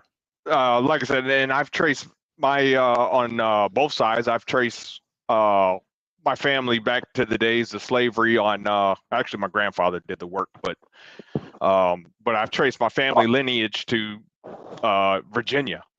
You know, which part of the slave triangle. But that's beside the point. The thing is that despite the fact that I am an FBA, right? I mean, even in the black community, now you say that us FBAs, we all stick together and we're very inclusive. The thing is, I didn't I say mean, that. me growing, you did say you did say that earlier. You did I say that said that. we try to I didn't say include we were everyone. inclusive. I didn't say that. We got a lot You of said, the lineage. We got a lot of problems. That's why I like the Haitian people because they stopped the people that were going against them so they could mhm, free themselves. We didn't do that. mm, We let people snitch on us and fuck us over and tell the slave master we trying to revolt, and then that shit got stopped. Well, it's the same well, story. Let me jump in here real quick. No, no, let him finish. Let him finish. mhm, No, I just didn't want him to throw words in my mouth, and I ain't say that. okay. The only thing is that, and I'll wrap it up then real quick. But the only thing I wanted to say was me growing up, like I said, I'm light skinned. So let's just say I did not growing up, I did, and even as an adult, I did not fit in with uh people darker of skin. Even though I was black, they didn't view me as black. The way I talk, the way I guess I carried I myself, don't I give a guess fuck how they viewed you as. You were still black, and so was I. And believe me, I went through the same shit you did. so you know what I'm talking about, Ronan. I absolutely did, but they weren't going to talk me out of me not being black. Yeah, I also Well, had people that say that I was light skinned, but I didn't let that make me think I wasn't black. I know yeah, my I mean, heritage. I know my family. I know mine too. And Right, like I but said, why would yes, you let other children dissuade you from being who you are? I don't understand that. Like my dad is darker than me, and he said the same it's thing that light skinned people treated him badly. You know what I mean? But you mhm, And can't vice let versa. other people. That was just a thing that we did to each other. Yeah, you yeah. can't let other people dissuade you from being yourself, brother. That's what I'm saying. Like you can't let No, that. I didn't. Like I said, I mean, I still considered myself black, Man, I was a but motherfucking agent of chaos. I used this But shit that as me, a even that fucking me, they said they call him yeah. mulatto, bro. But that I was didn't an stop him from agent of being black. chaos. People would get confused to think of what I was, and I would still be going back and slinging the fuck out of them motherfuckers, man. yeah. But You can't change your look. family, bro. Oh Go no, ahead. you can't. But I guess it's just the way I carried myself, and you know, I just wasn't. It was just weird. All I can say is, I guess I just wasn't hood enough. You know what I mean? You don't have to It be don't hood to matter. understand what your race is. What the hell? I never You a said grown man now, bro. I Yeah, never you said are I Grown. didn't know what. associating. Wait. You are associating every negative connotation when it comes to a black man when you say Mhm. things like that. Mr. No, Mhm. what? G even referenced when he was talking about his uncle dealing with brothers. He said niggas. And I was like, Mhm. yo, that's a negative connotation on the fact that black people associated with him by saying he wouldn't normally hang out with the niggas. Like as if that's all black people were. No, I never That said were that. American. I never said that. The only thing I was But you saying. just said that we would needed to be, you didn't hang out with the hood. Does it sound like I hung No, out I with did hood not. I niggas? did not say Does- that. What I said does- was, hold on. That's not what I said. I said, and you can run the tape back. I said, I guess people felt I wasn't hood enough. Oh, I I talk mean, very literally, proper. I went to speed It school when doesn't I was a matter. kid. It doesn't when matter how black you people, talk. hold on, when my own community says, you ain't black. I mean, literally, have walked up to my face. I'll never forget. One chick, I was in the army. Her name, Private Walker. That woman. I can't even stand that fat woman. Long story short, I mean, literally, that woman and many other people like her walked in my damn face one day and said, Darnell, you ain't black.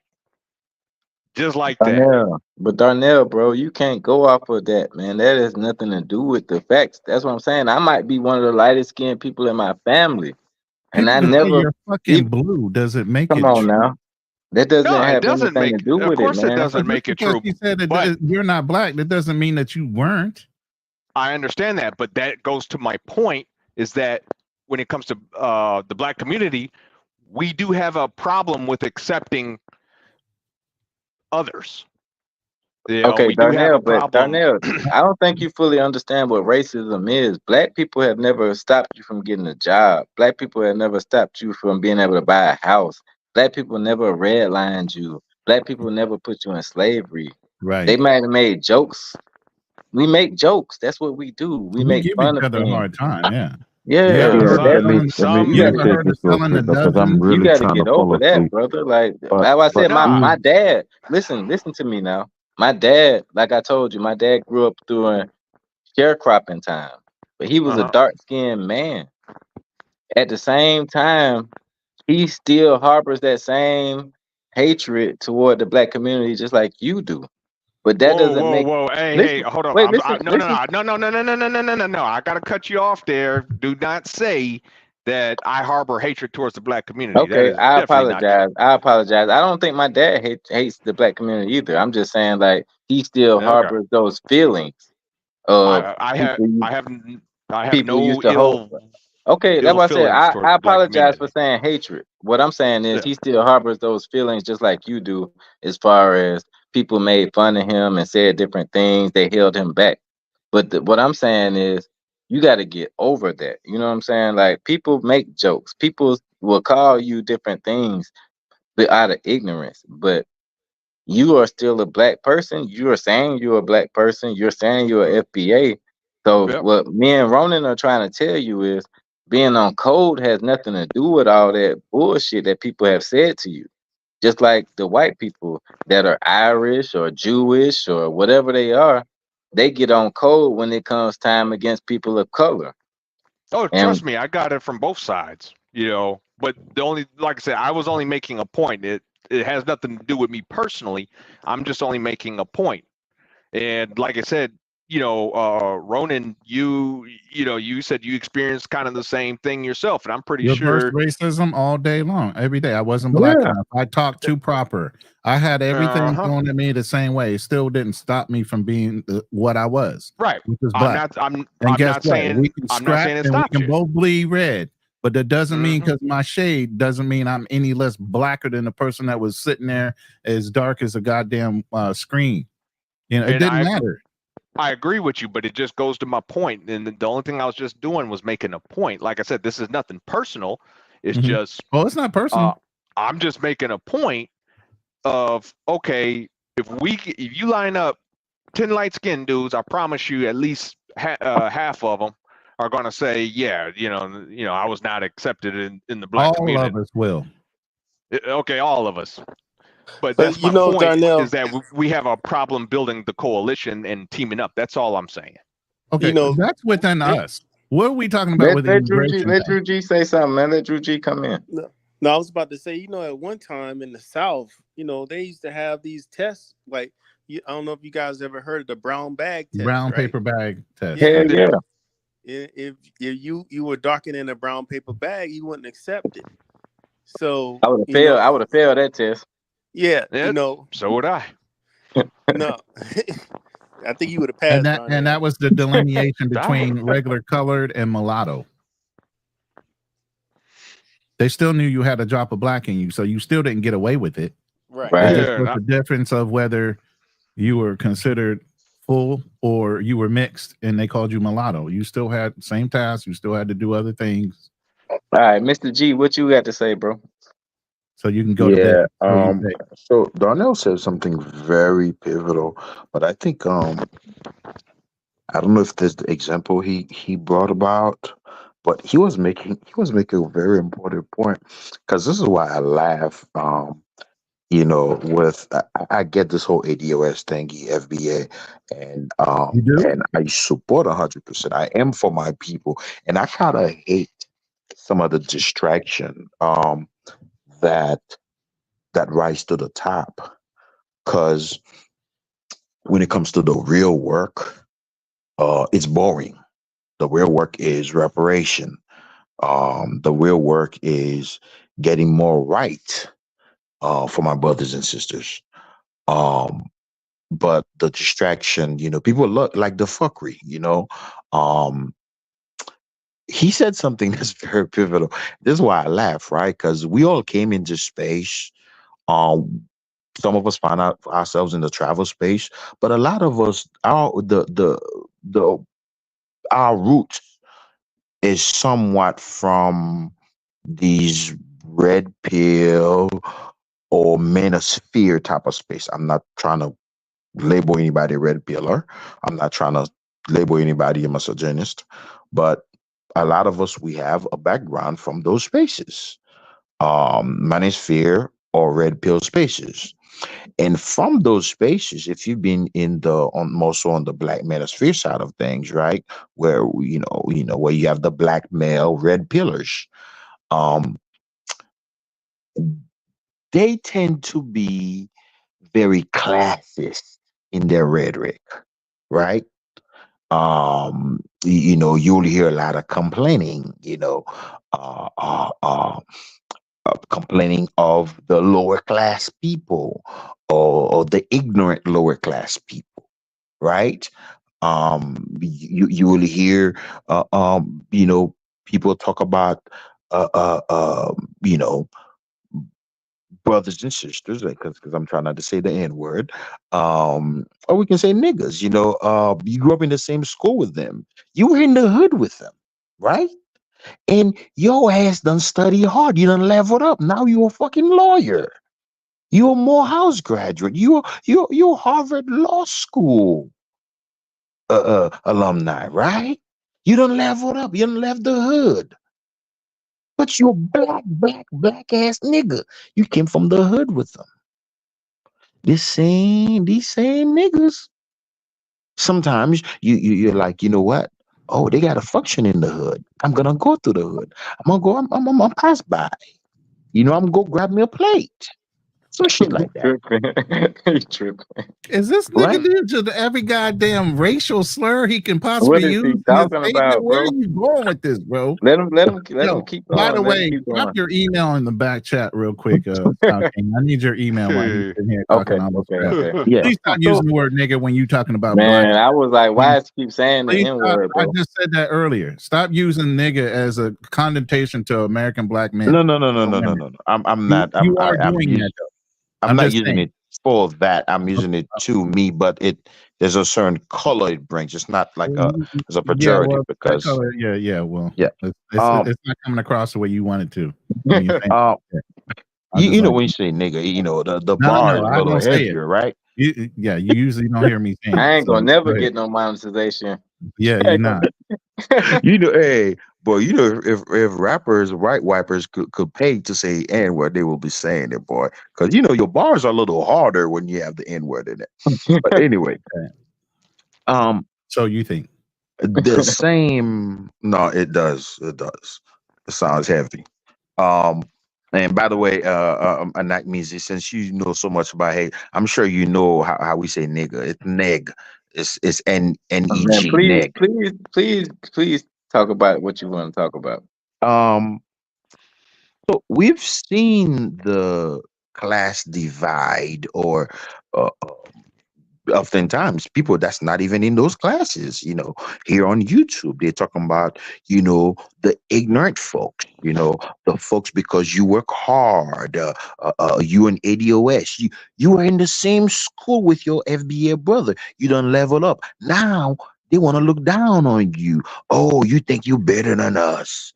He think, and females, right, within our community, right, they like to do that, right? If you have one sister, she grew up in the hood just like the other sisters. The other sisters were too busy popping up kids, but she was busy going to school, her nursing school. Now she's a nurse practitioner. She got a couple of properties. When she comes around, like, oh man, that B thinks she better than us. These are FBA on FBA bullets. So when this whole thing, you sprinkle the immigrant flavored on it, I just laugh at it. I feel like this isn't nothing but the same thing. Because you have the brother that was in the hood with his FBA brother. He done leveled up and went to fucking law school. Now when he comes around, oh man, this nigga, that nigga think he better than us, man. He a lawyer. He think he better, but he doesn't. He's not even thinking about that shit. So for me, this is almost the exact same thing, even though it's not the exact 100% the same thing, but it's very close. It's sort of the same thing. And oftentimes the people that are online talking about these are like you just admitted it yourself. You don't really know. You kind of new to the thing. It kind of makes sense to you, you know. And I understand. I understand Yeah, clearly. put the We don't address have on that enough one. time. Put the address on what you're saying. You said you. Who are you talking to? I'm talking about Huh? my brother Star King, the FBA ADOS kind of thing. You're kind of new to it. I don't know if you understand where it come from, I didn't say I who was new No, started to it. no, that FBA. I think that was me that said that. I'm new to the term Oh, okay, FBA. okay, I'm new okay, to the okay. term. Yes, okay, okay. But there's a lot of people, and I'm not accusing Star King, but some people that are even doing content on it, like Star King. A lot of them, they're not really very familiar with the politics and where these words come from. They're just throwing them out. They're just saying it. I'll tell you why. Because there's a need for an identity, right? Because people be like, well, you black now, but actually they talking, they're like, oh, yeah, man, I'm Jamaican, I'm Jamaican. You have a country. Your country is the United States. The person is just black. They have another nationality, so they refer to them as being Jamaican. And people want to make a big deal about that shit. People be like, "Oh, it's damn near like niggas be like, that motherfucker be eating fufu. Oh, he don't want to be like us and eat chicken wings. He be eating fufu." I think I do think there's way too many, like my brother Nat Measy, he's very well educated. My brother Star King, he's very well educated. But I do think sometimes people have sort of bad take on these perspectives, because at the end of the day, the same conversation, the same accusation you're throwing at me or other people that you call immigrants or tethers, these are the exact same accusation you are doing on upper middle class blacks that grew up in the same hood as you. You done leveled up. Now you think these niggas think they better than you. And that nigga don't even know you exist. I would say, let me retort. I think that I actually agree with you and to a certain extent, but I also disagree because it sounds like you're speaking really understand what's going on. Can you hear me? You're back. We hear you.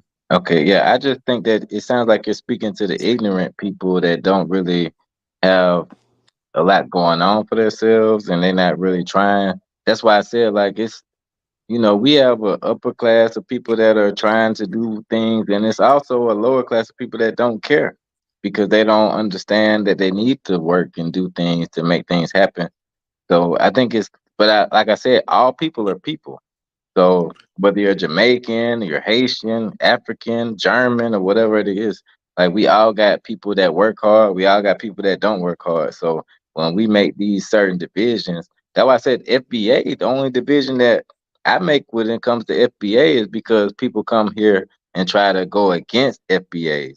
That's why I said I would never go to another country and go against the actual people that look like me when it comes to the things that they're fighting for. But Style, can I ask you how many immigrants, tethers, or whatever you may want to refer to, that call you lazy? And again, I'm never going to deny that those things are not said. What I'm trying to show you is that sometimes we speak. This is the exact same thing I was talking to the brothers earlier regarding, you know, uh, uh, uh, me, being in an environment like the United States where you get is just so much toxicity, right? So when you go to a place, you may meet a nice woman, you may have already been pre-programmed to think every woman is a, is a such and such, right? If a dude is only all he does is go to Sosua, he could meet a nice Dominican woman that like got a job and doing her thing. She ain't out there like that. But that brother is so programmed with Sosua, he like, he think that woman is the same as the chicks in Sosua. You know, Right. I do think we But speak too much of but hyperbolic. no, There are some I agree. I immigrants that agree, are like that. Hey, Mr. Let's can I G. say not one say thing they too? all I, like that, bro. Drew, wait, hold on a second, Mr. G. I agree with you. It is a lot of people that do that, but that's coming from a place of hurt. That's also coming from a place of ignorance. So we're not talking about ignorant, hurt people here on this panel. So like to say that we talking about that, that's a whole different subject. We're talking about enlightened people that do their research and come into things with a clear mind. Like Ronan, it's nobody on this panel that does that. Darnell, Drew G, these are all intelligent brothers. So I wouldn't try to even bring up anything about ignorant people unless we were talking to ignorance. Go ahead, Drew G. I'm sorry. Go ahead. And one thing, I was listening to you guys saying, people, they sometimes we say that some people are too good to associate back with their community and stuff like that. But I always been told, don't forget where you from, because somebody's gonna be there to remind you. And it's either a white Facts. person that has always reminded me, this is where you from. That no matter how high I get, it's always something ignorant that's gonna be said. So that's just always been the mindset I grew up on. I've been all the way out in the Pacific, and I done heard stuff. I'm like, man, I left the South years ago, and I'm still hearing this here. Believe people from the hood that I know from Alabama, Atlanta. They definitely, a lot of people think I'm up on a high horse. A lot of people got vitriol for me for coming from a military family. Just being in the military family, they thought I was rich compared to being in the hood and the project. So Mhm. I understand all that. You know what I mean? That's why I say you can't hold that against them because it's ignorance. I don't thrive off of ignorance. I don't argue with ignorant people. My bad. Go ahead. You was making a good point. I ain't mean to Oh, cut I you off. said my piece. I said my. Yeah, as much as you think it's like super ignorant people, I do agree with you, but it may not be like really ignorant, not ignorant, the proper ignorant. You know what I mean by ignorant, right? Because No, ignorant got a ignorant is a real word. no, Stupidity is a word. no. And I say Being ignorant. dumb No, is a word. All that means something, bro. When I say no. ignorant, Did you I hear what I mean say? ignorant. Ignorant, No, I'm not ignorant. saying ignorant. I'm saying ignorant. They are I ignorant of know, but bro, right. if you black, when people say, man, that nigga See, that's ignorant. what I'm saying. You doing that tethering thing by saying ignorant. I'm not ignorant and all that. I'm not doing that. I'm telling you in English, I, I, ignorant. People that are I think ignorant don't I think you understand missed my things. point. My God, Jesus Christ. You're actually missing the point. You're not catching on. We don't use slang like that. That's a TV kind of like projected like term the way you're saying it. We all don't talk like that. So So when you you say think tomorrow ignorant when and I all this woke up, I hood got a ass meeting, I'm term, working on a couple $1 million contract. You think that's what I'm saying? Ignorant? No, but No, I'm you're saying saying it what to I'm I'm us. saying, speaking You're saying proper. it, but you're saying it bro. to us. Exactly. Oh, This Lord. not Yeah, the You ever heard trap. the word This, code saying that's switch? we on like the internet. what you're saying is you can do it to a white man and say it properly, but then when you're dealing with us, you're just gonna say it however the fuck you want to say it. No. It's just the brother that's in my office. Hold on a second. Hey, I'm outside No, trying to move my car real that's quick. not how it works, bro. You got to go to the trap. This not the trap. We not trapping out here. We not slanging You birds. missed the We point. not You slanging reading too much seeds. Here's into the it. thing, Mr. G. There is one thing you do have to understand about social media. More than black people listen to us. So when we Jesus refer Christ. to ourselves in this tone, that's how they're going to refer to us. Facts. So while it might be acceptable in some rooms it is not. This is one of Yeah, those yeah, rooms. I get it, but Okay. I do think like there are how people say if you know you ever heard the term if you know you know.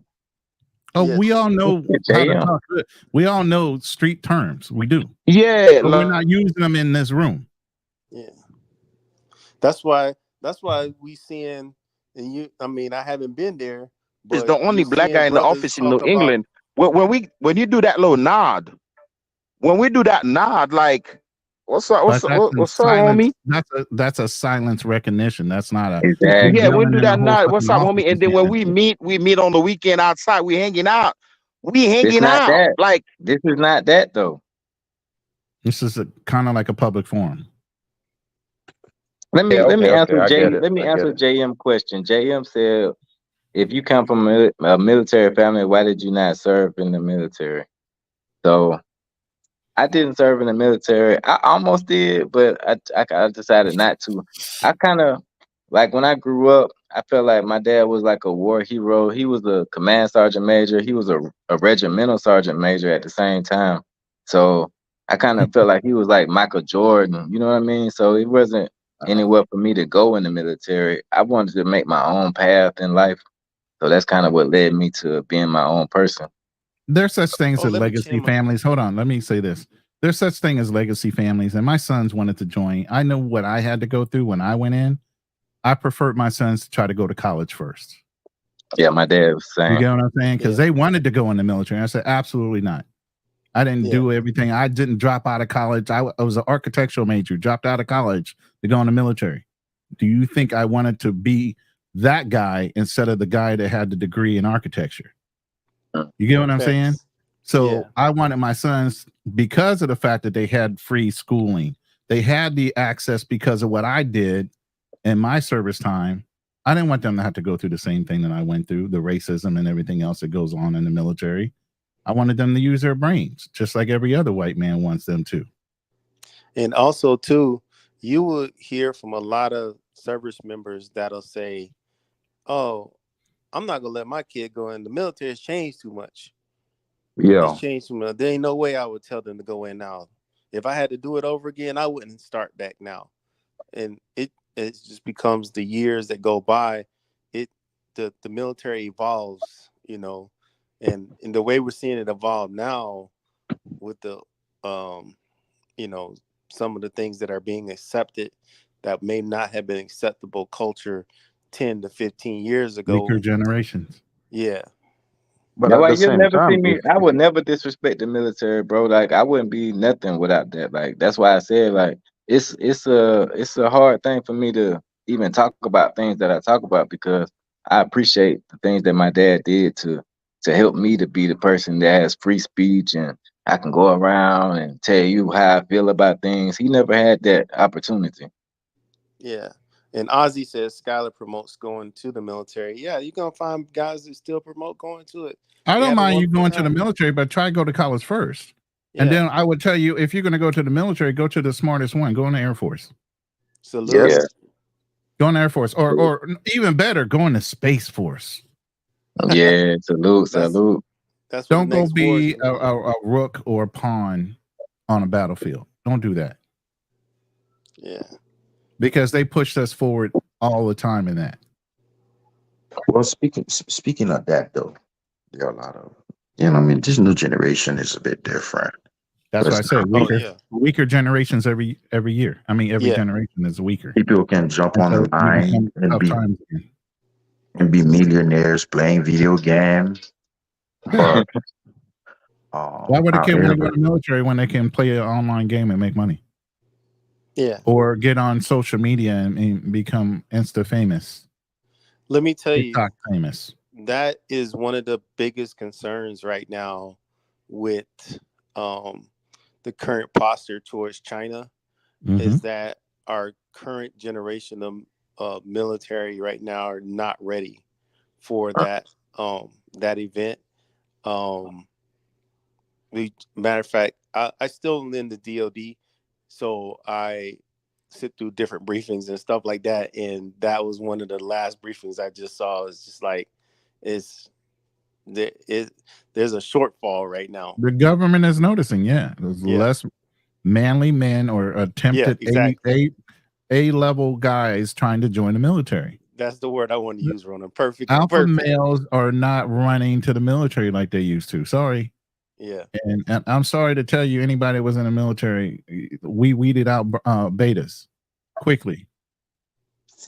Everybody's not meant to be in the military. I don't care how big or bad you think you are. When bullets start flying, it's called fight or flight. You're really going to figure out what type of personality you have. Yeah. Another thing too, just I've heard guys even say this, like, I don't know if I could trust this person because, like you said, there's gender things going on now that pops in the guys' minds. There's I'll tell you example. I was in this unit, and then I saw years past a new commander. I've been gone for a while, but I was like, why does the commander have a dog in the office? And some of my boys that was still there, they said that's his emotional support pet. I was like, what the fuck? You kidding me? And the guy, he actually had an emotional support pet while he was still in the military. He had an emotional support pet. And get the fuck out of here, bro. My dude was like, this is why I can never deploy with him. I would, I don't trust him. I said, good that would Lord. Never happen back in those days, bro. That would never happen in my day. Yeah. We whooped ass to get motherfuckers out. You ever heard of a blanket party? Yeah. We make that shit famous. And no, Marines are not necessarily smart. We're called crayon eaters for a reason. That's funny. But yeah, I seen that, man, and I was like, man, we always say, man, it's a new military every time. See something wild like that. Mm-hmm. And Skylar was in the Air Force, so I can see why he would say, hey, join the military. And that's the executive branch of the military. You know what I'm saying? They basically, if you think about it, Air Force, the officers go to fight. The support staff are the enlisted. They fix the planes. They do all the administrative work. They get the weapons ready. Who's flying the plane? Who's actually going into combat? Officers. Thank you. Yeah.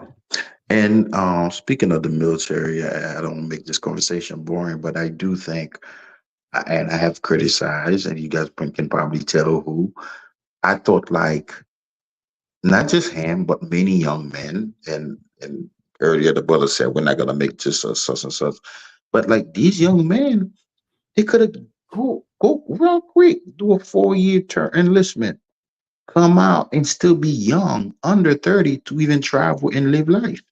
Yeah. But I understand it's a new world. People can jump on the internet, play video games, and be millionaire.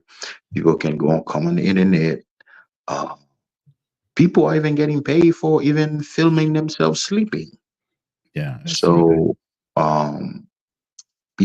if it works for you, good luck. But when that route is not working, I had a son you're gonna at be in a lot of trouble. that was buying rifles, wanting to become a scout sniper because his dad was in the Marine Corps. Wow. Literally, he started owning weapons at 16 years old. I said, hell, fuck no.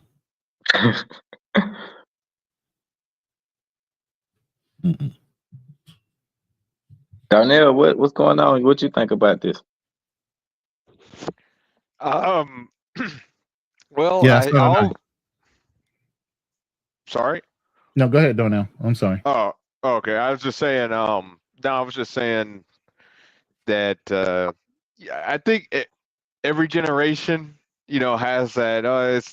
It's a new army, or military in this case. I've heard that so many times, and like even I, like my cousin, he's in the army now, and he tells me about all the stuff now. I'm like, man, you guys do that, man. Y'all got it easy compared to when I was in, and all. Everybody says that. It seems like every generation.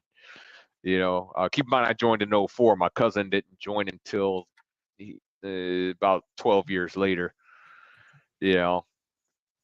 But I guess they have. I guess they allow. When he went to basic, they allowed cell phones in basic.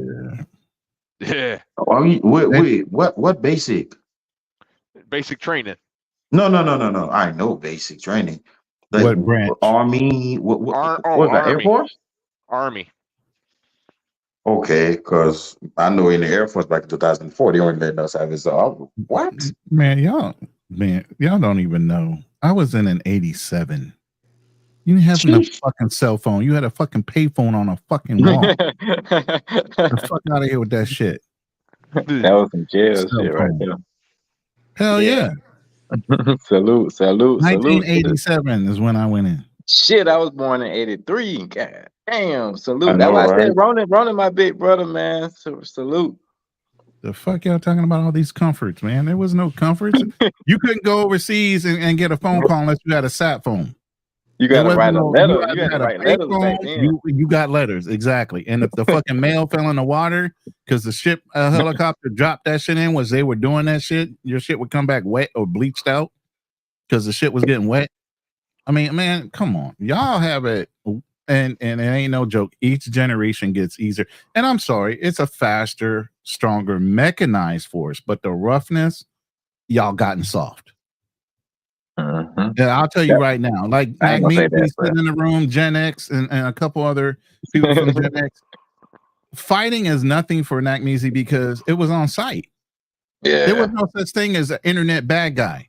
You talk My shit to brother somebody, you got used to fucking wrapped bet in your on me. goddamn. Listen, My you brother talk used to shit bet on when me. you were back in my day. You talk shit, man. It was on site. You just got wrapped in the fucking beak. Yeah, Y'all you just ain't. you squabbled that shit out. It Even wasn't no when my walking away brother from went the in the fucking army, running your bro, he goddamn said that mouth. they would beat Everybody him gets with. on here, they're internet They bad would guys. beat people. They'll Yeah. beat your ass. So when you challenge a Generation X guy to fight, it's nothing for us to fucking fight. We don't give a fuck. We really don't. It's real Y'all are the tough. motherfucking sensitive ones. There's some new shit going on. But we done changed the subject all the way up tonight, Oh guys. man, you don't Yeah, I know. know, right? Check your email, by the way. I done made a thumbnail. I done changed the fucking description and the goddamn title. Or how many times we done changed the fucking conversation from this thing to the other thing. That That's means, why I like I believe said, he'll tell you, man. I'm telling you, we fought on site. Man, I remember my brother, but man, I got in some squabbles. My brothers put fucking hematomas on dudes' heads the size of a fucking grapefruit. There wasn't no play time back then. Go ahead and run your mouth online. Yeah, you can do that shit. There wasn't no distance. You didn't have great distances of across the fucking country. It was either your city, your town, your county, or the fucking state. That one when Buddy asked me the other night on Razor Rage. He's Y'all like, were gonna run into each other. Eventually, y'all will run into each other.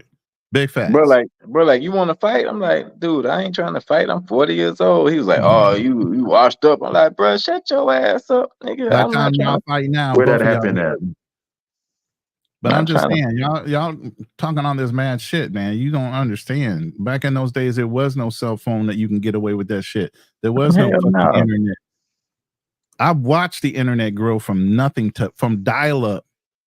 I used to fix computers. Matter of fact, before they were even computers, they were called teletype machines. They were electromechanical teletype machines where you had to type in a message. It would do an embossing tape, and they would speed run that tape through in order to do a transmission. Then it transitioned to 8088s. I used to fix that shit. I watched computers grow.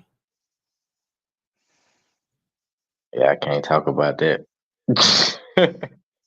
That's real shit. You know, they talking Dick Tracy comic book shit. That shit is real now. You ever watch a cartoon where they had Dick Tracy and he had a little phone on his watch and he would talk to the watch and there's a face on that shit? That shit is a reality now. That was a fucking fantasy back then. We've made our fantasies fucking real for y'all. Man, salute to you guys, man. Salute to the OGs for real, because life was real back then for sure. I remember my brother used to have me fighting in the playground in Germany for money. He was betting on me with other teenagers on who was going to win the fight. I guarantee you, me and my brother were the same way. Me and my brother would fight like cats and dogs. My brother would get in a fight, I would get in a fight. But I tell you what, we would bet against each other. Don't let another motherfucker try to jump in, because I have my brother's back at the end of the day. Mm-hmm. So It ain't even the though he was same. betting on you, if somebody else tried to jump in and fight, I guarantee your brother had to Ain't go. nobody ever jump in ever. Thank you.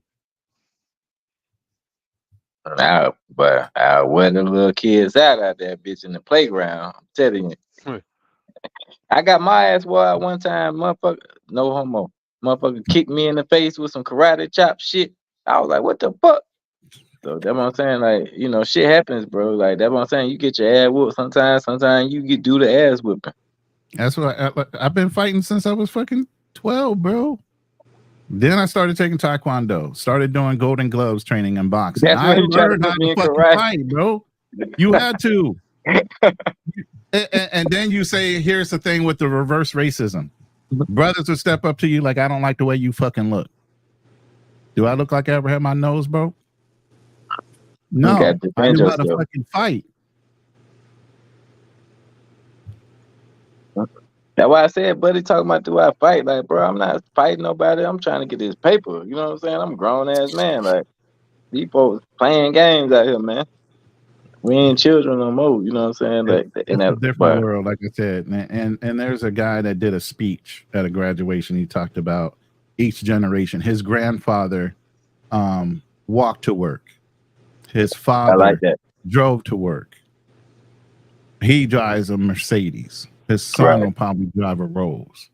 But each generation develops so much to where the next generation has a softer life, until that last generation that had that soft life makes it harder for the next generation because they don't know what the fuck to do in hard times. And we're getting to that evolution. Can you pull? Hey, bro, can you pull that up?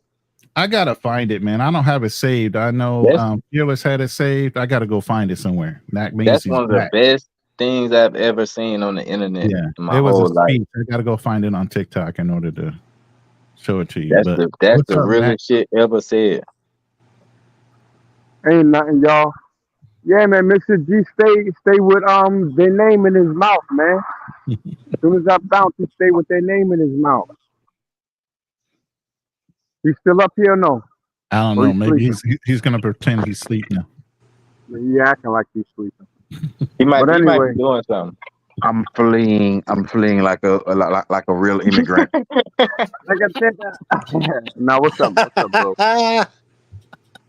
But yo, Mr. G, what they do to you? Who? These nuts? Damn. Damn, I you knew got he was me. gonna Yeah, get you got somebody on that. Yeah. Oh man, that's hilarious. Hey man, how do you like that cost of living in over there in Costa Rica? Because they spend US, you can spend US dollars, right? I'm in Ecuador. Ecuador. Yeah, I know what you're talking about. So they use pesos. No, they use dollars. You're right. That's why I say I know what you're talking about. I just didn't want people to be misled. But Ecuador is nice, bro. Like, it's still, I don't want to tell people to come here because it's still dangerous, but I haven't personally felt any danger. But you got to keep in mind what I look like. Yeah. So people look at me sometimes in these other cultures as a dangerous person myself, even though I'm a civilized individual. So let's keep that in mind as well. So, me personally, I haven't felt any danger in Guayaquil, the biggest city. I walked around with impunity. I had no problems. You know, I'm not to say that I couldn't have problems, but even when I went to the hoodest places, like I went to a club one time, and I didn't go to the hood. I didn't go to the favelas because I'm not trying to do that. But I even went to like clubs where I could tell the people were a little shady, and I didn't have any problems at all. The police are everywhere in Ecuador. Everywhere I go is police. That's good. But it's good. But then at the same time, when I did my research, the president is having an overwhelming police force for a reason, to make the residents feel better about going about their business. So it's still that also means there's a reason for that. exactly. I So mean, I don't want. I don't he want might. people just to run down here thinking that, oh, it's all sunshine and rainbows, because it's not. Yeah, he might be trying to create a situation like what's that, El Salvador, where their president came and rounded up everybody, put them all in big prison camp. I think it's El Salvador. Don't say everybody now. I mean everybody who's involved in some fuckery. Yeah, Yeah, yeah, yeah, yeah. gang You're right. members, Yeah, people that are yeah, part of the mafia type of shit. Yeah. yeah, yeah. He rounded up everybody because they were saying like, now that place is like super safe. No, Hmm. It's the same Man, type of I would thing. give my left arm for that dude to I let him have Haiti for a year. So it's that same type of mentality. Like the police are overwhelming. Like I even got a police lady phone number. It's some beautiful police ladies here. So I got a couple police lady phone numbers, but it's very safe at the moment. I wouldn't suggest for the Hmm. knuckleheads. No knuckleheads should show up here because they'll probably deal with you accordingly. But if you got your head on straight and you doing things that make sense, then I think it's a safe place for it at the moment. You ain't see the walking thing around about, sticking camera in people's faces. No, but see I don't. the Yeah, thing I don't about do it none of that. is a lot of knuckleheads. Well, what we would consider knuckleheads in this travel space, they're not gonna go to places like that because they're. I don't. I don't never see anybody promote the nightlife and the girls there. If there was a big promotion of nightlife and women, you see guys there, and that's why we see them in the DR, we see them in Rio, we see them in Thailand. Promotions of the nightlife and the girls.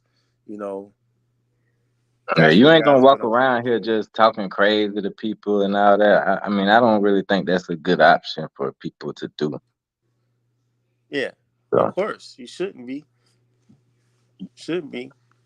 I That's mean, like like Ecuador is in the triangle of Peru, Colombia, Mexico. You know what I mean?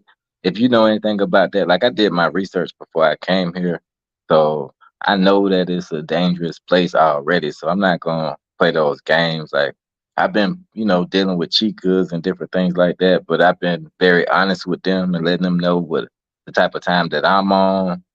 They let me know what they're on, and then we go about it how we go about it. But I haven't had any issues because I'm honest and I tell people what's going on. I tell them who I am. They look at my stuff online. We don't have any problems. But if you're trying to play games, I don't know if this is the place for you. yeah. You know another good place because I have a homie that I know. He's a Haitian homie, but he used to be married here in the States, and I don't know if you know the that girl played him or whatnot, but he's divorced. Long story. Um, Now he's married to a Guatemalan girl. When I tell you he got a beautiful family, bro, Wow. loving family, and obviously you can tell he can. And it sounds stupid, but you can kind of just looking at picture. This is not a Guatemalan American. This is a Guatemalan. Right, right, Um, right. and you can tell she's like a woman of their culture, feminine, submissive. Before I had my situation in Dominican Republic, yeah, it's one of the places I really had in mind after I came back from Africa. I was kind of thinking about that, Guatemala, but I don't think a lot of brothers talk about it. But he's a brother. His wife is of the pale skin, but I'm sure there are some very brown people in that region. Um, but that's another untapped region. I don't know a whole lot about it, but perhaps I wouldn't say it's 100% safe, but I think you can go over there and meet you some good woman if that's what you're about. No, I agree with you. The lady that did, because I'm trying to get my house together to start my Airbnb service out of my house in Atlanta. And the lady that did the cleaning for my house, she told me that I need to go to Guatemala because she's from Guatemala. I thought that she Hmm. was Mexican though, but then she told me she was from Guatemala and she told me her hometown. So I'm definitely considering visiting Guatemala as well. Yeah, and yeah. So in Boston, because I came back to Jacksonville about 2.5 years ago. I went to school up college up here, and I did part of my military service. When I left active duty, I did the reserve over here while I was going to school full time.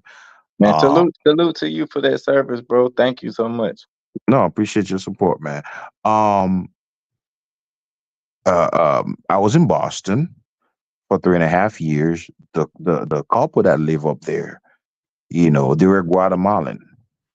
And when I tell you these people are family oriented, bro, any little event they're having, somebody's graduation, uh, oh, the whole family, they'll be doing a little barbecue.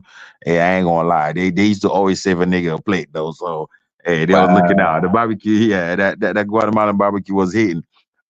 And he kind of But he know how to use the N He sure word. does, don't he?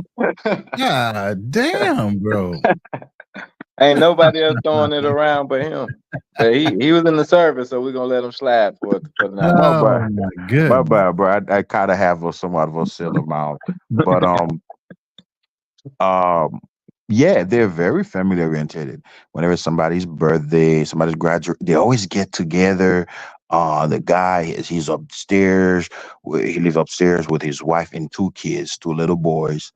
And you can see and just observe, like it's just, man, I think they are a very nice group of people. And I don't know everything about their culture, but from what I've observed, having them as my neighbor, sometimes I need to borrow tools because back then I had a little hoopty car. I need to fix my work on my car. I'll ask them to borrow flashlights. He was really nice. Whenever there's snow, they let me borrow their equipment to shove the snow from my house. Like, they're really cool people, man. Check your email. Um, Okay. but I've never heard too many people, brothers, talk about Guatemala. Hey, Mr. G, I got something for you real quick. Hold on.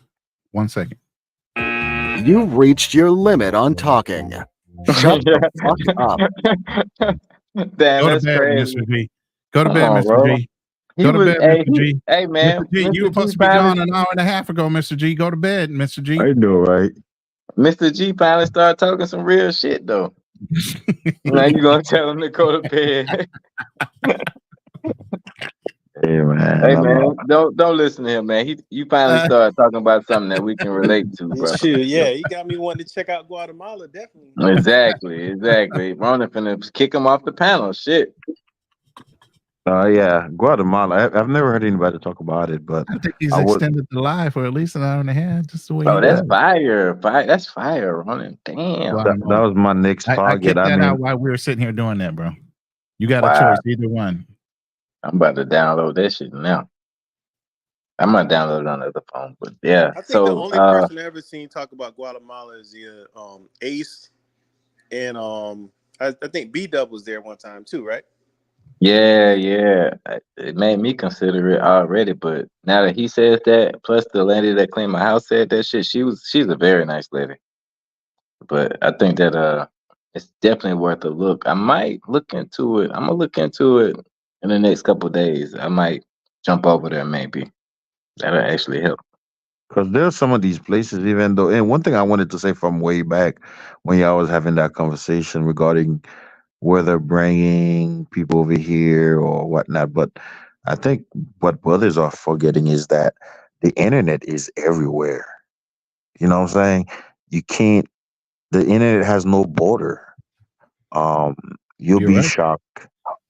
You run into some of these, because some of them I did run into African girls, and sometimes they ain't always playing um Afrobeat. Sometimes they'll play a song. I'm like, dang, I'm like, this some new United States shit. I'm like, how you Yeah, know you about got this too many song? brothers over there already saying they're westernized because of the internet and because of cell phones and things like that. So you ain't lying. They're already Yeah, over there telling us that. yeah. So I do think it's a real thing. It's a real concern. If you're wondering, should I bring my wife back or should I move over there? It is real.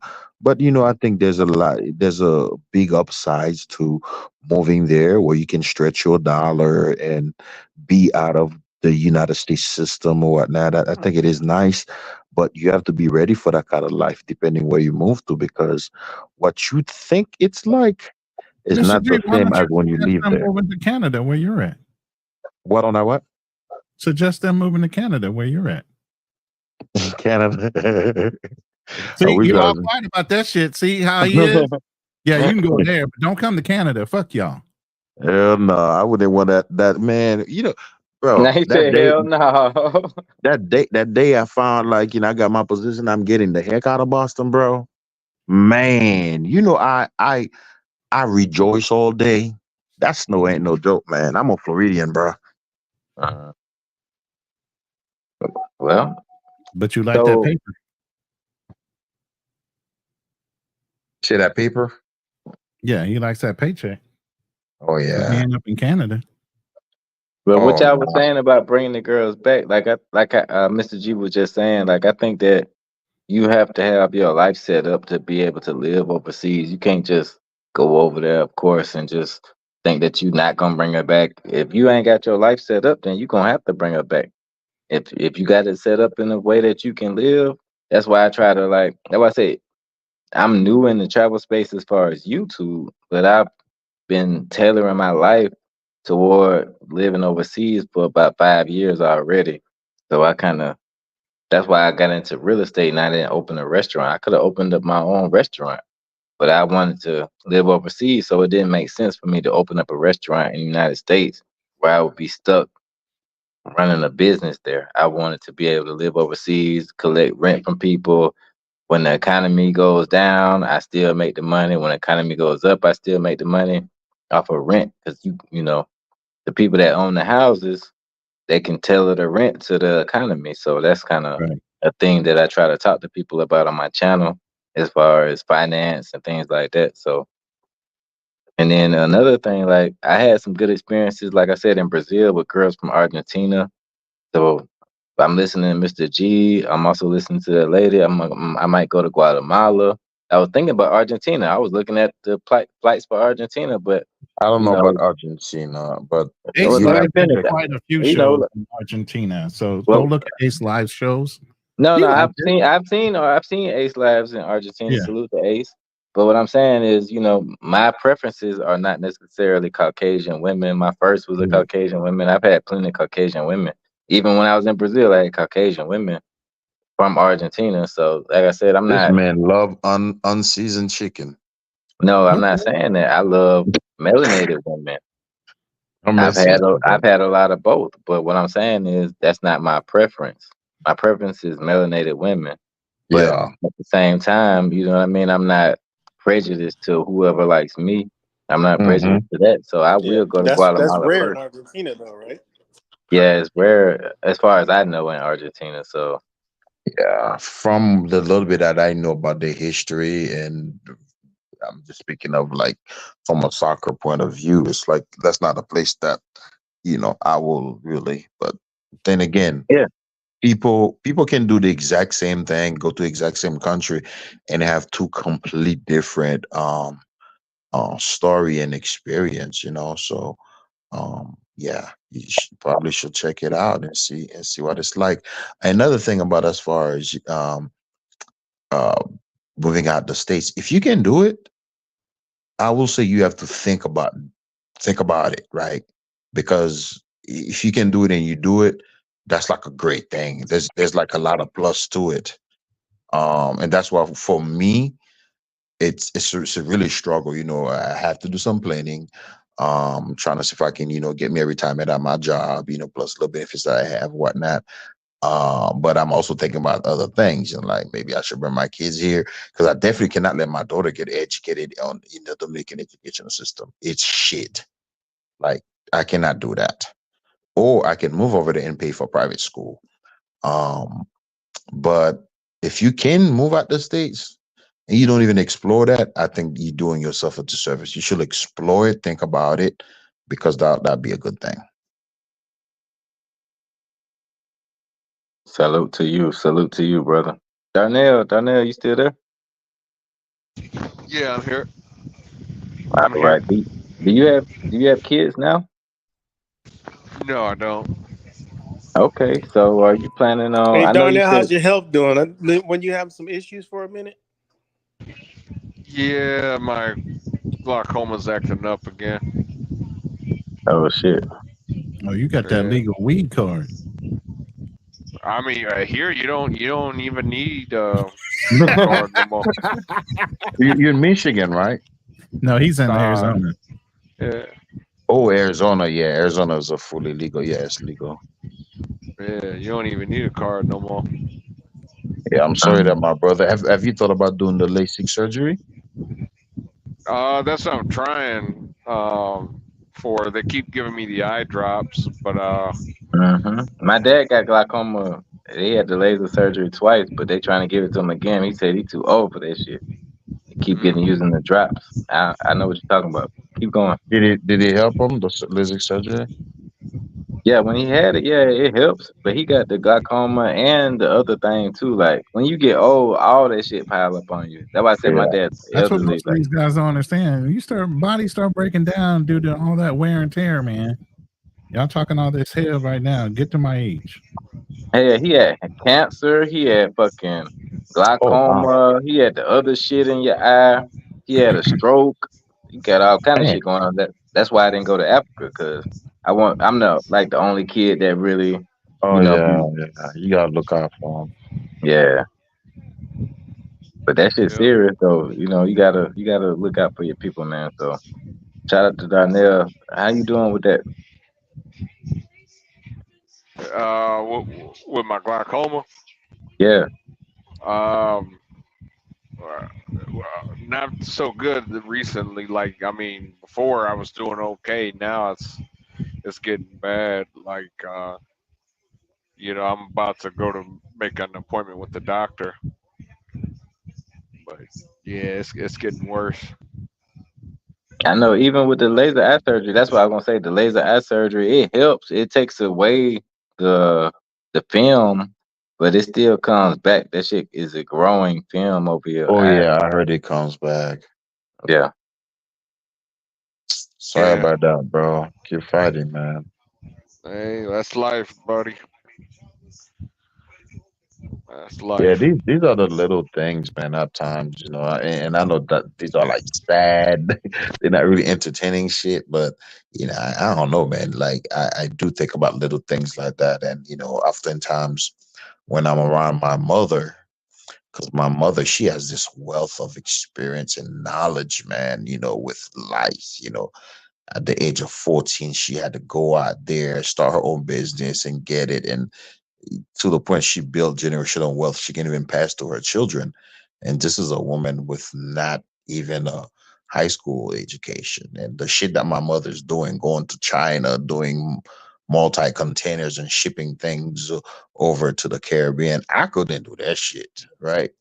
Um, and she always dropped knowledge, man. These little things, these little nuggets, man.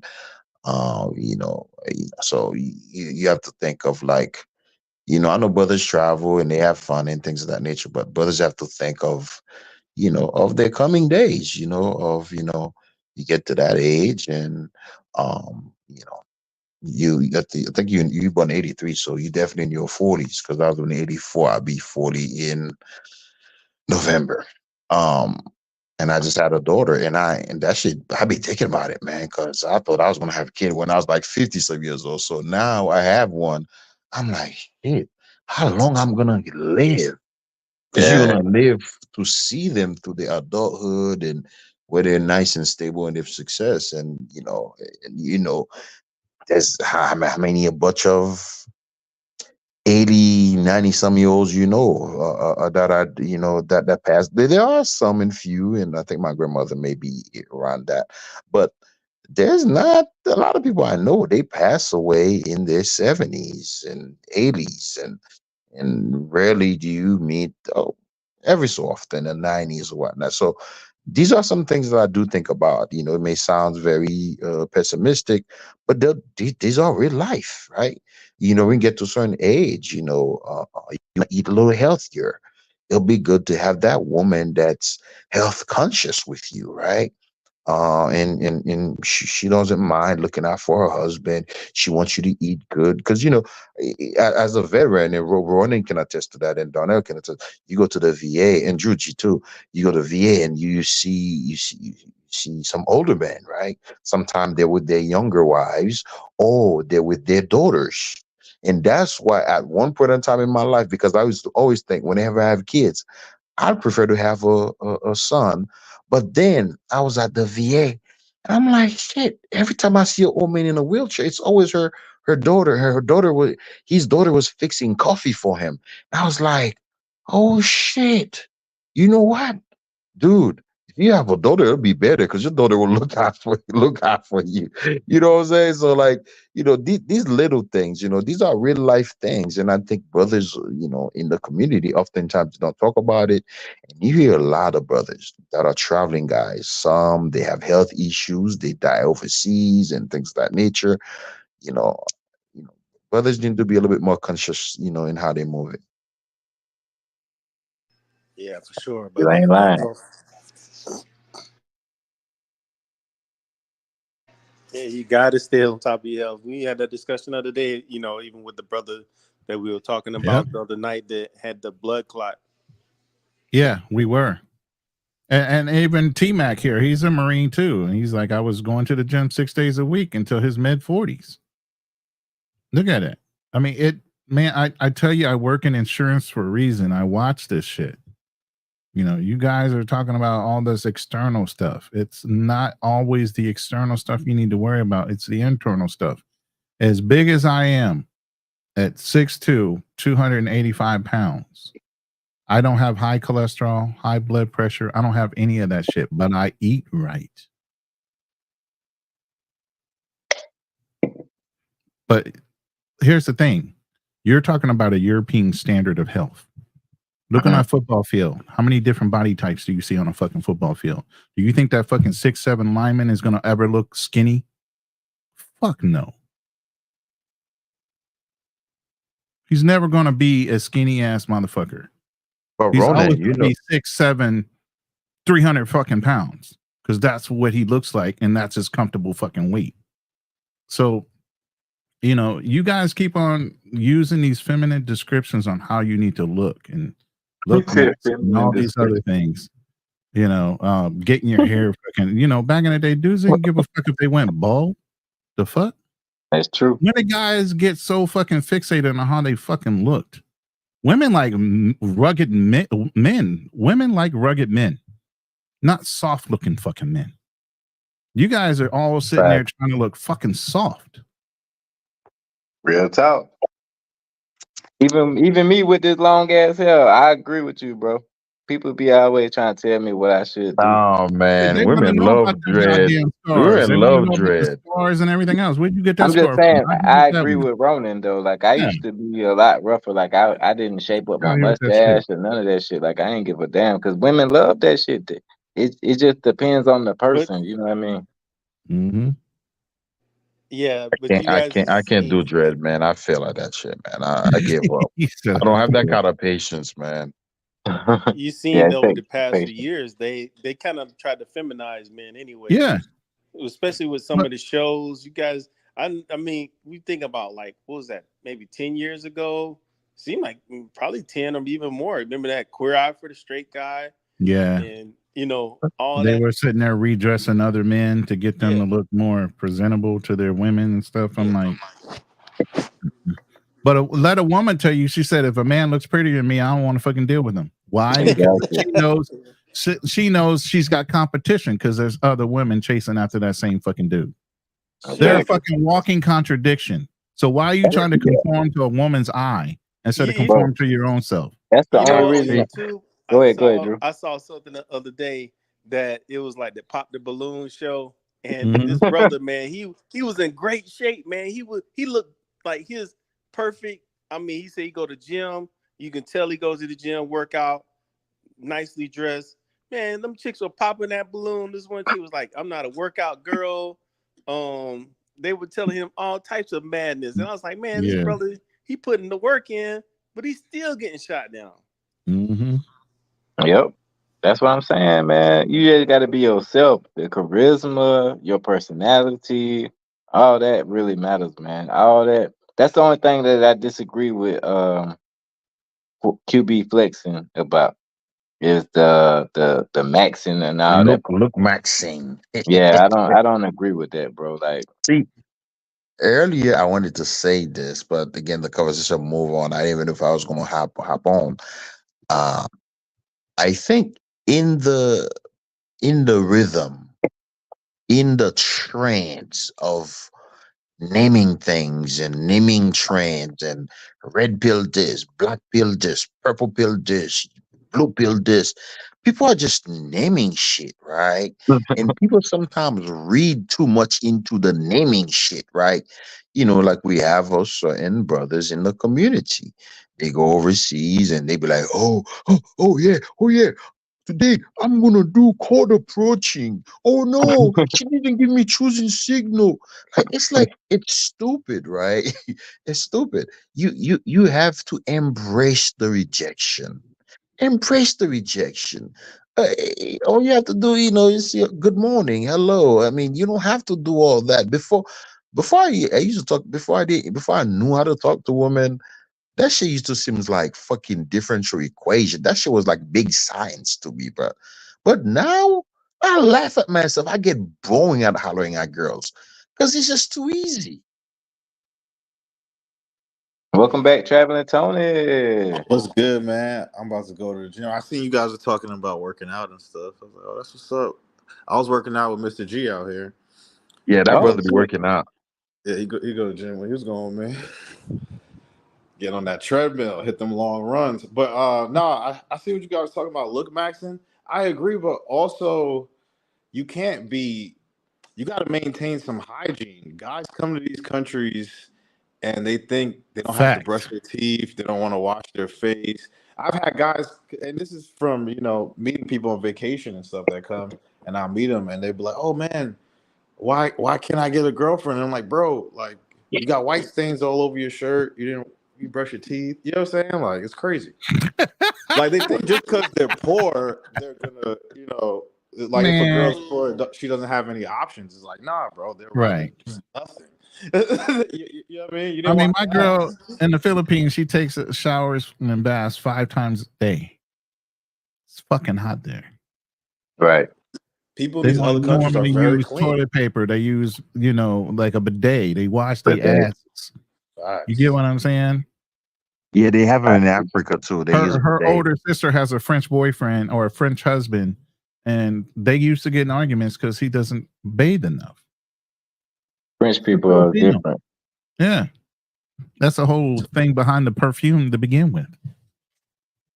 I agree with that. Like I've been exercising 5 days a week before now. But since I've been here, I haven't been exercising the same because I got to find a gym. But I agree with that. Like I exercise for me though. I don't exercise because I'm trying to impress anybody. Right. Exactly. And as a man, you need to maintain a certain level of physical fitness just in case you have to engage in combat. Correct. For your health, just to survive, you gotta keep your heart healthy. Mhm. You see, I'm smoking and drinking and shit, so I know that. So I know I need to go to the gym and get my You gotta cardio make up for it. right. So, thank God for that, man. We as guys, we gotta just because women might not be in the house every day with you, you still gotta make sure that you take care of yourself the same way. But a lot of guys are sad. And salute Ozzy. Uh, salute Ozzy. Yeah, man. I was in the chat.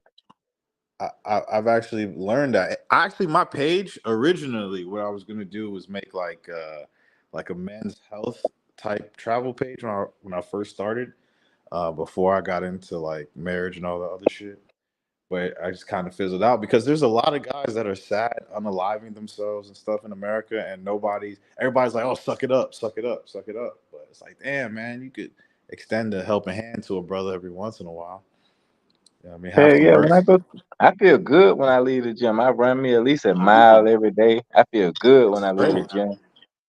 great, bro. Yeah, Oh, you well, look like you work out.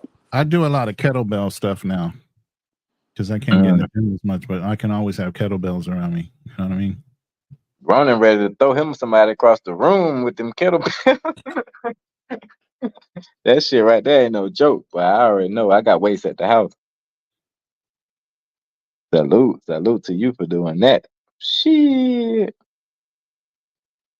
My brother came over there. He was like, "Shit, I'm about to try to take these weights home." I was like, "Man, hell no, bro." That shit ain't cheap, man. Weights don't come. They start adding up after a minute. You know what I mean? Yeah, I got the whole set where I can do squats, I can do curls, I can do every exercise you can think of with them weights. You But got to keep it up, man. Please, everybody on the panel in the chat, if you're a man and you living on your own, man, you ain't got no old lady to push you, man, because you don't need nobody to push you. You got to keep your push health yourself. up. Keep your nutrition straight. You know, that goes a long way. Your nutrition goes a long way to the other things that are going on in your body. Good stomach, gut health, that has a lot to do with it. You know, drink your water, stay fucking hydrated. Women will actually slow down your progression, your physical progression. Unless you got a workout madness chick. Unless, yeah. And I got one. She's a fucking fitness girl. So Damn, that went. Yeah, you hit it on. You hit that shit. I didn't even think about that. Yeah, most But it people. can happen, especially if they get pregnant. I had a girl get pregnant, and she was cooking every day, big meals and shit. I was getting fat and shit. I was like, damn, I'm getting pregnant too. That's how it is, bro. Eating good. oh yeah, when she's pregnant, yeah, definitely. She will drag you down. You will gain weight with her. Yep. And if you don't, she's gonna be insulted that you aren't. Yep. Believe me, I have 4 sons. I'll tell you for a fact. You know better than me. Salute She's T gonna Mac. want you to gain some weight. Hey, Simplify, brother. Simplify. Greetings, all. What's So I don't going know on, when you player? came in. You can add to the conversation because it's all over the place at this point. I can't believe we almost had 5 hours, guys. I did not Yeah. expect this. Yeah, I appreciate the discussion. You know, it's a grown man talk. Yeah. I was hearing even young brothers talking about business and financial, security. So, yeah, I appreciate this broadcast. Salute. Yeah. And that's what I was telling them. T Mac is these guys are mid generation, and there's a new generation even coming up behind them that are traveling. They're trying to get their identities and spreading their wings, and the types of conversations we're having now can't always be about clapping cheeks and twerking.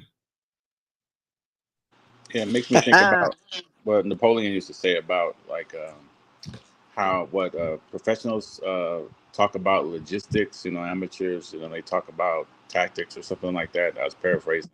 Right. But when people they're traveling overseas and they're just talking about, I'm just gonna go here, pull up there, but they don't talk about what you're gonna do to sustain it, how you're gonna do that and build for your future. So the first thing I did before I even moved to Colombia was set up a corporation.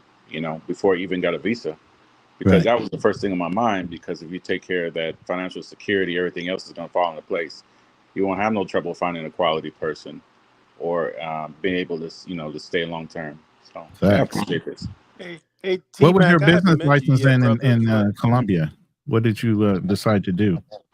Well, real estate. So I do. I have a real estate management company in the U.S. I buy properties.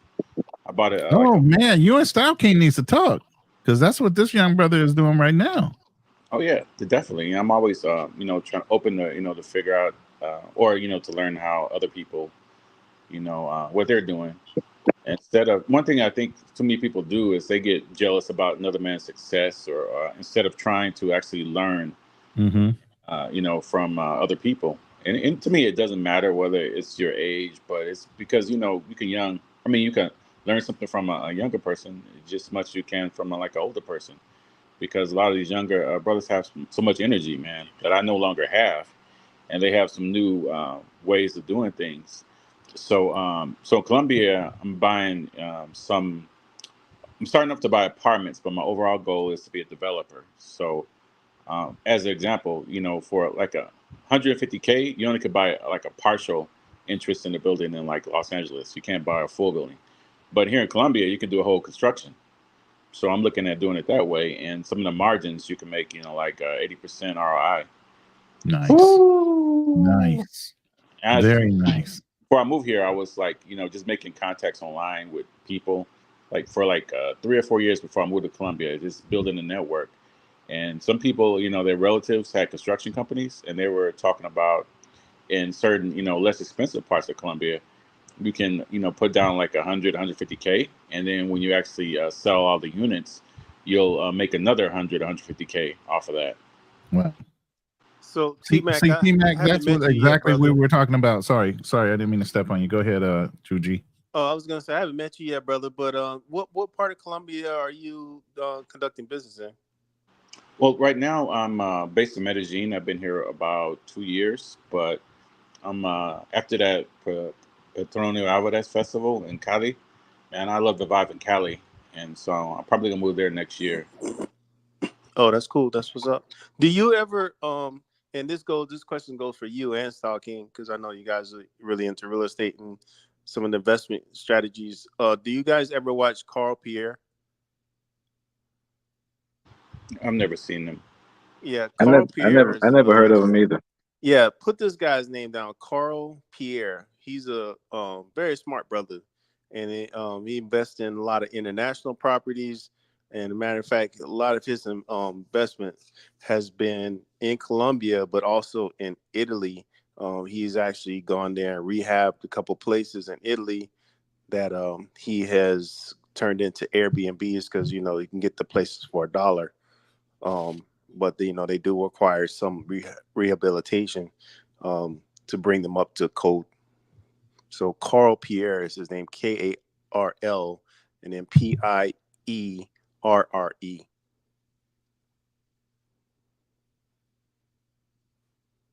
Just wrote it down. I appreciate it. How did you Yeah. say the last name?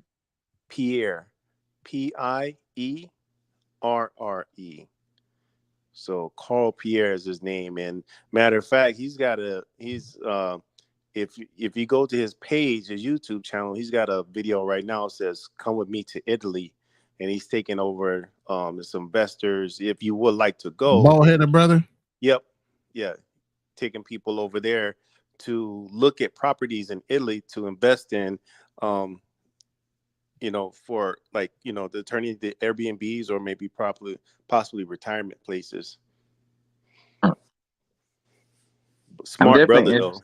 definitely interested in what T Mac was saying about investing in Colombia. Like, I haven't been to Colombia, but I know that the real estate, I've looked into Colombia. They had a lot of cheap properties for rent. So I know that if you buy something, it'll probably be very lucrative. They have something in Colombia. You have the same rights as a local Colombian, so that's what made it attractive to me. And for new constructions, it is incredibly easy to get in.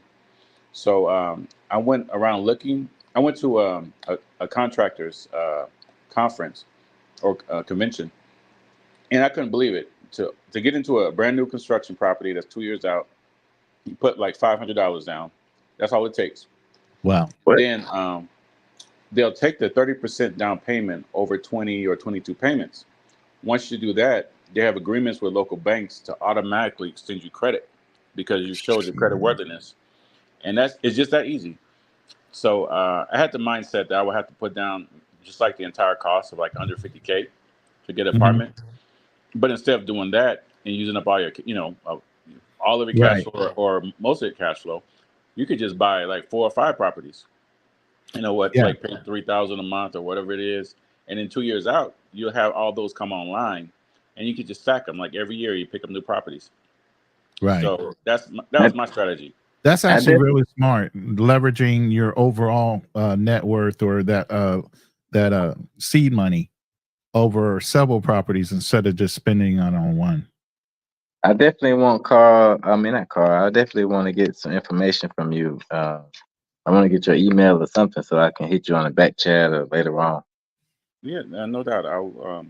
There's a way to put in like with StreamYard or something like that. You Well, know? it's in Yeah. private chat. There's another tab at the top. If you look on the StreamYard, Okay.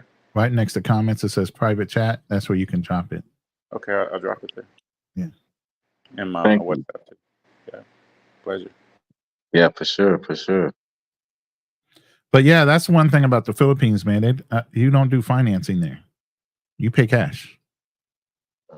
That was a problem in DR. They wanted like Yeah. they wanted like 80% of the money down, and then once they finish the construction, you got to be fully paid off. And I was like, yeah, I don't trust that. So that was kind of hard to do for me. As far as I don't really trust everybody. In the United States, you kind of can trust that they're gonna finish building the thing. You But give somebody that kind of money in a whole nother country, they might just disappear on you.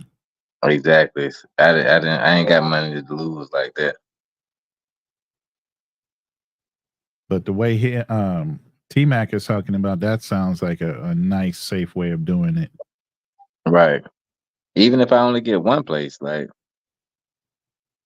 that definitely sounds a lot more. How many units are in the apartment, T Mac?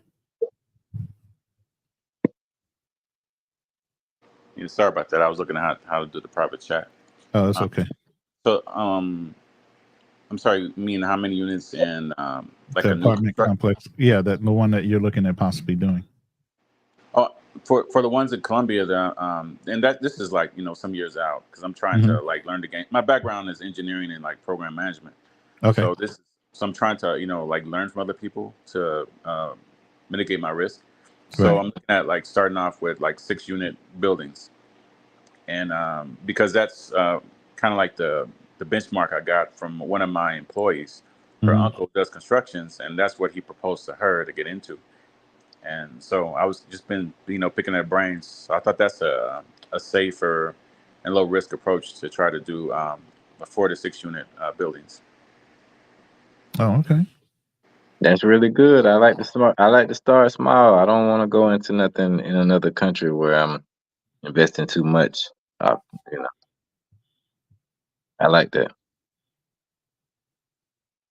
Sounds really smart. Definitely. Did you see the tab yet, T Mac?